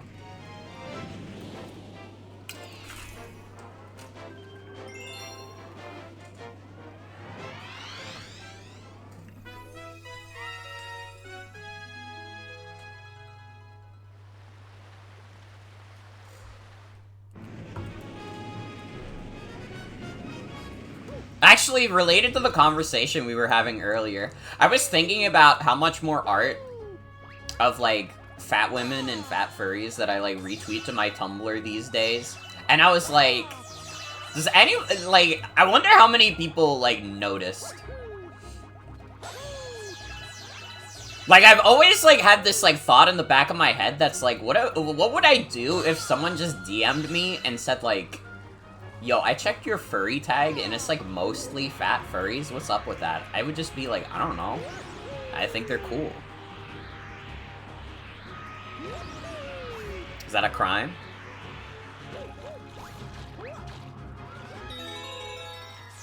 And to be fair, most of it is stuff that just gets put on my dashboard. I should reply with a funny gif. See, that's my other thought, is that I would just reply with something funny.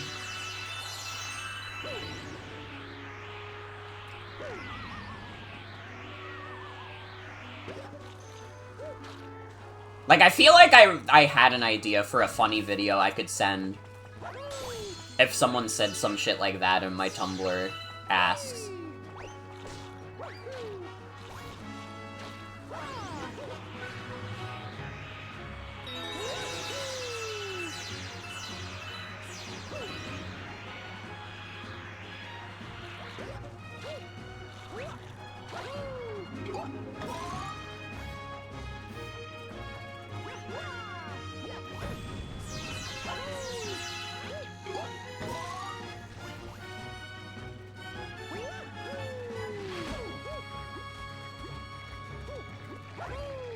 Don't reblog a ton of horny stuff, but someone you know IRL asked to follow you, and if she sees any of it, fuck it, it's what she asked for.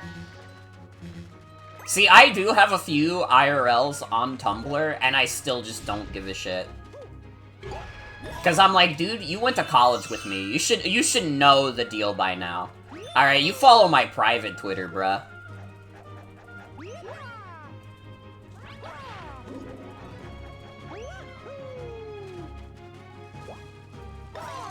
And you know what? None of my IRLs have ever said, like, yo, Morgan, your like, accounts online are crazy. Usually, honestly, anytime I've talked to someone IRL about, like, my accounts online, my posts are a little too absurdist for them. Had a prospective employer manage to find your blog once and it's actively deterred you from posting? That's so sad. Dude, I wouldn't know what to do.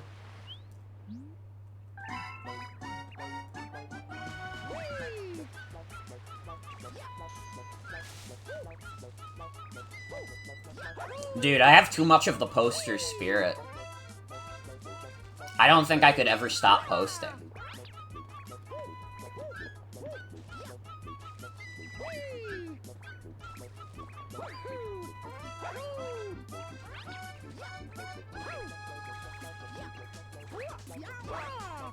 Like, you guys have seen how I act on Twitter and Tumblr. Even though I don't even use those sites as much frequently, I still, like, post almost every day, because I'm like, I gotta say something funny.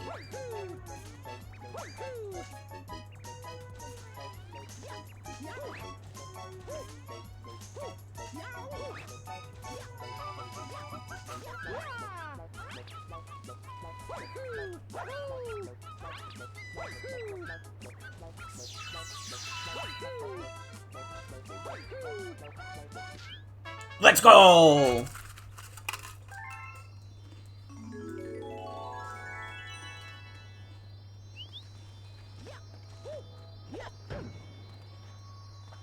What the hell? Dude, I've never been in this rabbit hole in my entire life.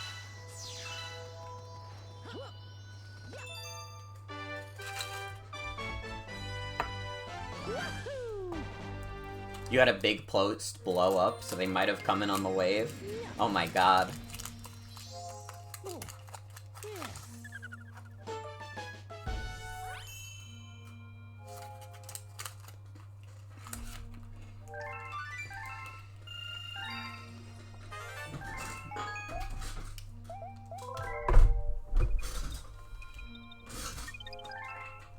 See, that's why I've thought about, like, potentially using another name with, like, IRL employers, because I'm like, dude, I don't want them to find me online. Because I just tell anyone to call me Morgan. But maybe that's the actual plan, is that because I just call myself Morgan, they, like, see someone online with the username Morgan whatever, and they're like, there's no way that can be the same person, and they don't even, like, investigate it further.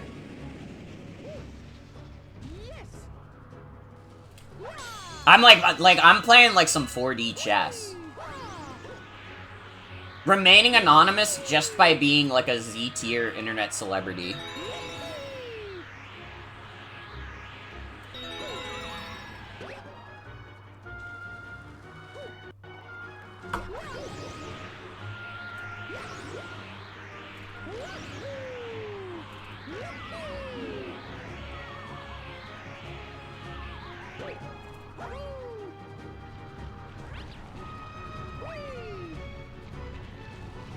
I don't know, though. I don't know what another name for me would even be, because I really am just that attached to Morgan. I mean, I've never really thought of, like, a proper middle name for me to have. Which is, like, that's not the biggest deal in the world, but every so often I think about it, and I'm like, man, I don't have, like, a middle name. I have a first name and a last name, but I don't have a middle name. I'm not gonna make it anagrams of Morgan. Alright, if Nagrom finds out, she's gonna be very upset.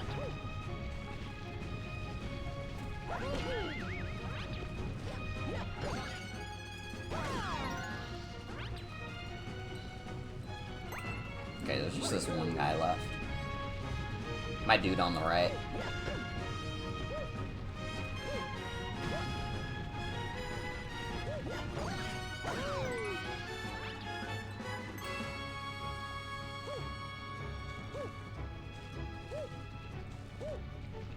You're lucky enough that your middle name was uncommon and androgynous enough that you didn't feel compelled to change it.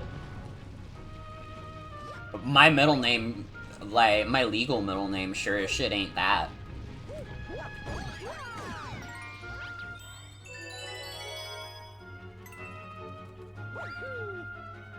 But again, it's just like, I don't know what I would even change it to. Cause you know what it is? I fucking decided on the name Morgan when I was 15.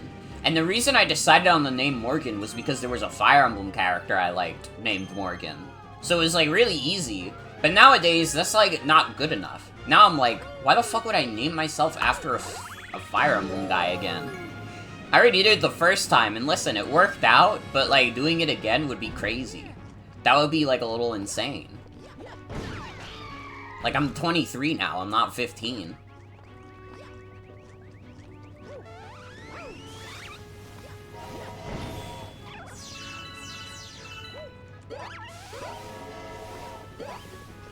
When you started transitioning, you just stole your sister's name purely to cause problems. I would never steal Star's real name. I couldn't do that.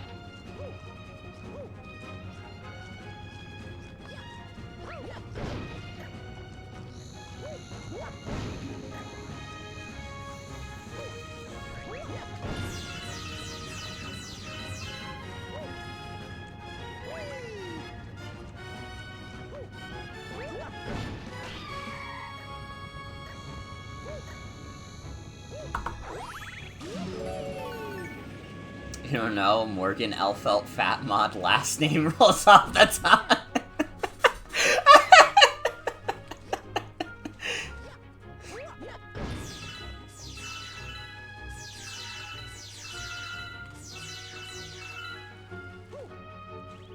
You know, you're kind of cooking. You're kind of spitting, though.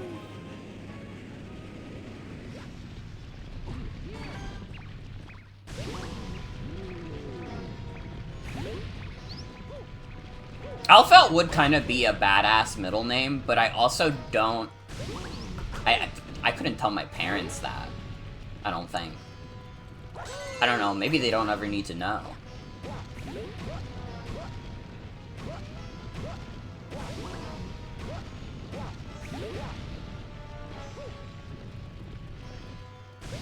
This guy needs to stop harassing the rabbit. Bitch.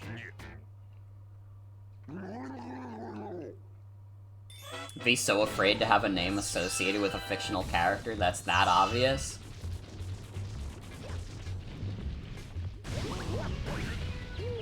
That is true, that is true. But also listen, if the name is badass enough...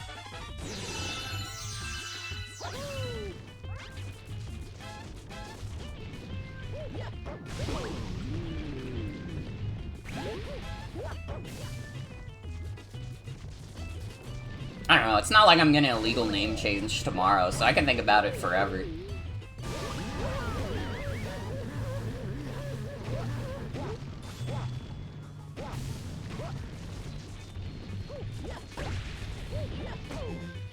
Fucker.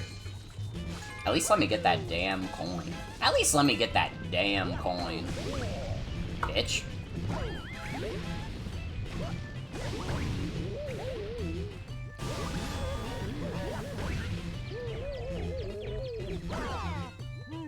I wanted to eat those rocks so bad as a kid, the chocolate chunks. Why does Studio Ghibli food always look so good?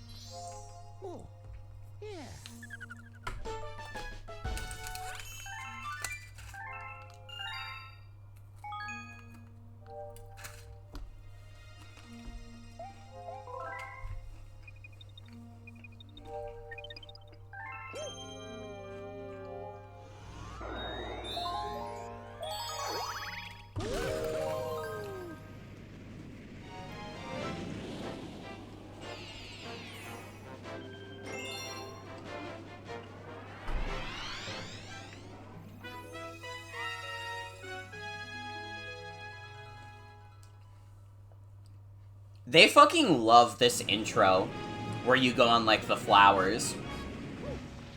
You know what's funny? Gusty Garden is by far, like, one of the most iconic songs in Super Mario Galaxy. Can I just say that the actual level itself is just kind of okay? Like, I don't know, it's not- none of these levels are bad, obviously. I don't think Mario Galaxy has many levels that I would consider particularly awful. But I'm, like, playing through all these different, like, levels in this, like, galaxy, and I'm like, these are just alright.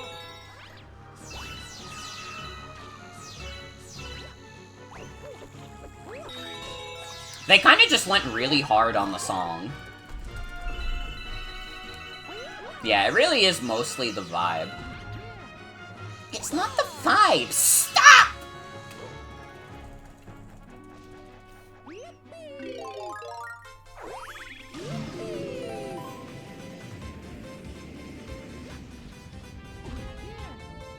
Wait, does the golden Chain Chomp have a star? I don't remember. It does. Okay. Let's go.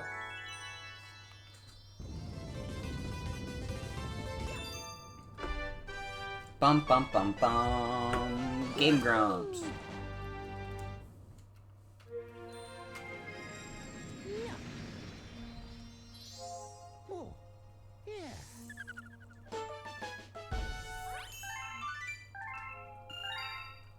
Yo, who you rooting for on the next Game Grumps versus, though?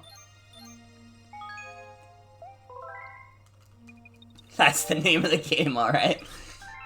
Yeah, honestly, I think that in, People Mover, Aaron has the advantage. You're rooting for Stinky Pete? I don't know, he smells kinda nasty. Kinda smells like fucking poo-poo doo-doo garbage. See, now this is a Game Grumps bit. Now this is a true Game Grumps bit. Thought Aaron passed away? He did. They're using an AI replica. Because we live in the era of AI. I know what I'm talking about, okay? They used the AI technology to, like, try and bring Aaron back. And it's not the same, but he's there. That's what they've been tricking you with. They've been covering up Aaron's death by having the AI version be on Game Grumps. Okay? That dude is powered by ChatGPT to, like, replicate what Aaron would have sounded like.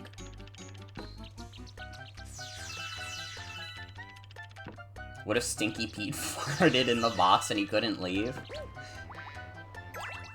Yo, that would be nasty. AI actually stands for Aaron Impersonator? Like, you're literally right.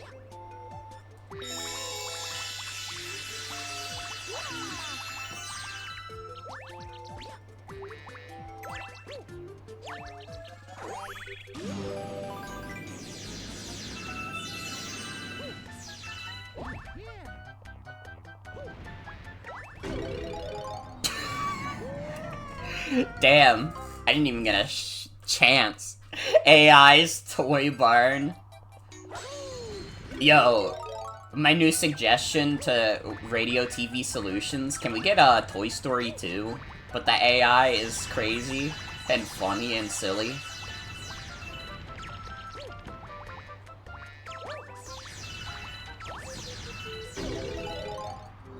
Ow.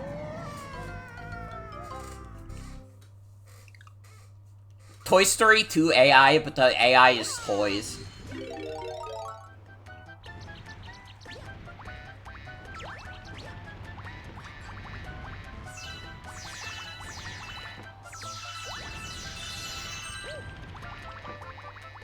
Honestly, to this, like, it's still, like, so fucking funny that they did the Breaking Bad AI thing. And, like, anybody who was like, oh, I'm so disappointed, I'm mad at Radio TV Solutions for, like, baiting switching us. Like, you have no sense of humor, bruh. That was, like, that was still so fucking funny.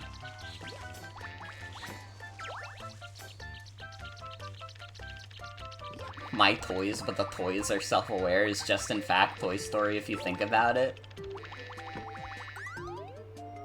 That is true.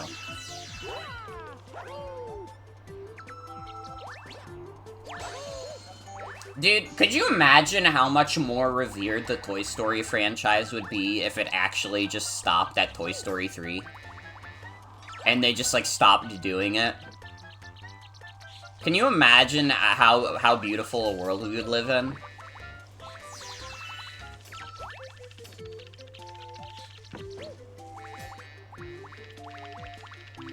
Toy Story 4 is fine? Yeah, but, like, Toy Story 4 is fine when the first 3 Toy Story movies are considered some of the greatest animated films of all time. Like, you have to understand that Toy Story 4 just being fine is, like...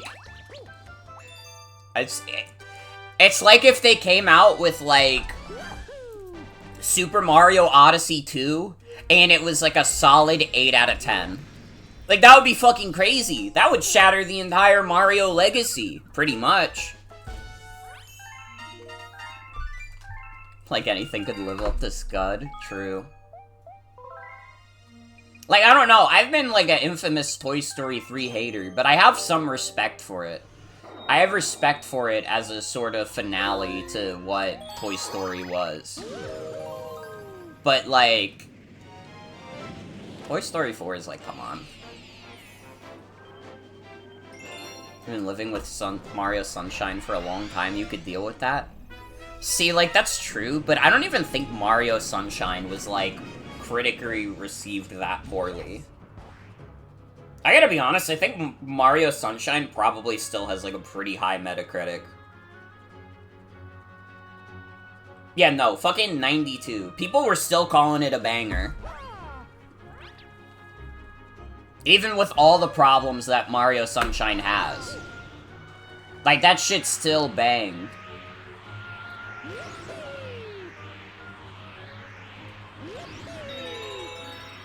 They did the same for Skyward Sword?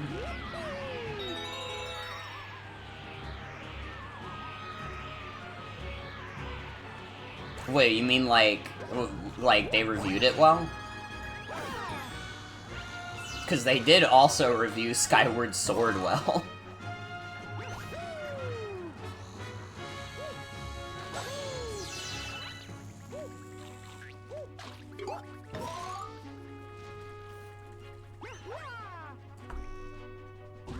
I mean, there are some people who will die by Skyward Sword. There are some people who will even say Skyward Sword is like the last good Zelda game.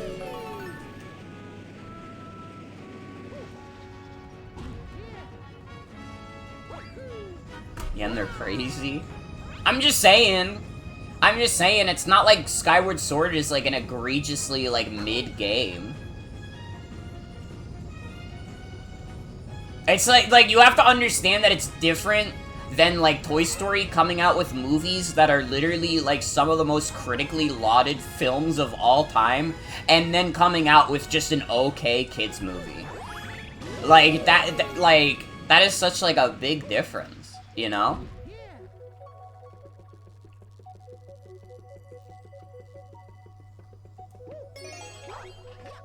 Like, it just doesn't come off as comparable to me, is all.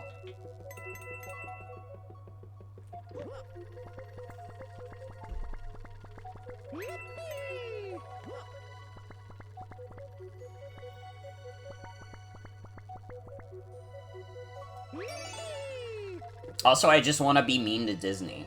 Honestly. Is what it boils down to. I want to be mean to Disney for, like...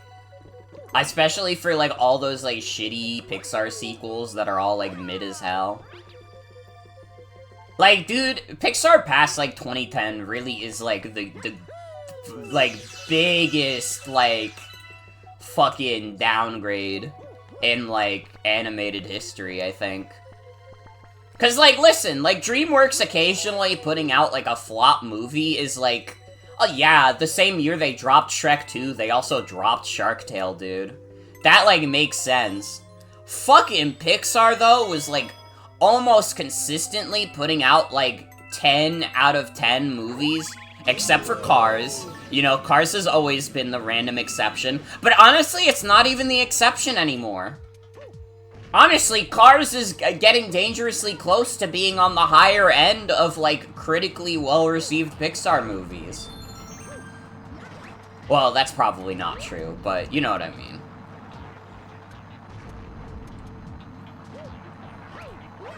But yeah, that's what I'm saying. Like, DreamWorks was never consistent. You were never gonna get consistency out of DreamWorks, but people expected that out of Pixar. Because Pixar was putting out, like, banger after banger. And, like, these were movies that, like, listen... I feel like I sound like a little corny saying this, but it really was, they were the kinds of movies where even if you were older, it was like, you know what, yeah, this movie's pretty good. I enjoy this. And you could appreciate, like, the artistry that went behind it, and, like, the different, like, themes and such. Like, they were good fucking movies. That's all I'm saying. And then just, like, at some point, Pixar just, like, started flopping hard.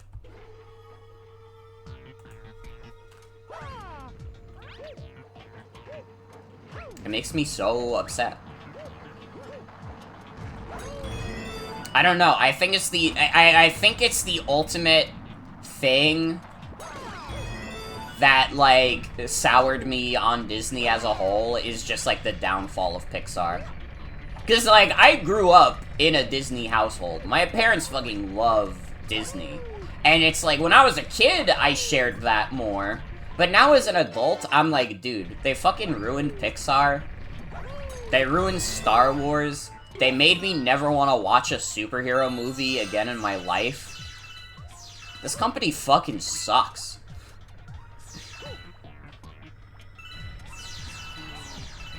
I'll still play Kingdom Hearts, though. It's fine. Most of the worlds in the older ones are, like, from movies I watched as a kid anyways.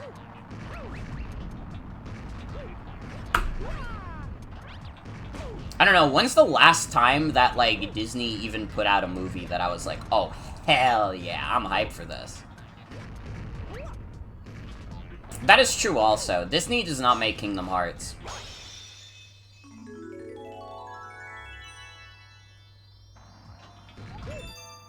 Honestly, I think the last Disney movie that I was particularly hyped about was, like, Incredibles 2. And, like, in hindsight, Incredibles 2 is just, like, fine.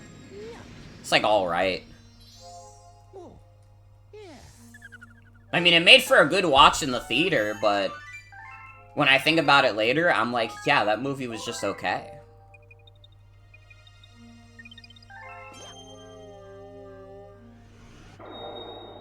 Oh, we are not doing a Daredevil comet, bro.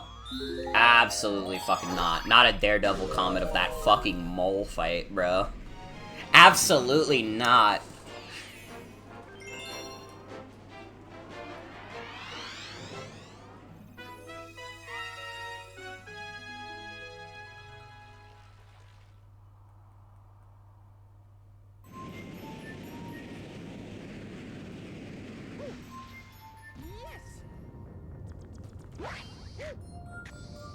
Man, I do hope at some point that Square Enix puts the Kingdom Hearts games on Steam instead of Epic Games Store, because I'm, like, at this point, like, I could just grab it on Epic Games Store, but, like, then that's gonna be the time where they actually do it, and then I'm gonna be upset.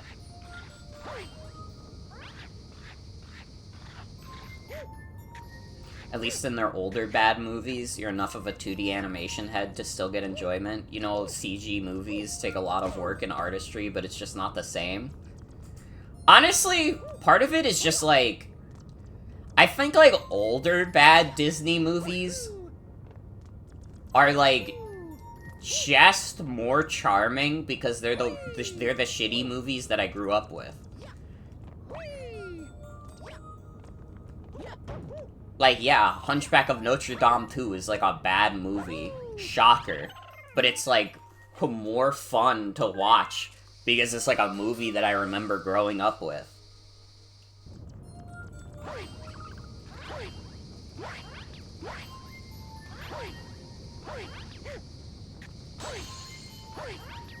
Oh, original Hunchback of Notre Dame is, like, actually, like, a good movie. I wasn't calling the original Hunchback, like, a shit movie. And I mean, it's got a good soundtrack, obviously.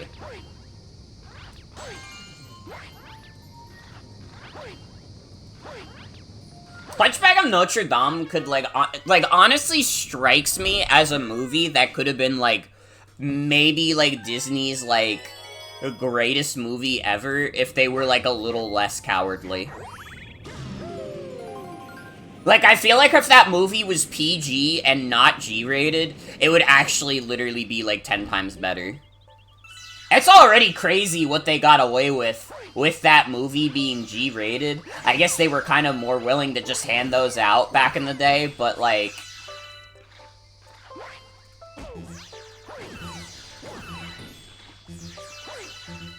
that movie is, like, crazy. It is, like, kind of surprising that that movie is even G-rated.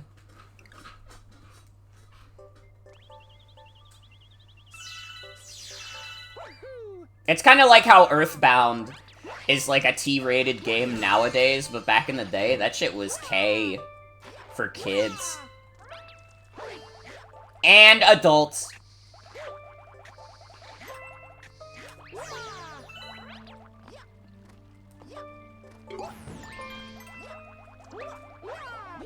Melee and Brawl, though, that's T. To be fair to Melee specifically, Melee came out before E10 was a rating. Like, I believe that E10 became a rating in the mid-2000s.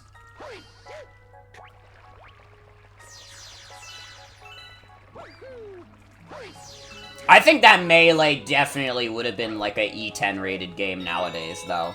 Brawl, I'm not so sure about. I mean, if they made that a T game back in the day, it's probably gonna stay rated T, but I feel like you could probably reasonably make Melee like a T10 plus game. I don't know if there's anything that objectionable in Melee that's like, we can't show this to kids. What the hell? I think Snake was a part of why Brawl was rated T, but Snake wasn't in Melee. But cartoon violence, though? I want to live in a world where Shadow the Hedgehog got to be T-rated. Honestly, it would have been even more of them jumping the shark, but it would have been, like, funny.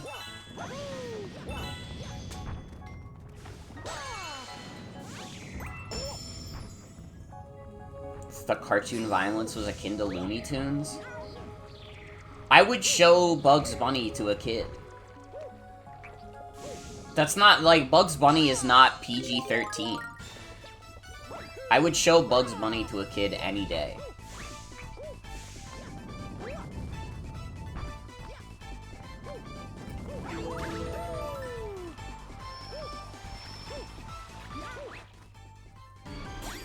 Is T like PG-13 where you're allowed to say fuck once? I think you're allowed to say it multiple times even. I'm pretty sure like FF7 Remake is like PG-13 and there's a lot of swears in that script. There's a Tom and Jerry fighting game on GameCube rated T? What the fuck?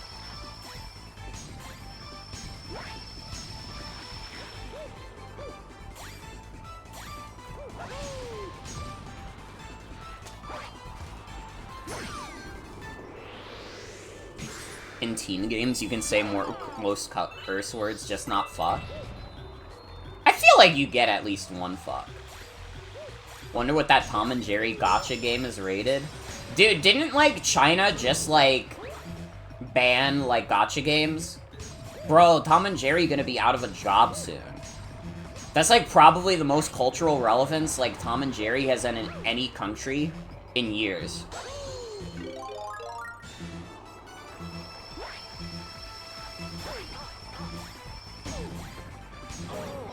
I didn't know he could launch projectiles. I gotta be honest.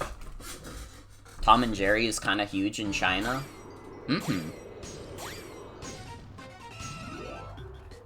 Rated hungry for nephew. Real shit. Real shit. I guess it's also... Does China have, like, an equivalent to the ESRB? Because I don't know if I've ever heard anybody talking about, like, China's game ratings. It's also an interesting case where, like, China doesn't get a lot of games that we do to begin with. Like, I know the fucking Switch library in China is, like, fucking barren, or at least it used to be, like, fairly barren. I think a lot of people who, like, game in China tend to, like, import their stuff. I think it has a lot to do with censorship of blood and guts.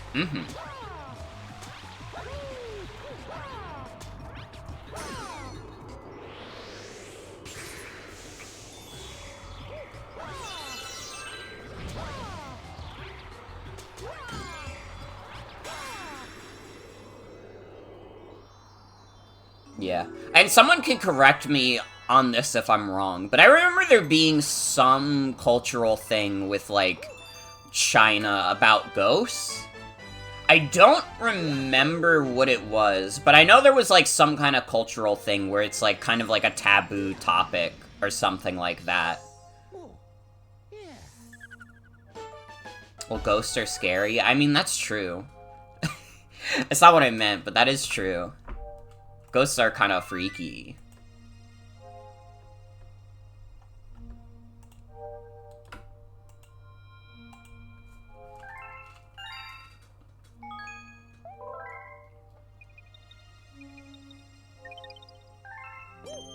I don't know, I feel like I heard it in, like, a Defunct Land video.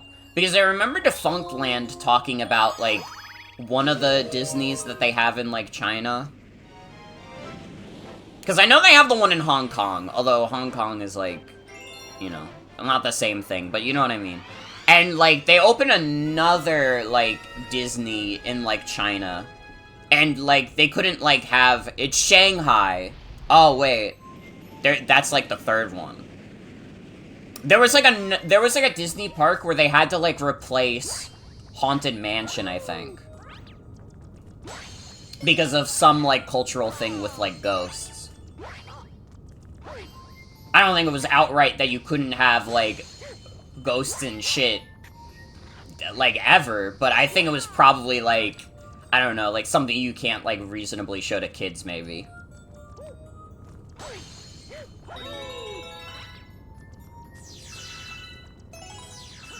And, you know, Disney gotta keep that family-friendly image, though. We can't have Han Solo say the F word.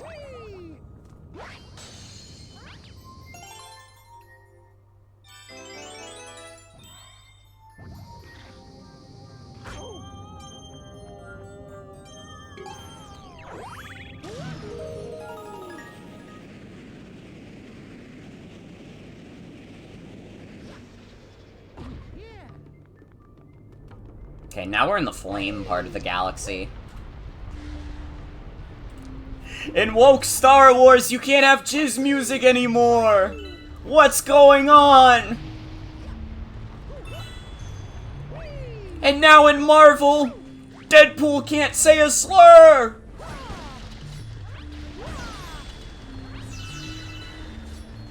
Just kidding, he just said the F slur. But it's okay, because it was rated R anyways.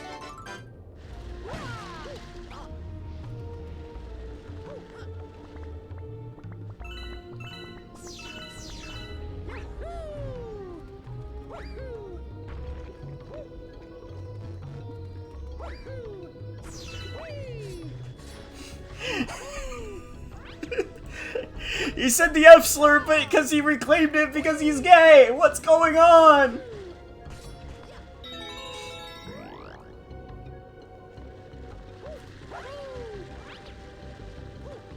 Dude, I actually remembered. I watched one of the Deadpool movies. I don't know which one it was. I actually did not mind it.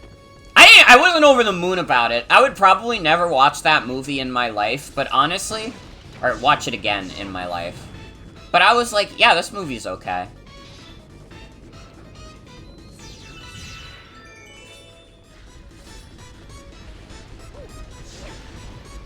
I don't know, I thought that Deadpool was gonna be more annoying. So I guess when I actually watched it and he wasn't as annoying as I thought he was gonna be, I was like, oh, okay. That's alright. I've always found Deadpool deeply obnoxious. Can't help it, unfortunately. See, that's the thing. Like, I thought it was like... I thought he was gonna be worse because everybody's like, dude, Deadpool's so fucking annoying. And then I watched it and I was like, I don't know, he says some dumb stuff, but I thought he was gonna be, like, unbearable. He was just, like, fine. It could also be that there are some interesting dudes who are very into Deadpool.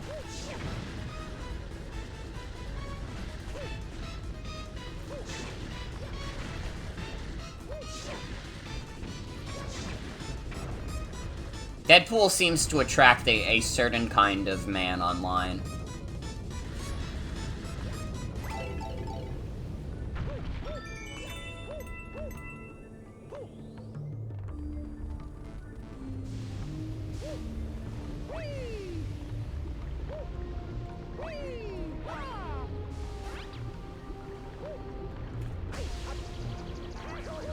I don't know, it's funny that that's also, like, one of the few, like, Marvel movies that I've seen that isn't, like, the Avengers. Like, I've seen, like, every Avengers movie except Infinity War, and then I've also only seen, like, the Deadpool movies, which aren't even really MCU movies, as far as I can tell. Honestly, maybe that's it. It's because, like, I probably thought the Deadpool movie was fine because I didn't have to, like, think about how it was interconnected with, like, some kind of universe.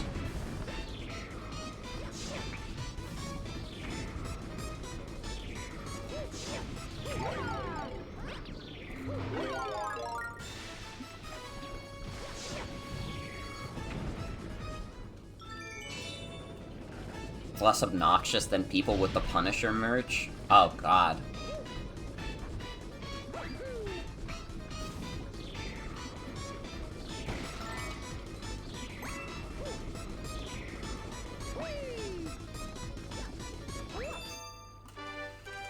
You say that now, but wait until you see the wicked web Madam Web weaves. I don't even know what that means. I gotta be honest.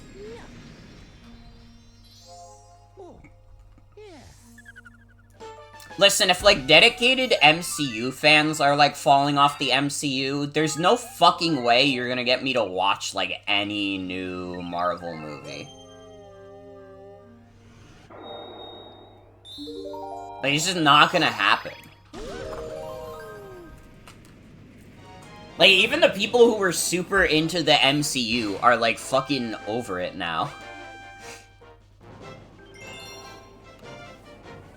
Like, I have a few friends who were, like, decently into the MCU, because they're like, yeah, it's something, like, fun to watch with my family, you know? It's decently fun to, like, keep up with, until they, like, started doing, like, all this Disney Plus shit, and also the movies were just not hitting the same. Like, even people who were, like, pretty positive about the MCU are just kind of, like, over it. Like, I'm not crazy. Infinity War was so bad. Dude, maybe it's because I had no investment in the MCU to begin with, and I really only watched the Avengers movies. Avengers Endgame was, like, one of the most embarrassing films I'd ever seen. I don't know. It's, like, probably, like, fine if you did keep up with all the Marvel stuff, but as someone who didn't, I was like, dude, this is, like... I don't know, it's not one of the worst movies I've ever seen, it's just, like, fucking embarrassing. The final fight is awful in almost every conceivable way. It really is. Like, I don't know, I guess, like, as someone who didn't follow with it, it's, like, much easier for me to just, not, like, get, like, feel the, like, payoff of, like, all these movies, like, intertwining with each other.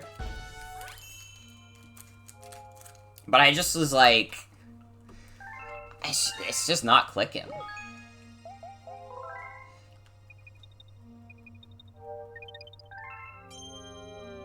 I don't know, I feel like they kind of could have just stopped the movie at the part where, like, Thanos gets his head bashed in.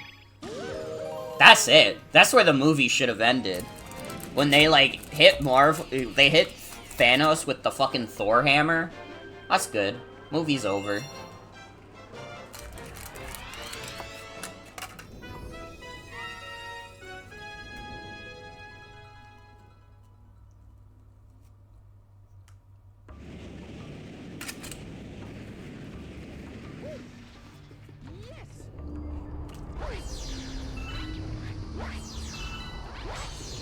Should watch more Godzilla movies? We literally should.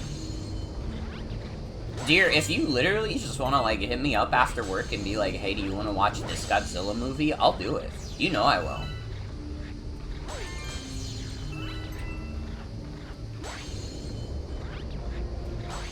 I mean, honestly, probably maybe more in advance, because I usually like to plan out my streams during work and announce them, like, on my breaks, but...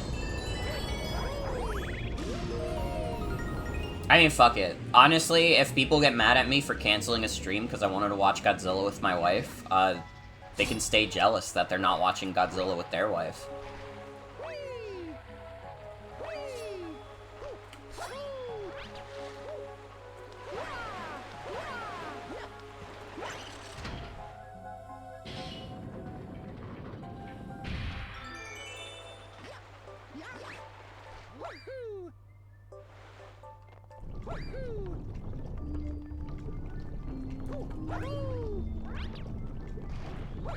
I love how this level is called When Hot and Cold Collide, and it's still like they barely interact with each other. I will say, Galaxy 2 had a way cooler version of this level.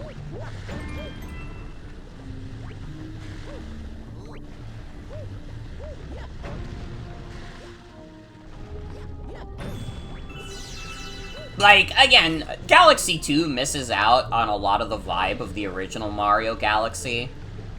But, like, it does have, like, really cool levels, to be fair.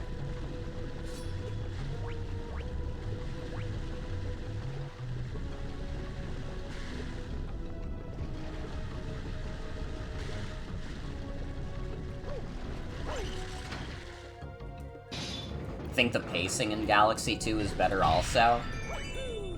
I'm kind of inclined to agree with you, to be honest.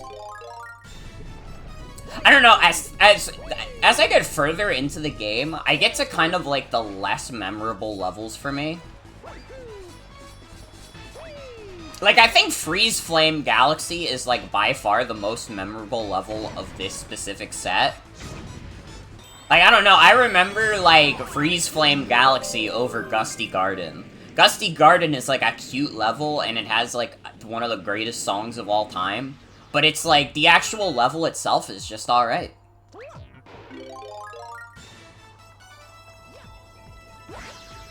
Honestly, if I had to complain about anything in Galaxy, that's what I think it would be. I think Galaxy 1 is a little front-loaded. I think a lot of my favorite levels in the game are, like, very early on. I mean, like, fuck, dude. Good Egg Galaxy is such, like, a good introduction to this video game.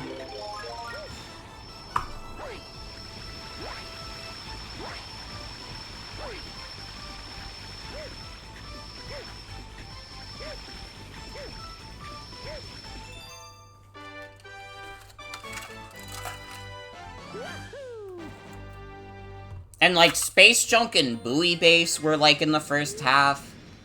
There are still some really good levels in the second half. I like the one beach level that we haven't done yet.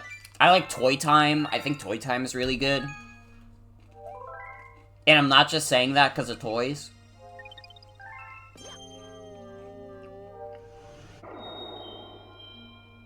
I'm not doing that shit, bruh. Honestly, I think we can do this Bowser now. Do we want to do Dusty Dune? Eh.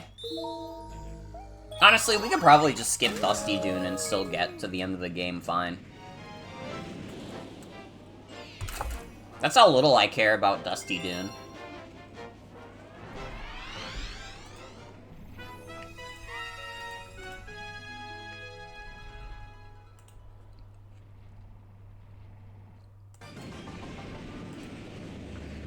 I think the bedroom is the worst, probably the worst dome in the game. I think I'm inclined to agree with you. Come to the bedroom for bad dome. Can you tell me where I can get good dome? Please? Please? Please? Please? Please? Please? Please? Please? Please?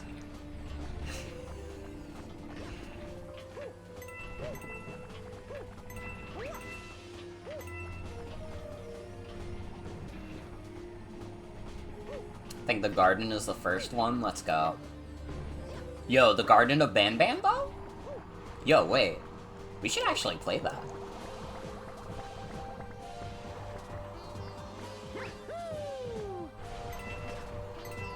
Okay, honest opinions. Honest opinions. Do you guys think if I played Garden of Banban on stream, which I have, like, literally no plans of doing, do not take this as confirmation for the Garden of Banban stream.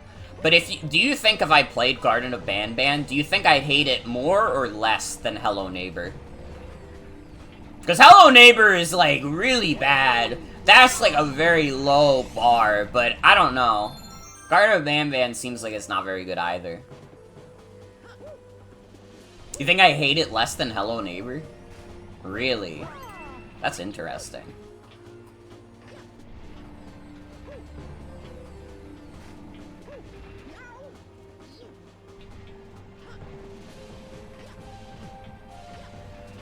Well, I'm still not streaming it, but I was curious.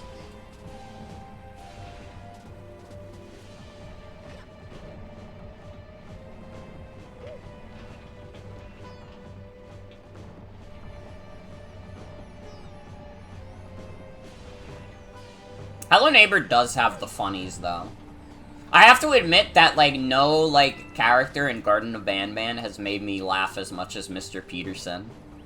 And I mean, maybe part of that is, like, Tiny Build, like, pathetically, like, laying themselves out to MatPat. Like, oh, please, Matthew Patrick, please, watch the Hello Neighbor animated show! Please, we're begging you!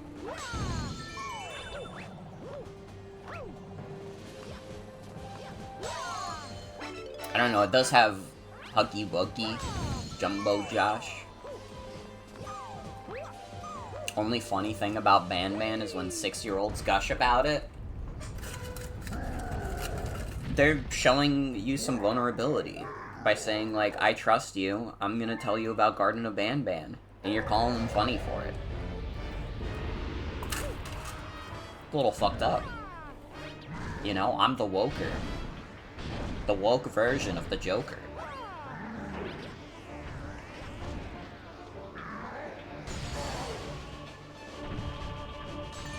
Funny in a cute way? I know. I'm being a little bit of an asshole right now.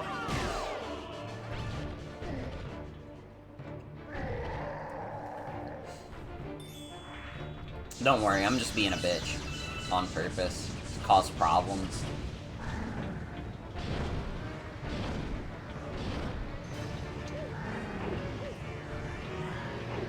Stop it! Stop! Dude, do you guys think Bowser Jr. is a Garden of Banban kid?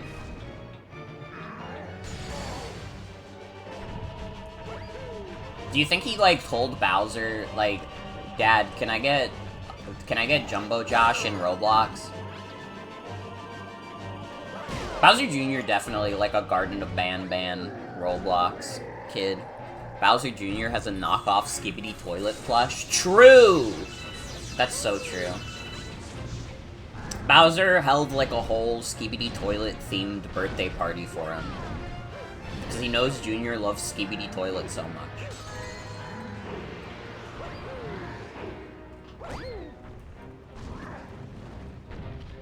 He has Banban and Bambolina drawings on the castle walls. Real shit. Bro, Bowser's too clean with it. Stop! He needs to cut this off. Cut this out. Sorry.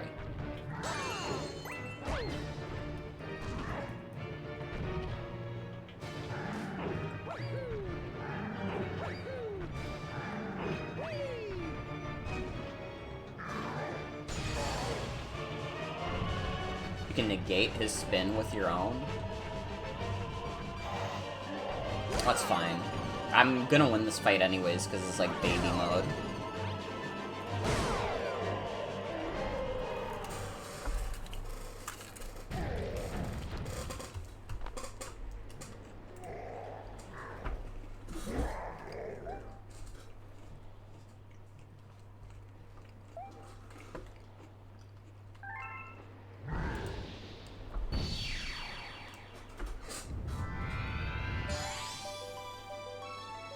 Jumbo Josh! Banban!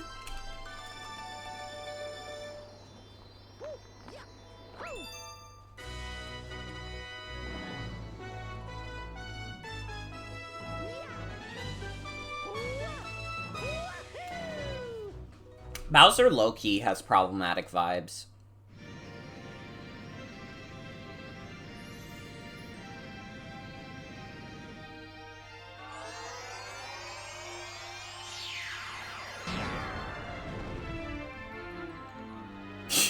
You don't mean that.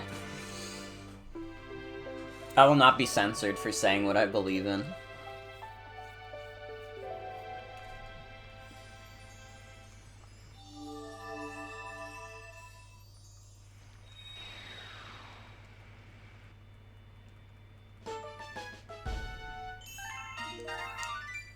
See some people in your social circle continuing to associate with Bowser and it makes you sick. Bro literally kidnapped the princess of the Mushroom Kingdom.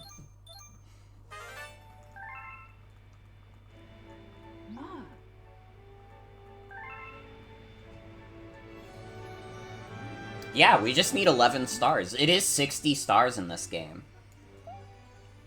He not only kidnaps, but takes women hostage. Literally.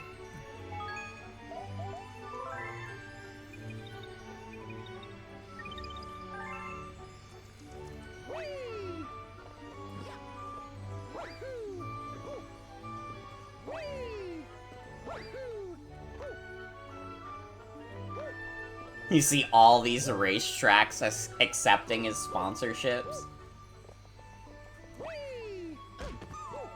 Yo, Bernie Sanders, what do you think about Bowser, though?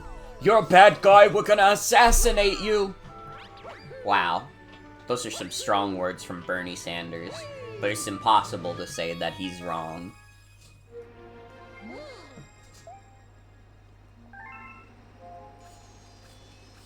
It's kind of crazy that you don't even need to get all the grand stars in this game to finish it.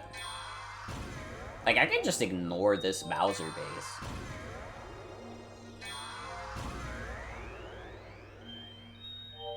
Yo, this is a pretty banger lineup.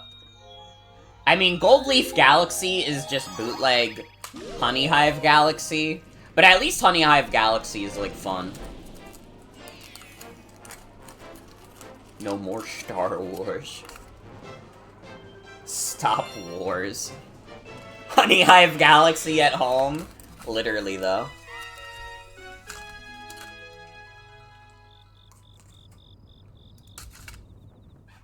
It does have Cataquacks.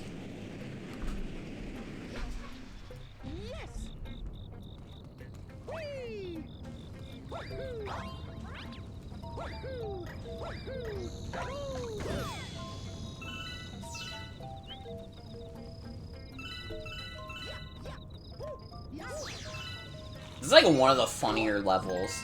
Why is this in the game? Why did they just make Honey Hive Galaxy again? They were so proud of Honey Hive Galaxy that they were like, you know what? Can you do it again?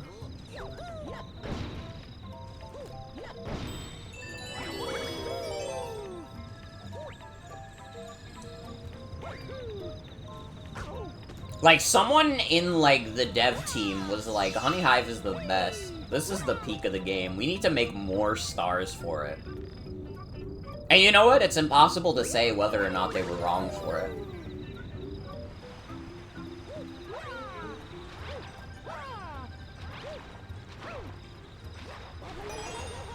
I think it's kind of cute that there are two different planets with similar life forms. Are the bees even here? I've only seen, like, the bunny rabbits so far.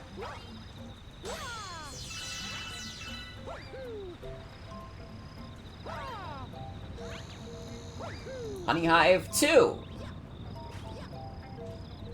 Mario, can you? Oh, the bees are here. There is a bee. I didn't even see this guy.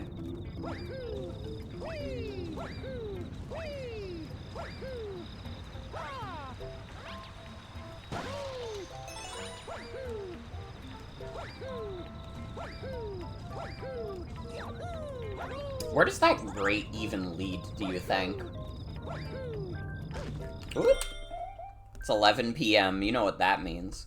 It's time for a med check. Can also see that my fucking Steamboat Killy post is still doing numbers. Bro, it's at 24,000 likes. It's like one of my most liked posts ever. That's crazy.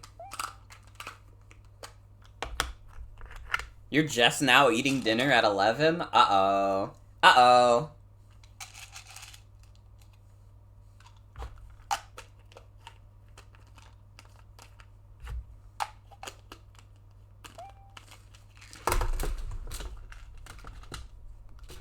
Lost control of my life!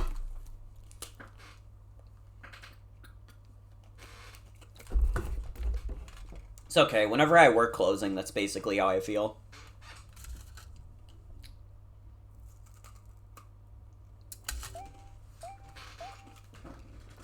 Alright, let's get back into it.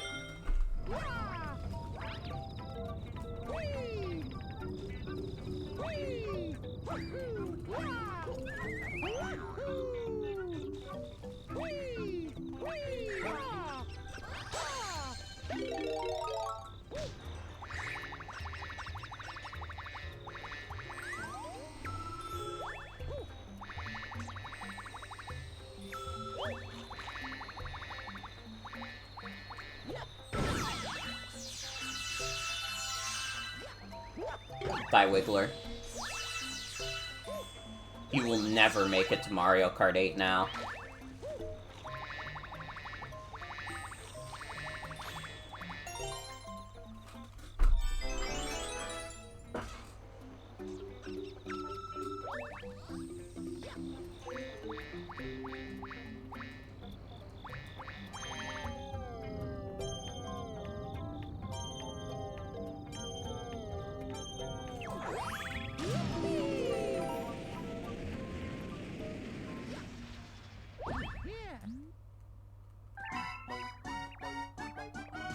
Oh god, you want to catch me while I'm the bee? You want me to catch you while I'm the bee?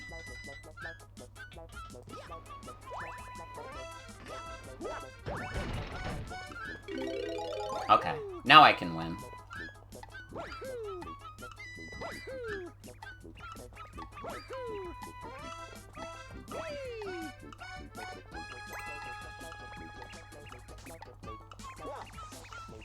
What is bro doing?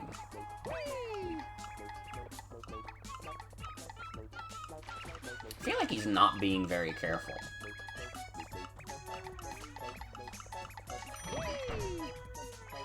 Okay, you got lucky.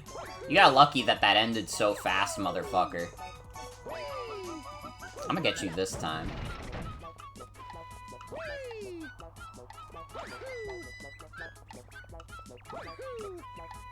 They loved having you catch the rabbits in this game.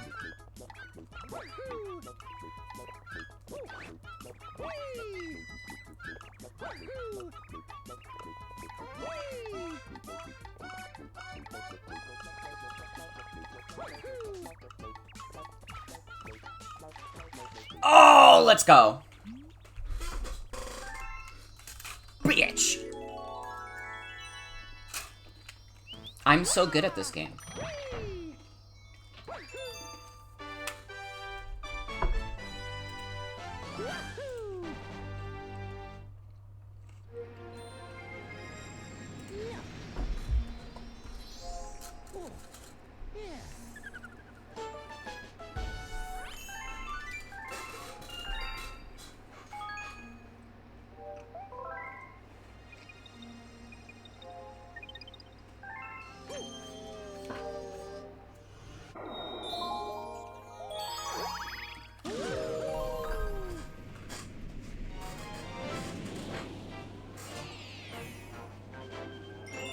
Cataquack to the skies.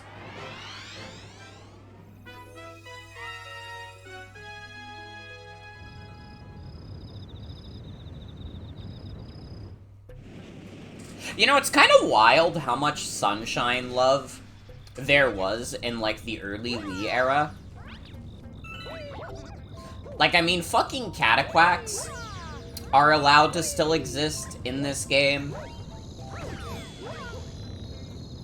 And, like, I think about the roster in the Mario, like, baseball game that came out, like, early on in the Wii's life.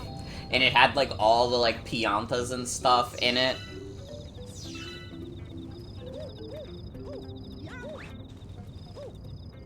They're still allowed to exist, but they're on thin ice. Like, everyone was in Mario Baseball. I mean, yeah, but you know what I mean.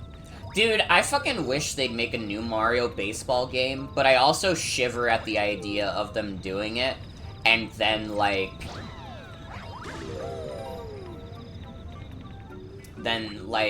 fucking... What am I trying to say? I'm afraid of them doing a new Mario Baseball, and then the roster is shit. Didn't I play Mario Sports Superstars? No. I'm only human. You know, not a lot of people in their lives have played Mario Sports Superstars.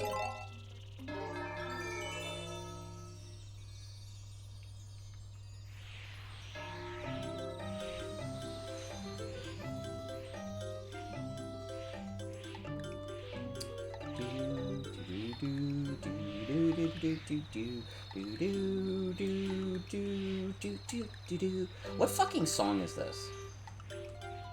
I feel like it's like an obvious one, and I'm gonna feel stupid when someone says it in chat.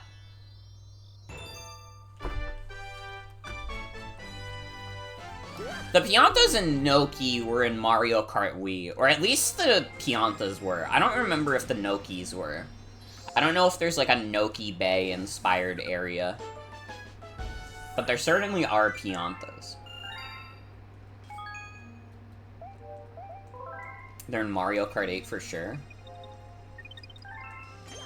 Oh, true. I think the Nokis are in Mario Kart 8. Was that not the right star? That was just some random-ass star I did. Dude, honestly, I'm gonna go to the other levels first, because I like those other levels more than Gold Leaf, and we'll go back to Gold Leaf if we end up needing, like, the stars. But we're like 9 stars away from the finale. Honestly, I thought it was gonna be closer. I thought I was gonna be going way past midnight tonight. But, like, we're gonna beat this, like, pretty comfortably within, like, a 6-hour time span. That's not bad. That's not bad at all. Can we beat midnight? I wouldn't count on it. It would be cool, but I wouldn't count on it. Especially since I think, like, Seaslide Galaxy, like, the one, like, Silver Star level is, like, pretty long. That's a long level. But I'm gonna do it anyways, because I really like Seaslide. Dude, you wanna talk about a level I wanted to live in as a kid? I wanted to live in Seaslide Galaxy.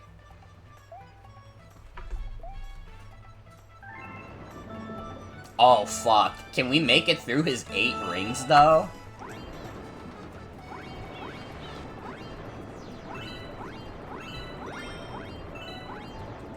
Is it one of your least favorite levels because it's a pain in the ass to navigate? I love this level. I'm gonna be honest. I think this is, like, you want to talk about Mario Galaxy's, like, immaculate vibes? This is the greatest vibes level in the world. I want to live here. I want to live in that damn lighthouse.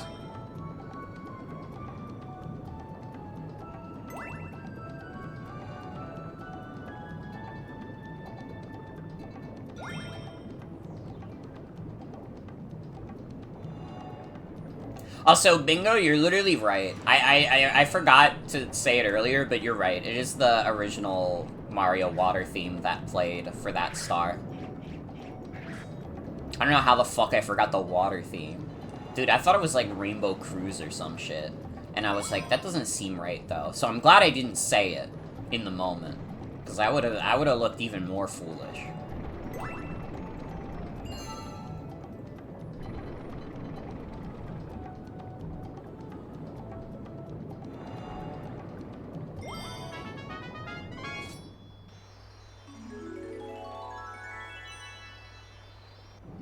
Rainbow Cruise in Melee has the OG water theme incorporated into the music.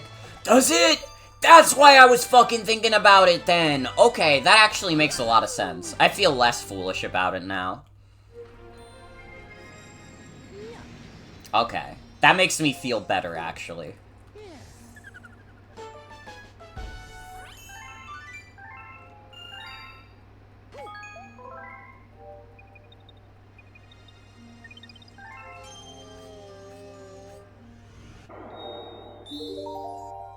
Aw, dude, the Cosmic Clone level. We got this. I'm also down to my last chocolate cover Oreo. I've been, like, munching on these for the past hour, slowly but surely. Don't worry, I haven't been eating them for, like, the past, like, eating a bunch of them. This is, like, my 5th one, okay?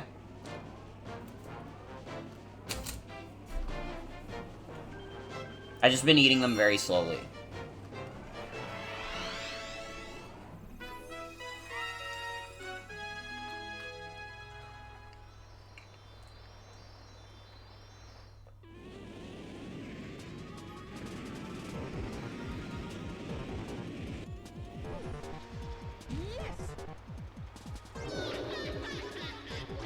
Our friend Ray?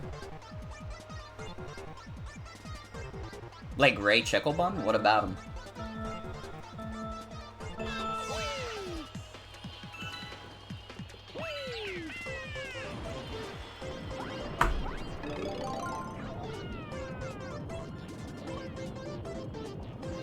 You thought the Ray was in this one? Oh. Well, no, I'm fighting Cosmic Mario. Silly.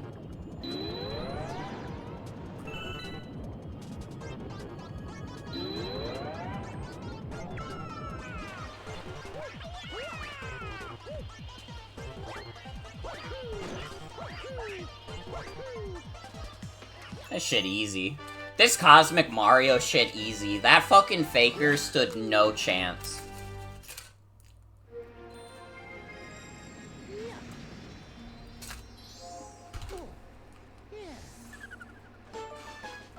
Little dude got owned.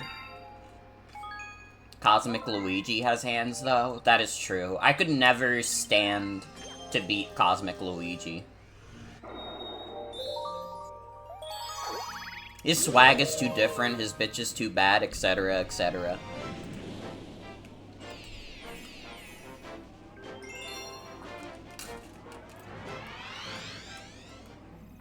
Faster than a speeding penguin, though?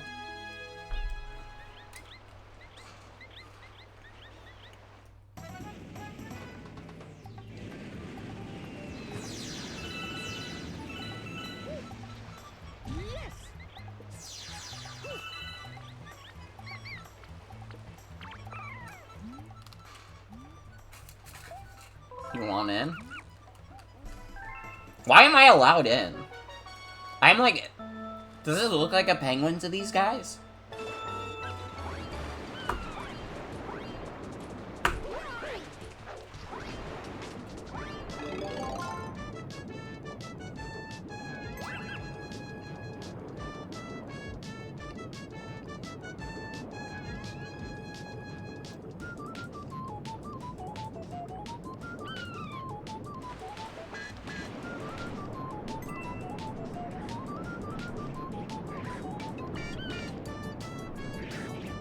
This is the second time this has happened. Clearly penguins see Mario as their own. That's like true as fuck. Like actually, like first mistake is like whatever, second mistake is like there's something going on here. And that thing is that they think that Mario has penguin-like features.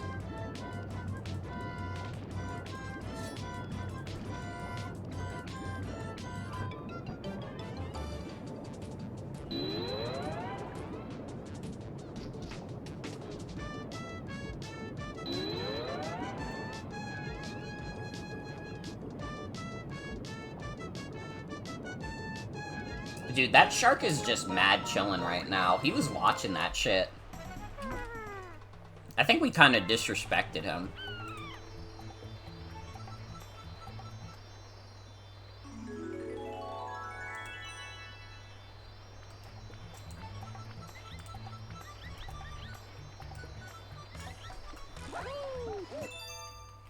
Bum, bum, bum, bum, bum. Mario! Alright, let me throw this shit out on my desk.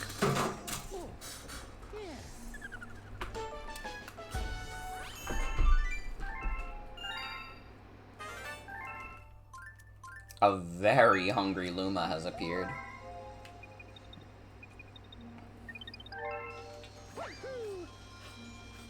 Is this like a good hungry Luma or a shit one? I don't see him. Okay, he's gonna starve. Remember thinking it was so weird in this game that Koopa were quadrupeds in this game? Yeah, it has been a while since that really happened. I'm like trying to think of like what like modern Mario games like interpreted them as such, and like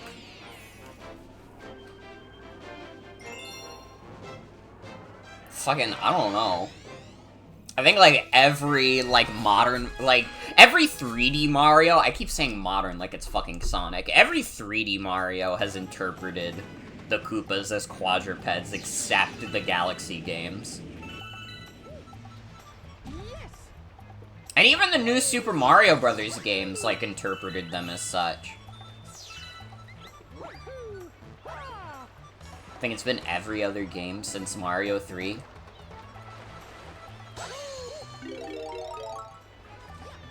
You know what's crazy is that I cannot, like, I love Super Mario World, I cannot actually remember how the Koopas looked in that game.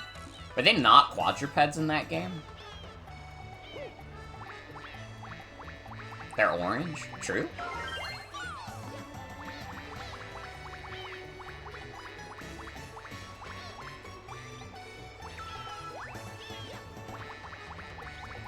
I don't know why, I can't envision, like, a Super Mario World Koopa in my mind right now. It's like it doesn't exist. It doesn't process. I know you kick them out of the shell. I know that much.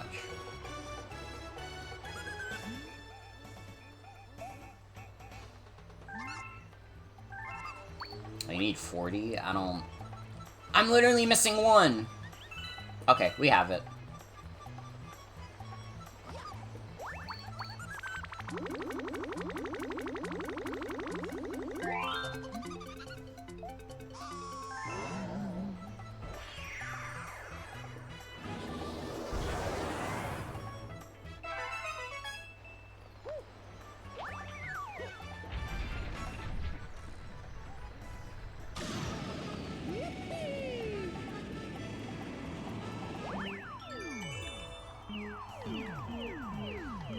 I'm literally a B. This is gonna be easy as shit.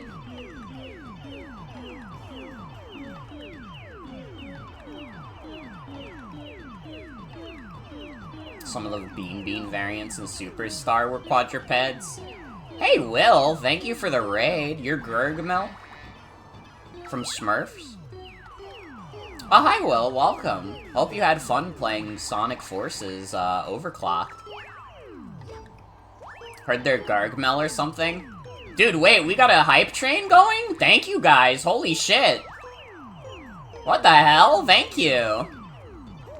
Thank you both, Chaos and Rick, for the, subs. Thank you, thank you. Can't wait to eat the Smurfs. Yo, who invited Gargamel in here? Really good resub message? Thank you. I take pride in the Mickey It's Riku sub alert. But yeah, thank you for the raid, Will. I hope you had a good time. Oh yeah, what was the best stream of last year? Was it Secret Neighbor? Because I was there. I was there for Secret Neighbor, so that was my favorite one. Personally.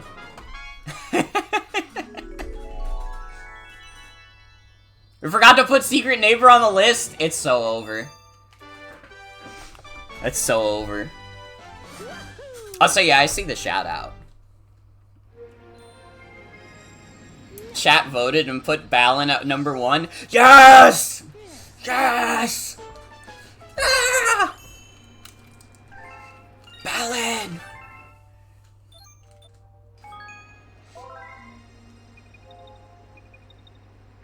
Didn't even put Among Us Fungal on the list. Fungled it.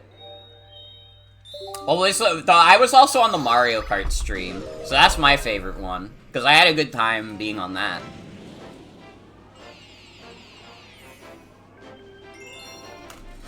That's my favorite because I got to hang out with my friend. Top 5 was Mario RPG, Bomb Rush, Cyberpunk, Tropical Freeze, Hi-Fi Rush, and TMNT Shredder's Revenge. Those are all, like, pretty dope games. Although I have not actually gotten to play Bomb Rush Cyberpunk yet. I have it downloaded on my Steam Deck. I've been meaning to play it, like, since it came out.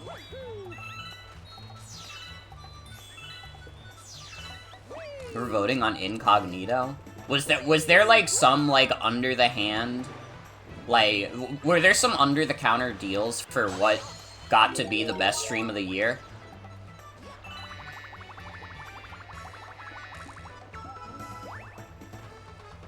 You were voting twice? That's messed up. Oh, it was by game? It was by best game. Okay, that's respectable. That's respectable, then.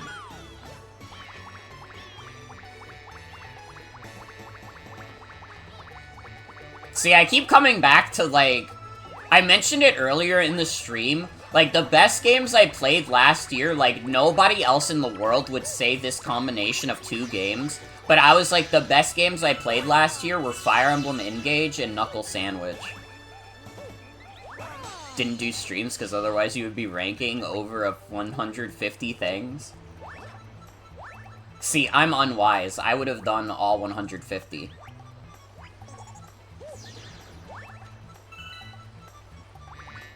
I'm not a wise individual like you are. You've literally not heard anyone else rank either of those as your favorites of the year. I'm built a little different. Built a little different. What is the Find Everything Things ranking? Dude, I gotta play more Find Everything in general. I, like, bought it to support my friends, and then I never actually played much of it.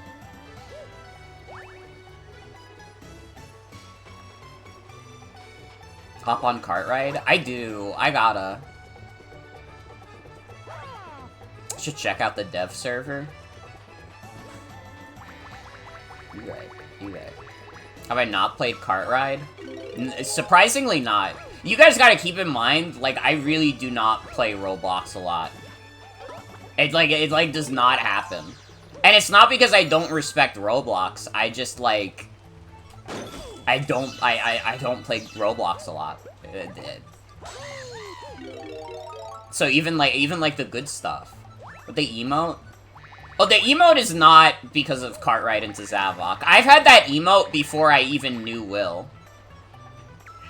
The Zavok emote is specifically from, like, I had a dream a long time ago, and this is gonna be funny for Will's viewers who do not remember this. I had a dream a long time ago that was like Zavok like became like an overnight sensation in the Sonic fandom because like there was this meme going around where it was just that one Zavok render with the word whore on it, and then like he became like so popular because of the whore image that like they were like fucking marketing the shit out of Zavok. He was on, like, the front cover of new Sonic games. Like, they would have, like, a Dante-style sticker that would say, like, featuring Zavok. If I ever get a merch shop, that's gotta be on there. Came for the Zavok, stayed for the awesome friend. You're my friend, Will. Smiles. Yo, wait. Are Morgan and Will even friends anymore, though? They didn't play Secret Neighbor for as long as they could've. That actually happened? It feels like real life.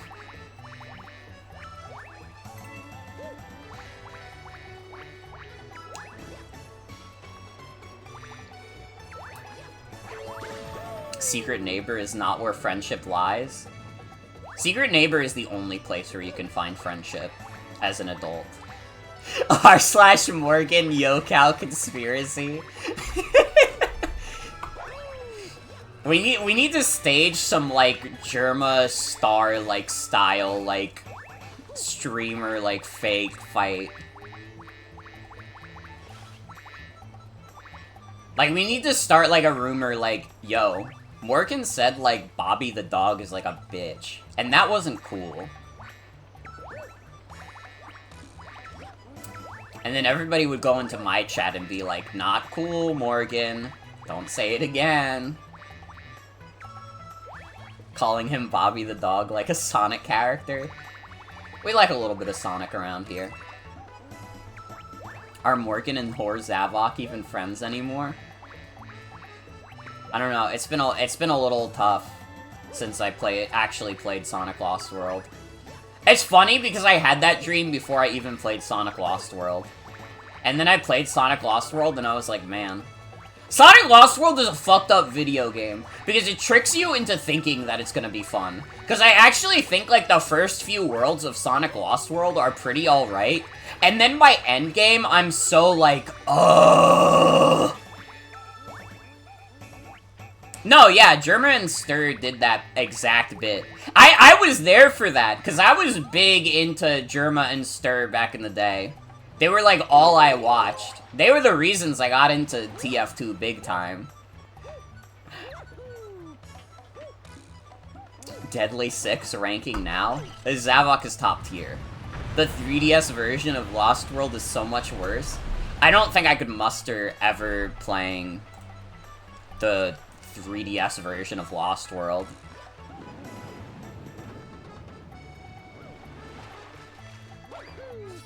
Playing, like, 3DS Lost World is, like, I don't know, it's, like, going to hell, and, like, you don't even get to beat up Ronald Reagan.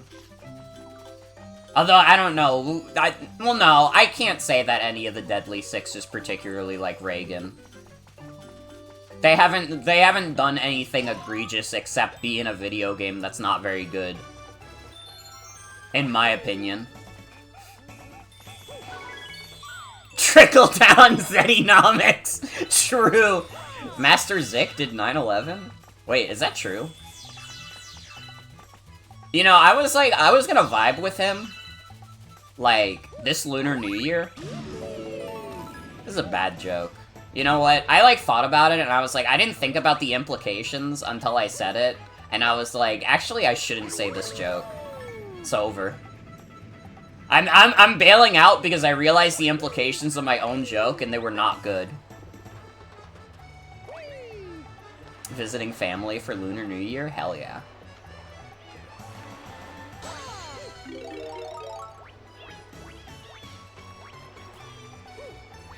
I don't know, it was literally like the punchline was just like I was trying to think of the newest holiday. Like the next holiday. And like, I've done like the exchanging of money on Lunar New Year with Jen, so it's like a holiday I've actually celebrated. And then like, I like thought about it and I was like, wait, I should not have like said that about Master Zik though. Oh, you thought I was gonna congratulate him on doing 9/11? No! I think it's bad that he did that. Alright, let the record show that I think it's bad that Master Zik did 9/11. Alright? You know, a lot of other streamers are not brave enough to call him out. But I don't think he should have done 9/11.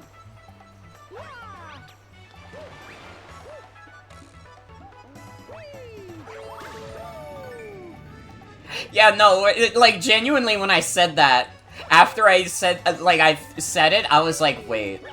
I know this is just, like, the next holiday I would reasonably celebrate, but this is just, like, a racist bit. I need to stop it there.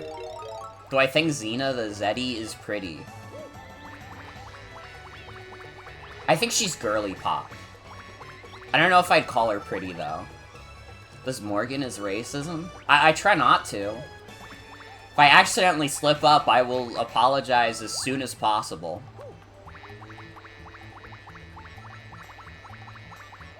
Think Xena is serving Zunt?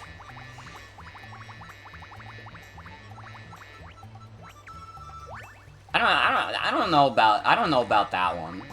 I don't know about that one. I think this bit needs to end about Master Zik. I am no longer comfortable with making any joke about Master Zik from Sonic Lost World. Let's talk about Mario.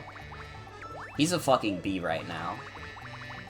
Okay, if you're Asian American, then you can say that. But I can't say that. Cause I'm white as snow.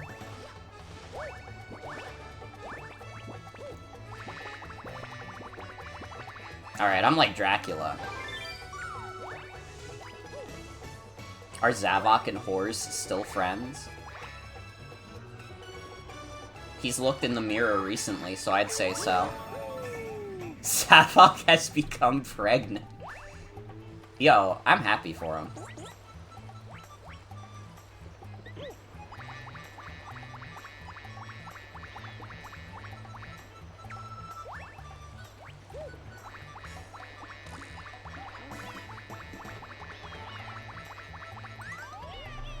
Wow, that was too much for V.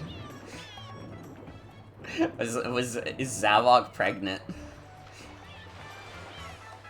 I was just congratulating him.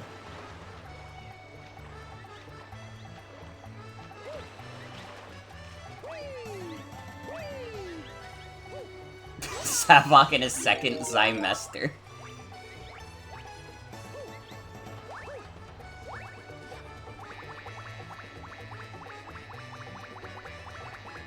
I've just been kind of navigating this space. Don't do it again. What's going on? Zavok got pregnant, apparently. And that's okay. I think it's fine.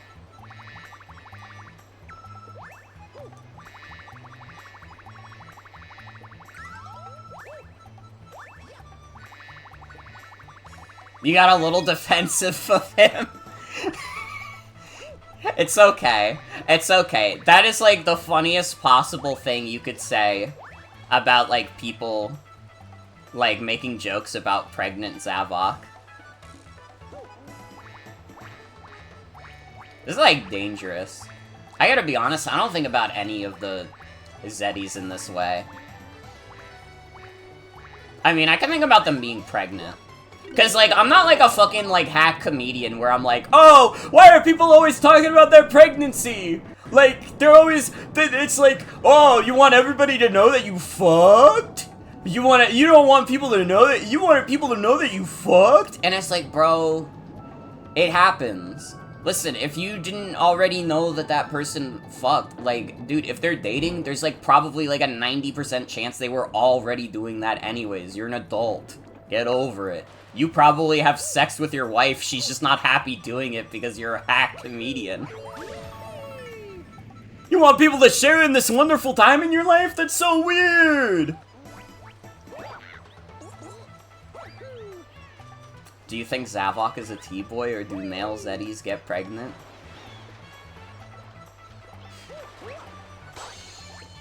I think we're losing the plot. I think we've lost the plot.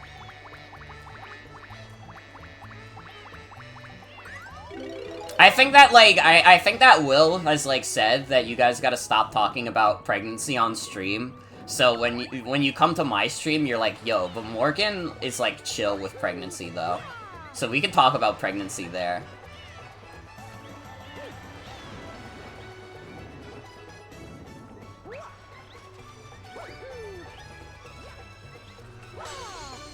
I would also like to hear about Bingo's lavender soda.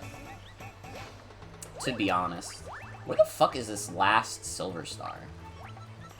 Does pregnancy exist in the Sonic universe at all? I don't know. Has there ever been a Sonic character that's pregnant? I mean, there are just, like, real humans in there. So I'd imagine, like, I don't know. I think it's, like, literally more fucked up if, like, humans were just, like, committing mitosis in the Sonic universe. I don't know, that's, like, a worse thought to me. I would literally just rather pregnancy exist in Sonic than, like, try and, like, pull that shit. Humans lay eggs? See, that's even worse! That's even worse! I would rather just the humans get pregnant. Vector can fuck. What if the Mario and Sonic universe, it's a stork? Wait. If Mario and Sonic share a universe, then it's a stork.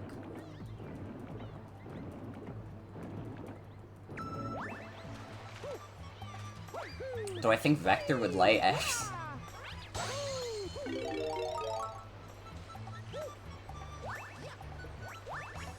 You know, Mario Galaxy is a really cool game. It's got, like, you can play as Mario as a bee.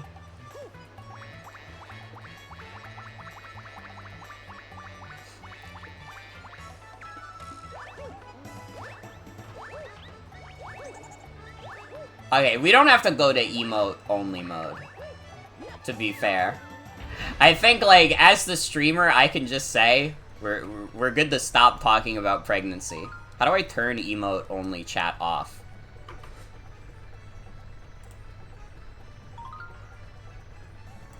There we go. Alright, we're good. We don't have to, like, listen, we had our fun. We don't have to talk about Zavok pregnant anymore. We can talk about Super Mario Galaxy. Yeah, we're all pregged out. We're good. It's done. We can't be contained forever. Listen, we'll do it by rule. We have like a dedicated pregnancy talk, but right now, you gotta stop. I'm having a good time playing Mario.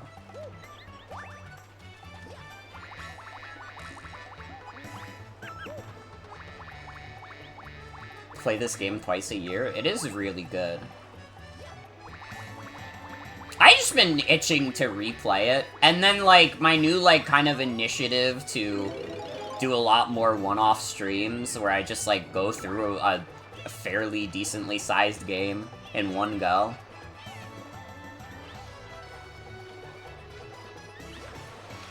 Socks is live right now if you want to talk about that. That's true.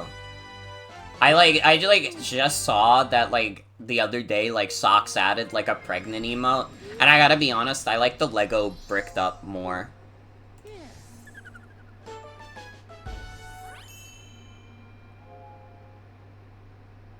Oh, Socks already removed that emote. Oh, Socks still has the bricked up emote! Wait, it's fine. Guys, it's literally okay. We still have the Lego figure jacking the fuck off.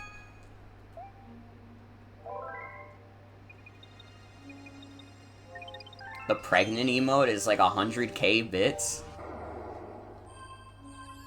That's crazy. Is that channel points emote? I did see that. I like got the notifications for that.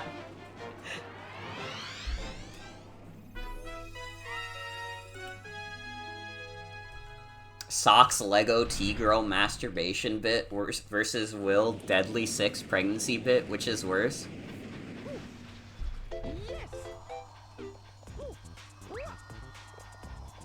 That's not your fucking bit. I don't know, I'm trying to think of what my worst bit is. But I'm too respectable.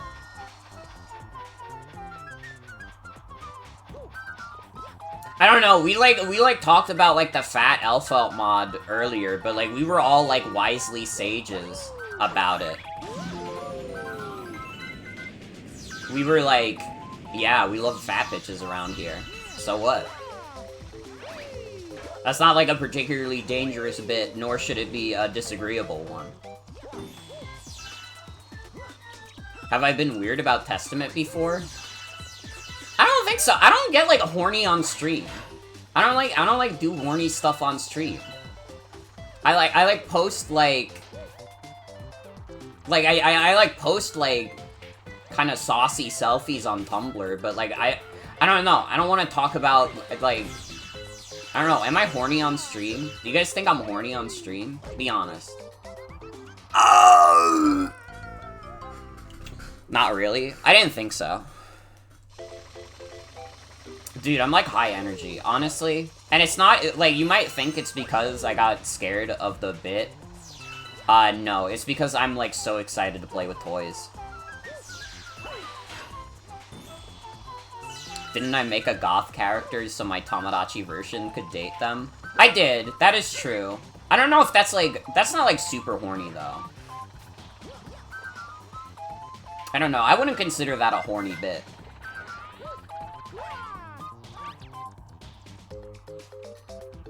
What do I do? Are you telling me that Mario can't crawl under there? I don't believe that. I don't believe in that.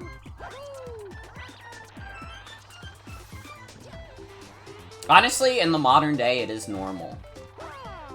Good topic for a Mario game. Yeah, guys, am I a hoe? Do I hoe myself out?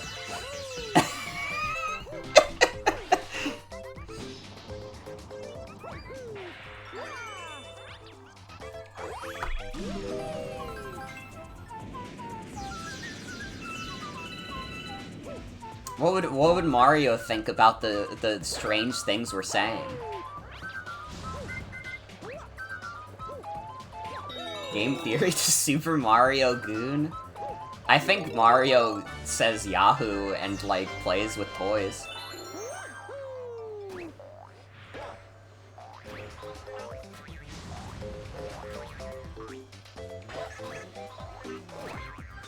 Jen said I kind of am, but not while I'm playing games. And that's, like, damning. That's, like, damning of Jen to say that, because Jen knows me better than anybody in the world.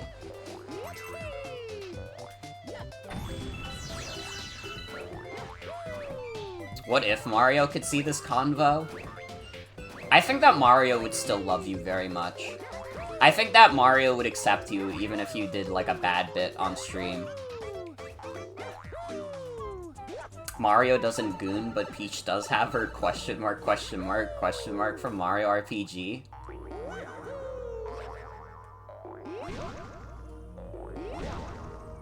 Just level up your battle pass playing Fortnite parkour, let's go.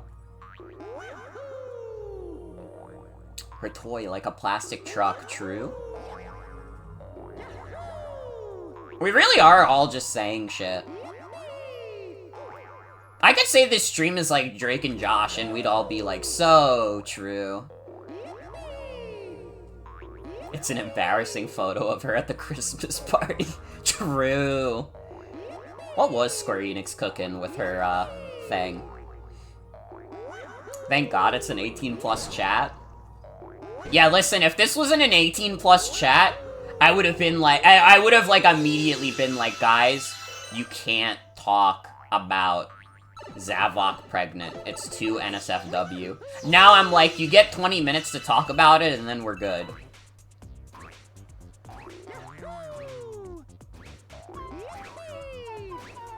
Alright, that's the respectable level we're at. Was it really 20 minutes? I don't know, but... It was longer than 2. So honestly, any time that's above 2 minutes is, like, by default, like, 20 minutes. Alright, 10 minutes doesn't exist. That's not real. Yo, Zeddy Sands, though? We as chat have made terrible bits. Damn. V going crazy with power right now. I thought that Zan's was quite good.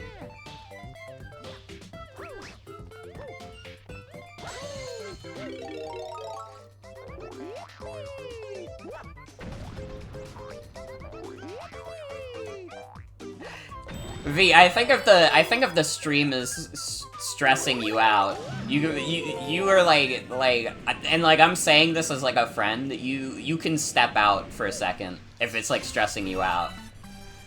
I don't need you to like pop a fucking blood vessel.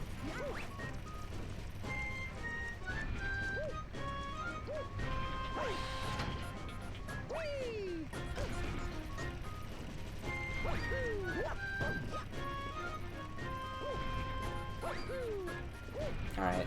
Is anyone able to, remove the timeout?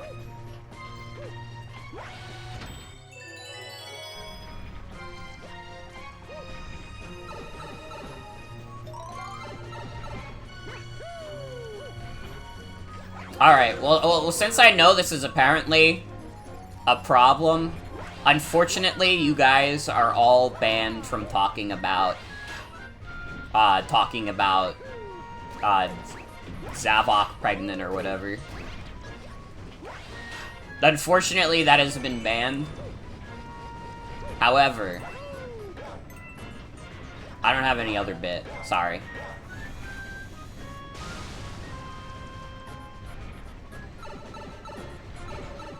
Alright, listen, we can do the bit 1 time, 2 times. Come on. We gotta move on to greener pastures.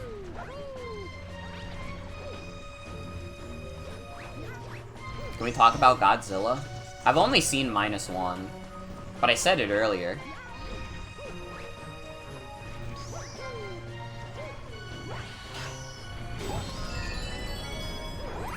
-1 is a really good movie. It's maybe the best Godzilla movie ever. I could see it. Because I watched that shit and I was like, this is like fucking phenomenal, dude. He's kind of an awesome big guy that destroys things. Well, to be honest, after watching -1, I don't want him to destroy things.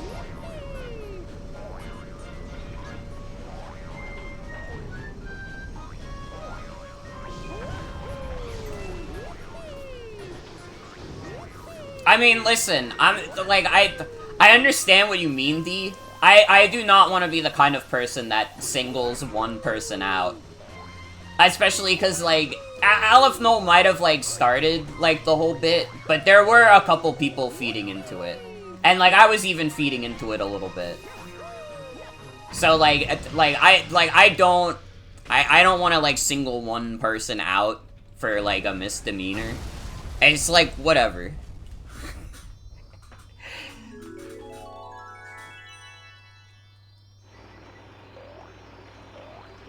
It'd be how it be. Yo, Mr. Peterson, though?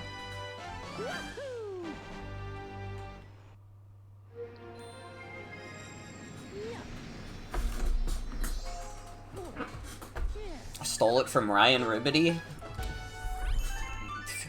I do not know Ryan, but I'm sure Ryan is gonna get an interesting conversation later.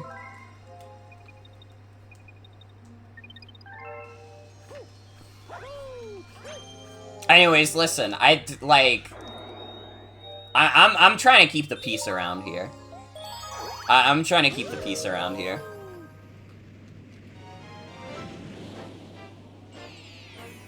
Just try not to continue things directly spoken against by the streamer. Mm-hmm.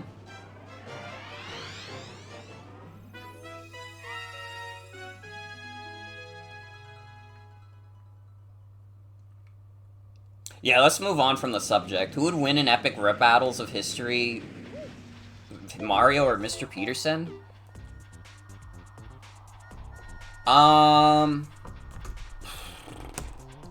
See, the thing is, I don't think either of them have, like, any sort of rap credit. Like, when the fuck, like, what year does Hello Neighbor take place in? If, like, someone can answer that, I could probably say whether or not Mr. Peterson could rap. But Gangster Mario? Fuck! Wait, you're right. There's literally the Mario Pinball Land commercial where Mario raps. Fuck! Shit, I might have to give it to Mario. I don't know. When does Hello Neighbor take place? Does anybody know? Because, like, realistically, would Hello Neighbor even know? It takes place loosely in the 80s and 90s. So, like, Mr. Peterson would be around when, like, the OG rappers were around. Like, if it's in the 80s, that would probably be even before, like, gangster rap was the most popular form of rap. He'd be too old for that shit? I don't know, maybe Mr. Peterson is, like, his horizons are very broad. I don't know, just because he's 50 years old doesn't mean he can't, like, enjoy, like, rap of the time. Especially, like, honestly, I feel like it's a more compelling argument for him. Because, like, I feel like, as a 50-year-old man, when, like, gangster rap would be the more prominent form of rap, then he'd probably, like, tune out. He'd be like, yo, this music is too crazy for me. But probably, like, the form of, like, rap that existed before that was, like, more prominent, I could see him, like, getting more enjoyment out of that. Like, I don't know. I could not see, like, Hello Neighbor enjoying, like, Wu-Tang Clan or, like, Biggie Smalls. Mr. Peterson hates the youth and rebellion and new things. He literally tries to lock his own son away from the outside world.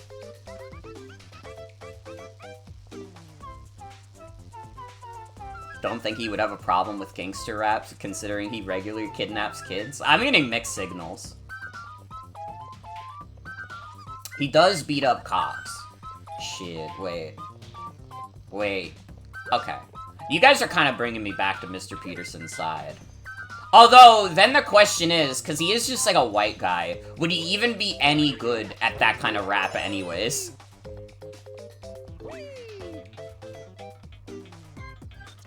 Do I think Mr. Peterson would like Pat Benatar? Maybe. Maybe. I don't know, my vote's still on Mario. Yeah, something tells me that Mr. Peterson doesn't have it in him. And, like, at least Mario could, like, come closer. Like, I gotta be honest, I gotta give it to Mario. And I don't even think Mario has a lot of rap credit.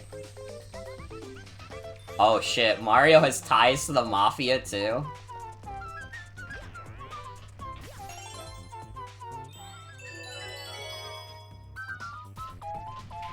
He could kind of spit bars. Like, I don't know, I wouldn't, like, put Mario on, like, the level of, like, the greatest rappers of our time.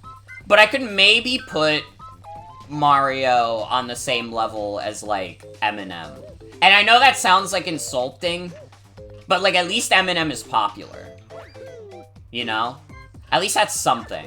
I don't think, like, I think Mr. Peterson has, like, fucking, like, Christian rap in him. Which is, like, that's just no good. You know, I don't need him to say, like, Jesus Christ is my best friend. Which is the clean version of saying what that white guy said.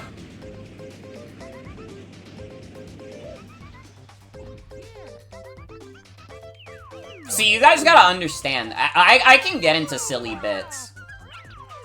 I can get into silly bits, as long as we can have a scholarly debate about it. Like, about if Mario or Mr. Peterson could rap better. You were just coming up with points in favor of Mr. Peterson? This probably will be the last level, to be honest, because we're like 3 stars away. We could probably just get the remaining stars in, like, Toy Time.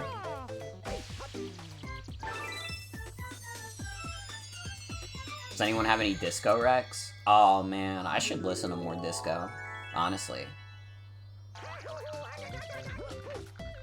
Earth, Wind, and Fire?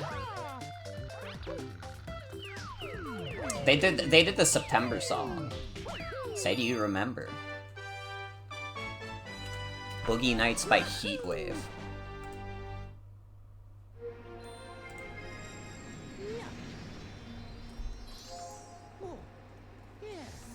Need something more obscure? There's gotta be, like, an underground, like, disco scene going on. Like, I bet if you, like, looked up on, like, Bandcamp, you could find some good, like, indie disco. Did I know there's actually 3 Mickey Mouse cartoons in public domain? What are the other 2? Like, Steamboat Willie was the big one that people were talking about. What are the other 2? So I can make a funny-ass post about it that won't get as much clout because nobody cared about those other ones. Plain Crazy and Gallopin' Gotcho. Yeah, I can see why nobody talked about those, because I've never heard of them in my life.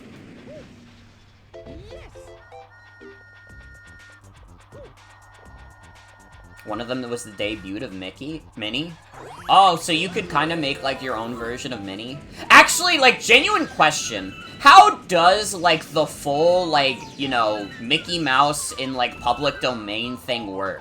I know you can't use specifically Disney's, like, interpretation of Mickey Mouse, but what does that even fucking qualify as? Like, can you have Mickey Mouse at all? Could you even still call him Mickey Mouse?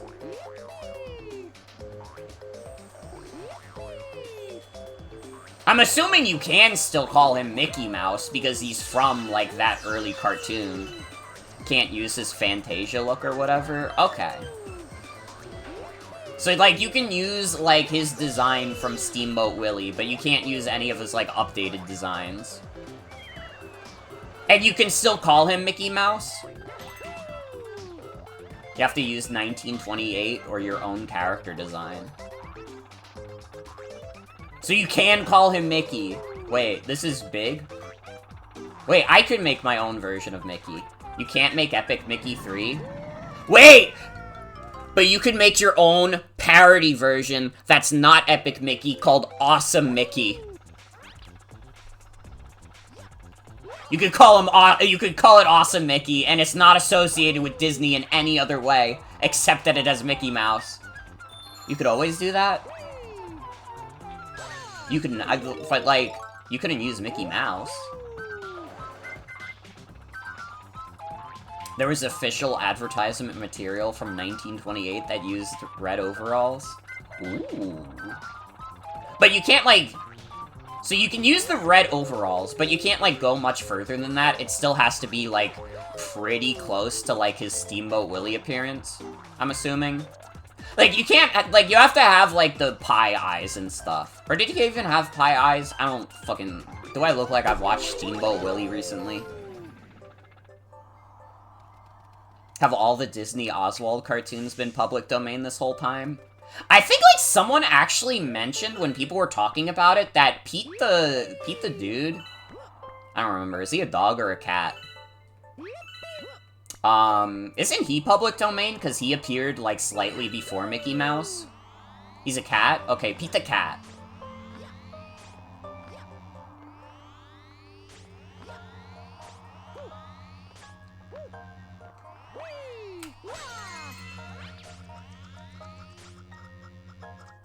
Can't you take a screenshot of the Steamboat Willie design directly and call him something else entirely? Maybe. Pete actually excites you more than Mickey? Skeleton Dance is public domain? Let's fucking go!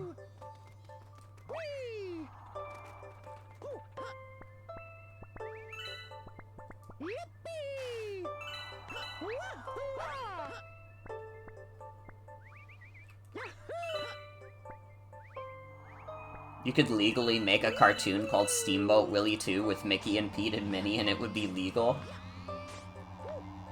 Honestly, I just think it's kind of cool in general that you can, like, make stuff with fucking Mickey Mouse.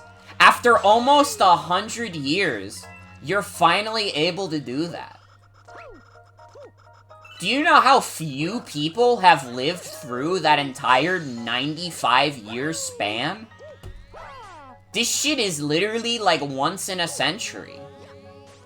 And for such, like, an iconic character...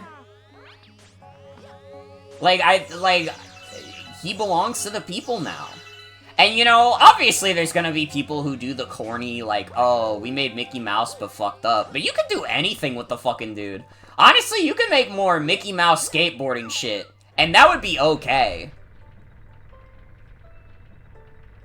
Bugs Bunny will be public domain in 1936. That's when the fun begins, man. That's when the fun fucking begins. Holy shit. Who the fuck is the Mad Doctor?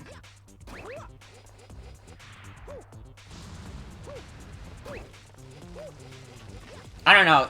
Like, I'm the kind of motherfucker where I'm just, like, all for, like, copyright, like, abolishment. Cause, dude, like, even with copyright law, people are getting away with crazy shit anyways. Did you see the fucking H-Bomber guy video about plagiarism? Like, I don't think that, like, strict copyright rules would really, like, stop them from doing that. So, like, well, what the fuck are all the rules in place for then?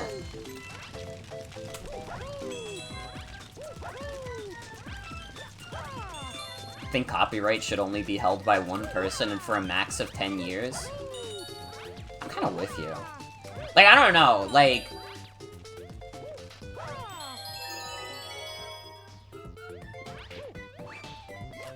If, like, copyright rules didn't exist, like... I feel like we'd get so many different, like, creative interpretations of things. Like, do you know how many fucking stories are just based loosely on, like, Shakespeare plays? It's so many! And, like, so many of them are still, like, really good. Like, we live in a world where, like, at this point, listen... Everything is, like, gonna be a little derivative of something. So without copyright, like, would it really matter that, like, you can just, like, use, like, oh, what the hell, you can use Han Solo from Star Wars? Yeah, like, I think that'd be fine, honestly. I would just like to have some minor protections for new authors or creators. Think someone still managed to get their Reylo fanfic published as a whole book just without the Star Wars. Mm-hmm.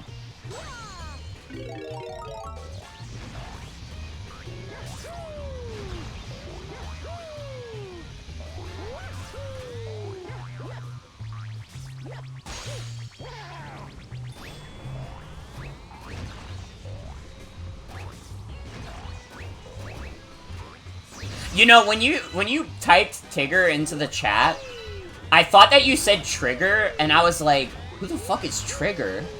I've never heard of this character in my life. That's cool, though.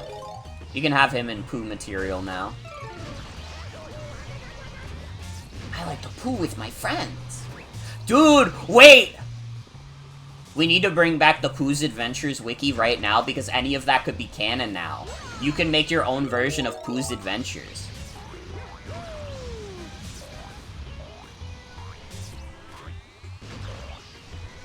Thing about public domain is that it effectively didn't expand at all between January 1st, 1998 and January 1st, 2019, really. The conglomeration of properties being owned by Disney is like, you could do anything with any character, but it had all the creativity sucked out of it. God. He did do that. Tigger did do that. I remember seeing that. I was like, yo, the kids are like seeing that. That was before it was in Fortnite 2, wasn't it? Like, that was just when it was like a dance from, I think, Cheers. Popeye in public domain is gonna go crazy. Do you think, like, someone's finally gonna make, like, that good, like, 3D animated Popeye movie, now that they don't have to go through the licensing bullshit for it? Thought it was Scrubs? Oh, it might have been Scrubs, actually. My bad, my bad. I'm sorry, I don't actually know my old sitcoms. Probably not. Damn. Well, I can dream. It was Scrubs? My bad. We could get another Popeye Switch situation? Dude, we could get like a million Popeye Switch situations. Honestly, though, who's gonna be the wise guy who's gonna make, like, a Popeye beat-em-up? Gotta educate you on Fortnite Deep Lore? You could. Olive Oyl existed before Popeye. Is she public domain? She might be.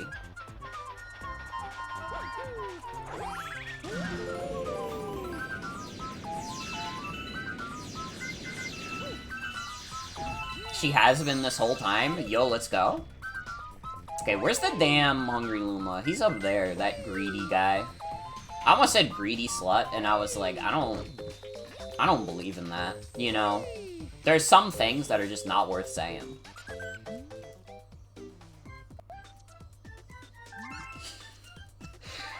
A what? A Hungry Luma.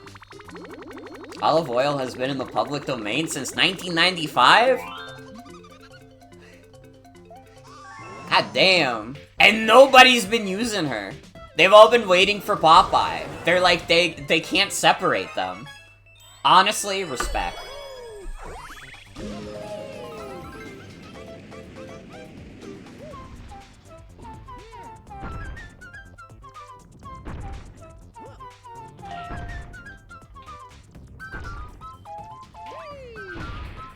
Popeye, the goated wife guy.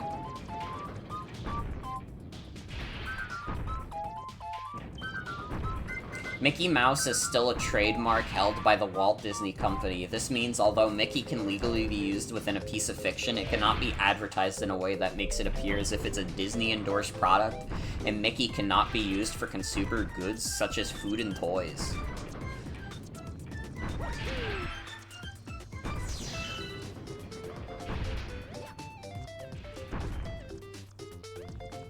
without the toys? What are we gonna do without the toys? Honestly.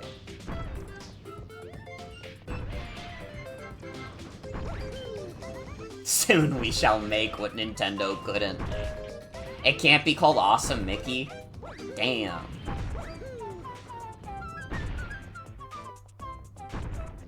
Alright, we gotta come up with a new name for him. Easy. His name is Awesome Mikey. It's like the most bootleg problem, or most bootleg-ass name ever. But hey, if it works, it works. Cocksucking Mickey? I guess to be fair, making his first name Cocksucking would definitely make it so you can tell it's not endorsed by the Disney Corporation.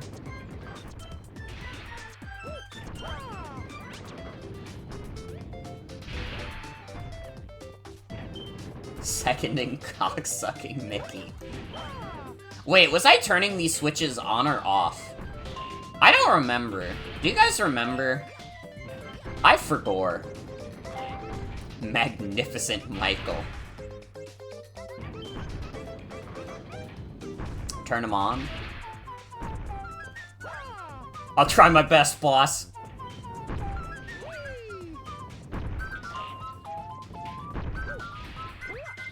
Still doing Minecraft parkour. Are you winning?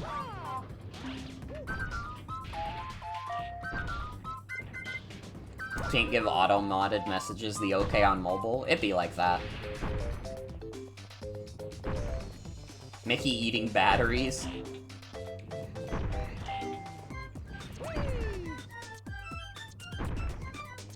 Wait, did I say Minecraft instead of Fortnite?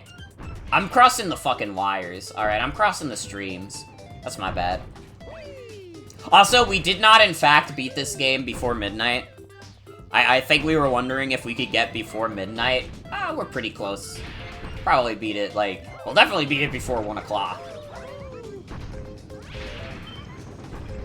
That's my bad. I got the wires crossed for sure.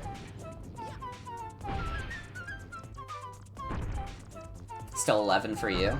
Mm-hmm.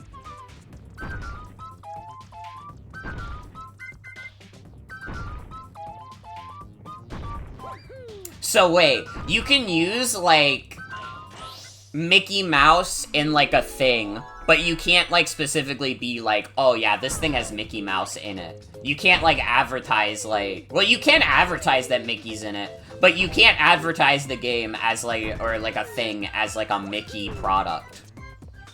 Like, it has to be called something else. So we can still make Awesome Mickey, but it can't... It's just called Awesome Mouse or something. Just have to make it extremely clear that Disney isn't endorsing you. I can live with that. Awesome Mickey, not by Disney.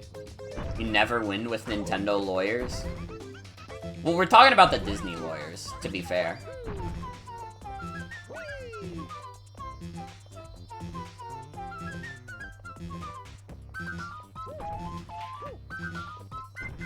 How the fuck did this star spawn?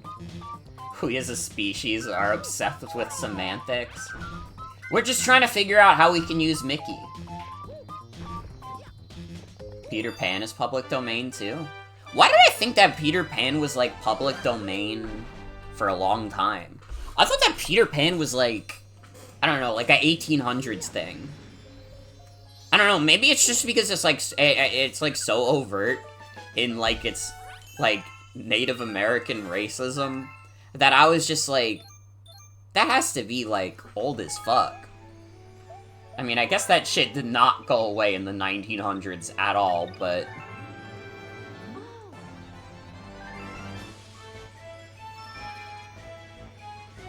I don't know, maybe only the Disney version has, like, the extremely racist stuff with Native Americans.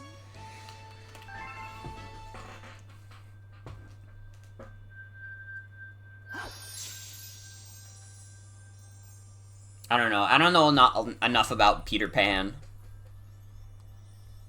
Because I kind of just think that shit is mid.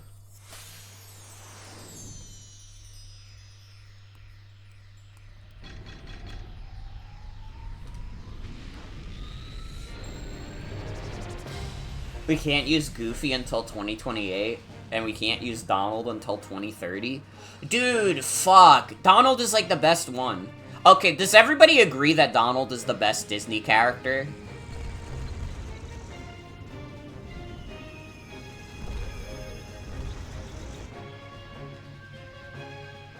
I don't know, I'm like ride or die for Donald. Go, Mario. Go, Mario. It's an extremely common sentiment in Europe, at least. No Yowie for years. You're not rocking with Goofy? No, I like Goofy. I think Goofy's great, but I like Donald better, is all. I think Donald is, like, the best, like, Disney character. Like, out of the ones that Walt Disney made, I think, like, Donald is the best one. It's kind of hard to choose between Donald and Goofy. That is true. They're both really good. Donald's great, but you think Scrooge is the best out of the Mickeyverse? Yo, this motherfucker sympathizes with the rich. Mods, do your thing.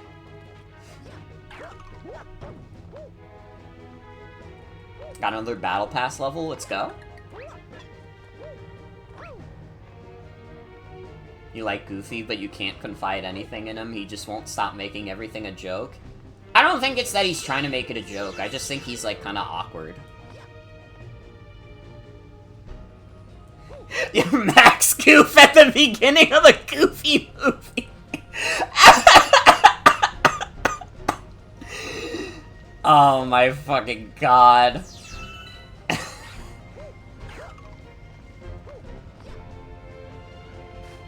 God, the two Goofy movies are, like, so of their time, but they're also kind of good. Can we just, like, admit? Like, maybe it's nostalgia bias, but those movies are kind of good.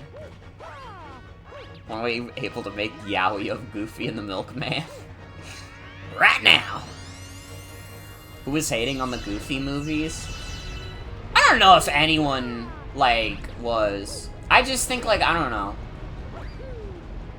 They're, like, a little corny, a little goofy. They got, like, the skateboarding in them. They're, like, very, like, 2000s. But I like them.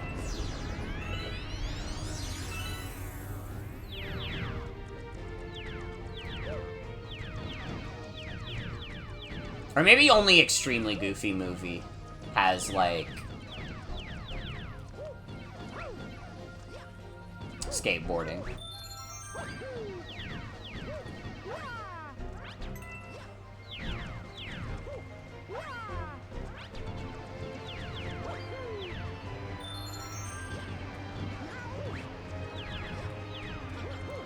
Woo!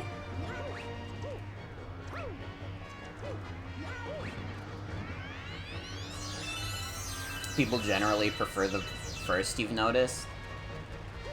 Yeah, that, like, makes sense. I don't know, it's funny because I think I actually only most recently watched, like, an Extremely Goofy movie, which is why I was like, wait, don't both of them have, like, skateboarding in it? I think it's only that one. It's only that one. I think it was, like, the era where they were, like, doing, like, Disney characters skateboarding was, like, fascinating. They really don't make shit like that anymore. Oh, Max might skateboard in the first one? Let's go! Second one has Bradley upper crust. That's true as fuck. Zeke and Luther, I, like, vaguely remember. That was, like... I don't know, I think that was, like, at the point where, like, even as a kid, like... I guess in general, I didn't actually watch a lot of Disney Channel as a kid. Like, I liked the Disney movies, but I didn't actually watch a crazy amount of Disney Channel. Like, I think the older I got, the less I, like, watched, like, Disney Channel. And I'm talking, like, not even that old. I'm talking, like, when I was, like, fucking 7. At that point, I was like, dude, I'd rather watch, like, Cartoon Network or Nickelodeon. I was definitely, like, a big Nickelodeon kid. I feel like if you probably asked me about, like, a bunch of Nickelodeon shows at the time, including, like, the live-action stuff, I would remember that best. I thought that, like, when I was a kid, I thought that Cartoon Network jumped the shark with, like, CN Real. And I think, like, most people agree they did. Yeah, I don't know. I'm trying to remember what I watched on Disney Channel as a kid. And really, I think, like, the last thing I watched from, like, Disney Channel at that time was, like, Phineas and Ferb. And to be fair, Phineas and Ferb is pretty good. I mean, like, Baljeet is a little bit of an unfortunate character. But other than that, I think that Phineas and Ferb is, like, pretty good. It's, like, a pretty, like, fun, like, goofy kid show. They also just randomly had bangers in there. Honestly, the theme song of Phineas and Ferb is kind of a jam.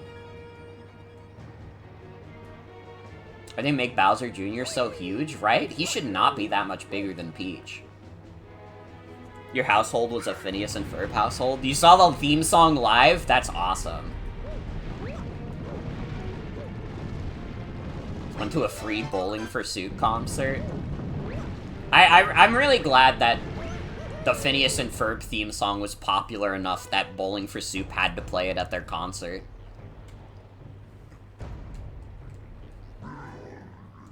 I forgot that they also did the What's New Scooby-Doo theme song. Holy shit.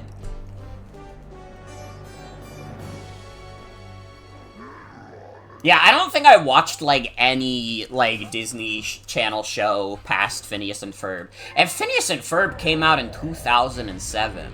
I mean, I kept watching it after that, but it was really the only, like, Disney show I was watching. I don't know, I guess I probably watched a little bit of, like, Sweet Life on Deck, which was, like, the sequel show where, well, they were on a boat. Phineas and Ferb has been off the air for some time now.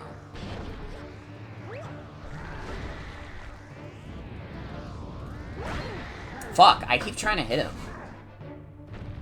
The Bowling for Soup vocalist sang Sonic Unleashed Endless Possibilities. I do remember that. I do remember that. Never saw a lot of live-action Disney stuff. Honestly, I feel like that's more of what I've seen from the Disney Channel. You know what? Actually, I was saying all this stuff. I was a Gravity Falls fan in, like, 2012. I enjoyed watching Gravity Falls. And honestly, I think it's still, like, pretty good. I don't think it's, like, a masterpiece, but I enjoyed it. See, I've never watched Wander Over Yonder. I've never actually seen that show. I've heard good things. I know that the new DuckTales show is also really good, but I never saw that either.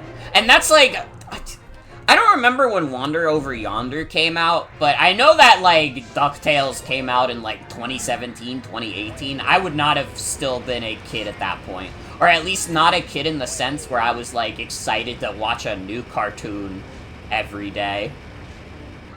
Bro, when I was 17, I was playing fucking Fire Emblem, bro. I was watching those anime people kill each other. Yeah, in, like, 2014, like, not that I wasn't still, like, a child, but, you know, I was a teen. I was ready for mature shit.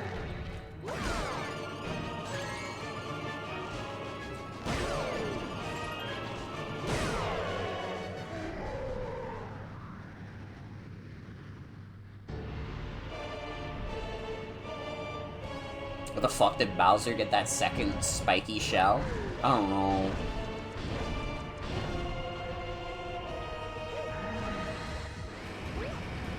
Uh-oh. I didn't think he would still do this attack.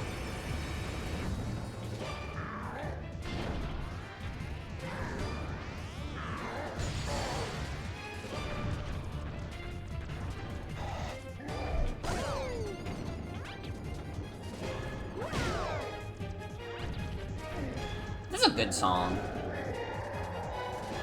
I remember being like, oh cool, David Tennant's in this one and watching the trailer, but not actually watching DuckTales after that.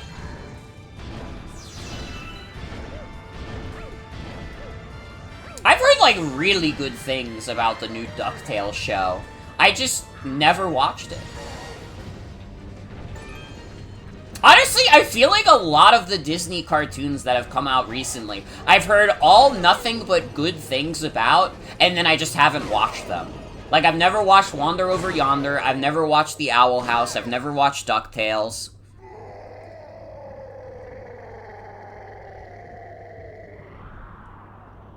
I'm sorry, everybody. I did kill Bowser, though, and saved the galaxy. I'm an adult. You're an adult. That's a normal thing. That is true. That is true.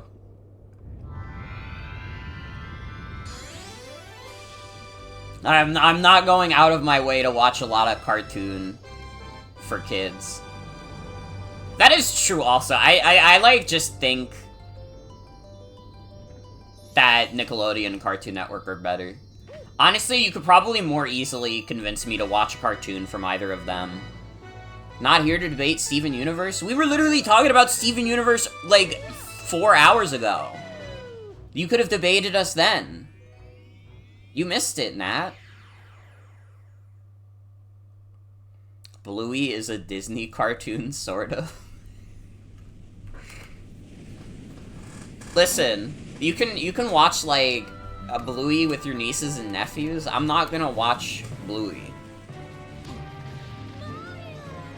I think the Steven Universe sucks! Even Nick, you don't find as much you like out of its total library as Cartoon Network? I don't know, I'm trying to think of stuff that Nickelodeon has put out that I strictly don't like. I mean, nowadays, the Schneider's Bakery stuff is definitely, like, a very weird to try and go back to. It would be very hard to watch any of those, but there was some good stuff on there. I mean, honestly, just like SpongeBob alone, like, oh yeah, they just accidentally, like, dropped one of the greatest cartoons ever made. Casually.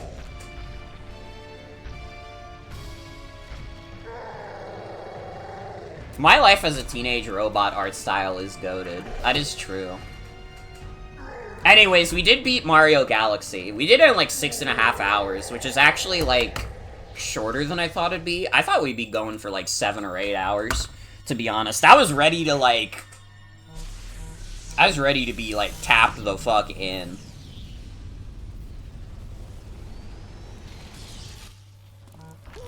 The universe is saved, yay, and you can hear my Joy-Cons rumble. This ending was, like, mind-blowing as a kid. Honestly, now when I think about this ending, I think it's a really nice ending, but I also think about how, like, Nitro Rad was like, yo, I hate this, like, Disney princess shit. And I was like, I don't know, he's entitled to his opinion. I just think about that a lot. I think, like, calling this ending, like, Disney princess shit is, like, really fucking funny. Bro, when the fuck does the entire universe, like, blow up in, like, a Disney princess movie? This is the most Disney Mario game? You know, I hate to say it, but you are a little right. You are kinda right.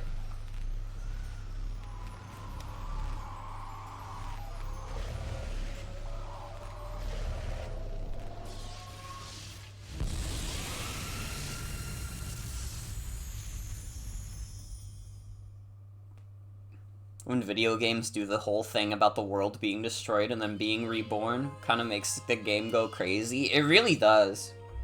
It really does.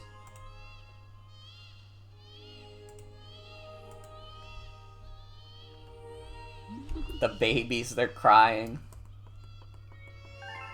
The sequence made you have to step out of the room to cry a second time right after the choir.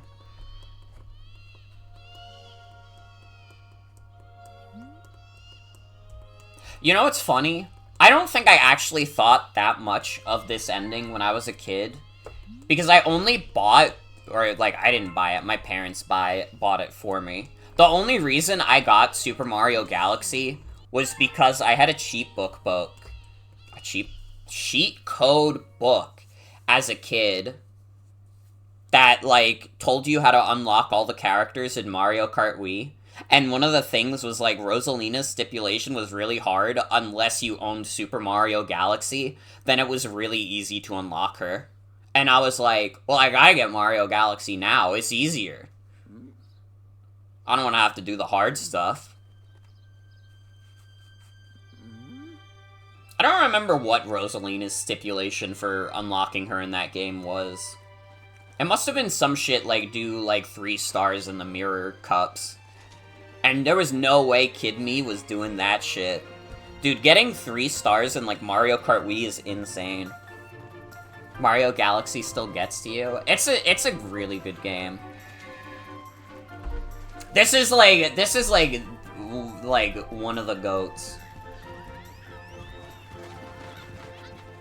Doing a Pokemon community night and we found 2 shiny Alolan Geodudes completely randomly. That's fucking awesome. I got like a Alolan Geodude shiny when I was playing the Indigo Disc. I don't remember if that was on stream or off stream.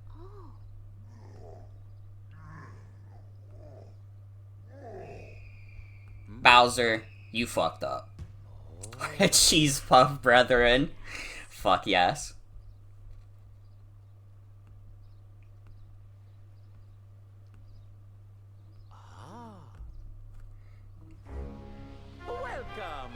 Welcome, New Galaxy! Galaxy! What a fantastic game this is, though. Honestly, like, this was, like, getting to play this game again on stream was a blast. Mario Galaxy will always be, like, fun as fuck to revisit. It's just, like, a good game. There's, like, it's like a perfect video game, almost. Like, Mario Galaxy has some problems that are easier for me to see as an adult, but it's still like, dude, the vibes really are immaculate. Like, this is like, in terms of like the world building and the story of Mario, it's like the perfect mix. Because Mario doesn't need like a crazy elaborate like story or world to begin with.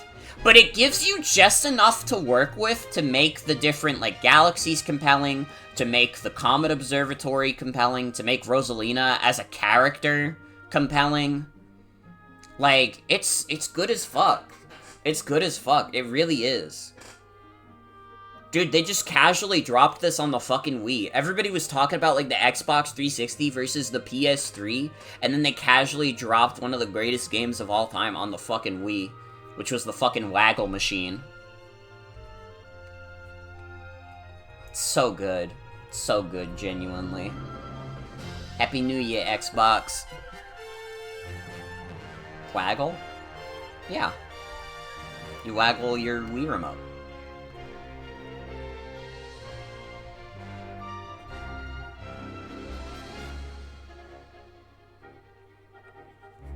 Thought that was the name of a game. Oh, no. But yeah, I love Super Mario Galaxy. And judging by the reaction in chat, I think that you guys also love Super Mario Galaxy. This is really one of the greatest of all time.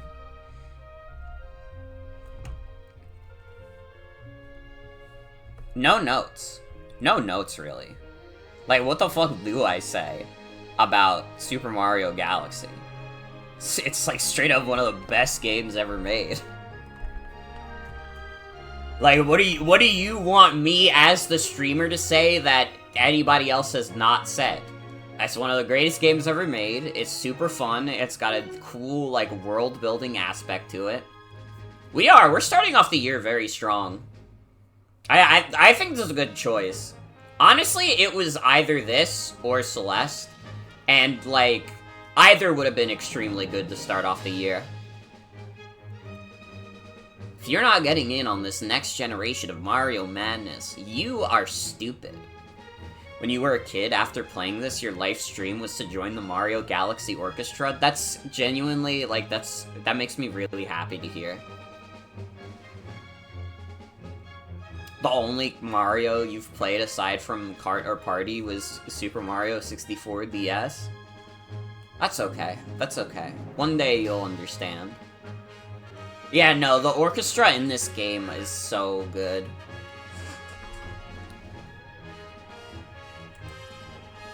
There really is just, like, no notes I can have about this game. It's just, like... This game is good. Game is fucking good. It's damn good.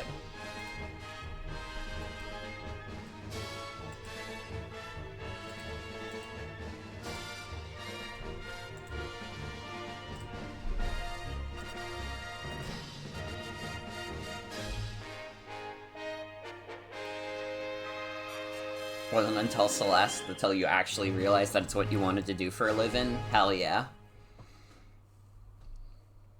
Thank you so much for playing my game. Barnyard is free to watch on YouTube. Oh shit!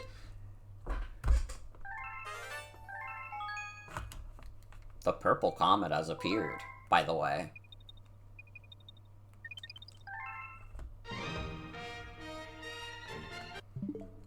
Wow, it's a good thing that everybody watching this stream can go out right now and buy Super Mario 3D All-Stars. Isn't that right, guys? So you can enjoy 3 of the greatest video games ever made. Right, guys? Am I right?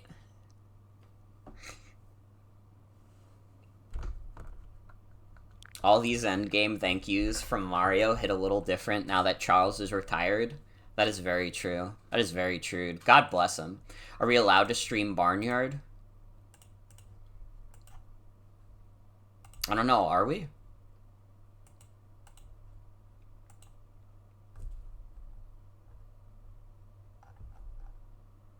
Dude, I also posted the Steamboat Killy on Tumblr, and someone just reblogged it with the hashtag faves. I can't wait to go to my local store and buy a copy of Super Mario 3D All-Stars. I love purchasing video games that are available and in production. Yeah. Yeah. That's what we like to hear. Thank you, Nintendo, for letting us buy this game right now.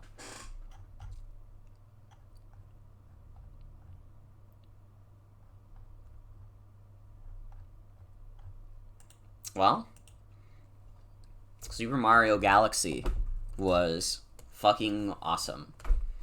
Good-ass game. Good-ass game. I definitely think, like, there's a distinct possibility that next chance I get to do, like, a longer one-off, we'll probably do, like, all of Celeste. Not, like, the B-sides and stuff. I'm just doing the main campaign. If you expect me to do all the crazy shit in Celeste, you're insane. We will do the main campaign, though. We'll do that in one stream. Thank you for streaming one of your favorite games. No problem. Thank you for watching. Thank you, everyone who joined me.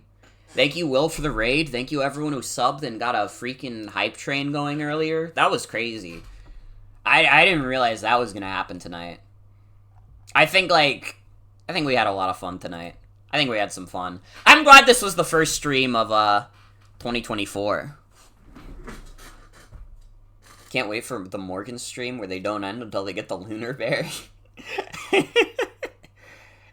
I couldn't even beat Chapter 9 because I hadn't even beaten all the B-sides. I got to the point where they, like, ask you to put in, like, the hearts and stuff, and I was like, bro, I didn't get that far. You want me to unlock all that shit? Like, I literally got to that point, and I was like, well, I guess the DLC is over for me. Because, like, I haven't done that shit. That's crazy that they don't tell you to do that until, like, halfway through that fucking DLC. That's crazy. They're kind of wilding out at Extremely OK Games. I think that's the company name now. Anyways, that's gonna be it for tonight's stream. I thank you all for coming. Hope you all have a good night and take care. I'll probably be back tomorrow. If I do stream tomorrow, it's gonna be Pokemon Violet, the Indigo Disc. We'll be finishing that up. Cause I didn't finish that last year. And then, like, I definitely want to stream more Tomodachi Life this week. You'll get another part of Tomodachi Life at some point. And then, like, I don't know. I might try Splatoon single player. We might start that as, like, a little playthrough to do. That's not gonna be, like, a full one-off. I'm just gonna kind of do it casually. We'll go from there. Yeah. Have a good night, everybody. Take care.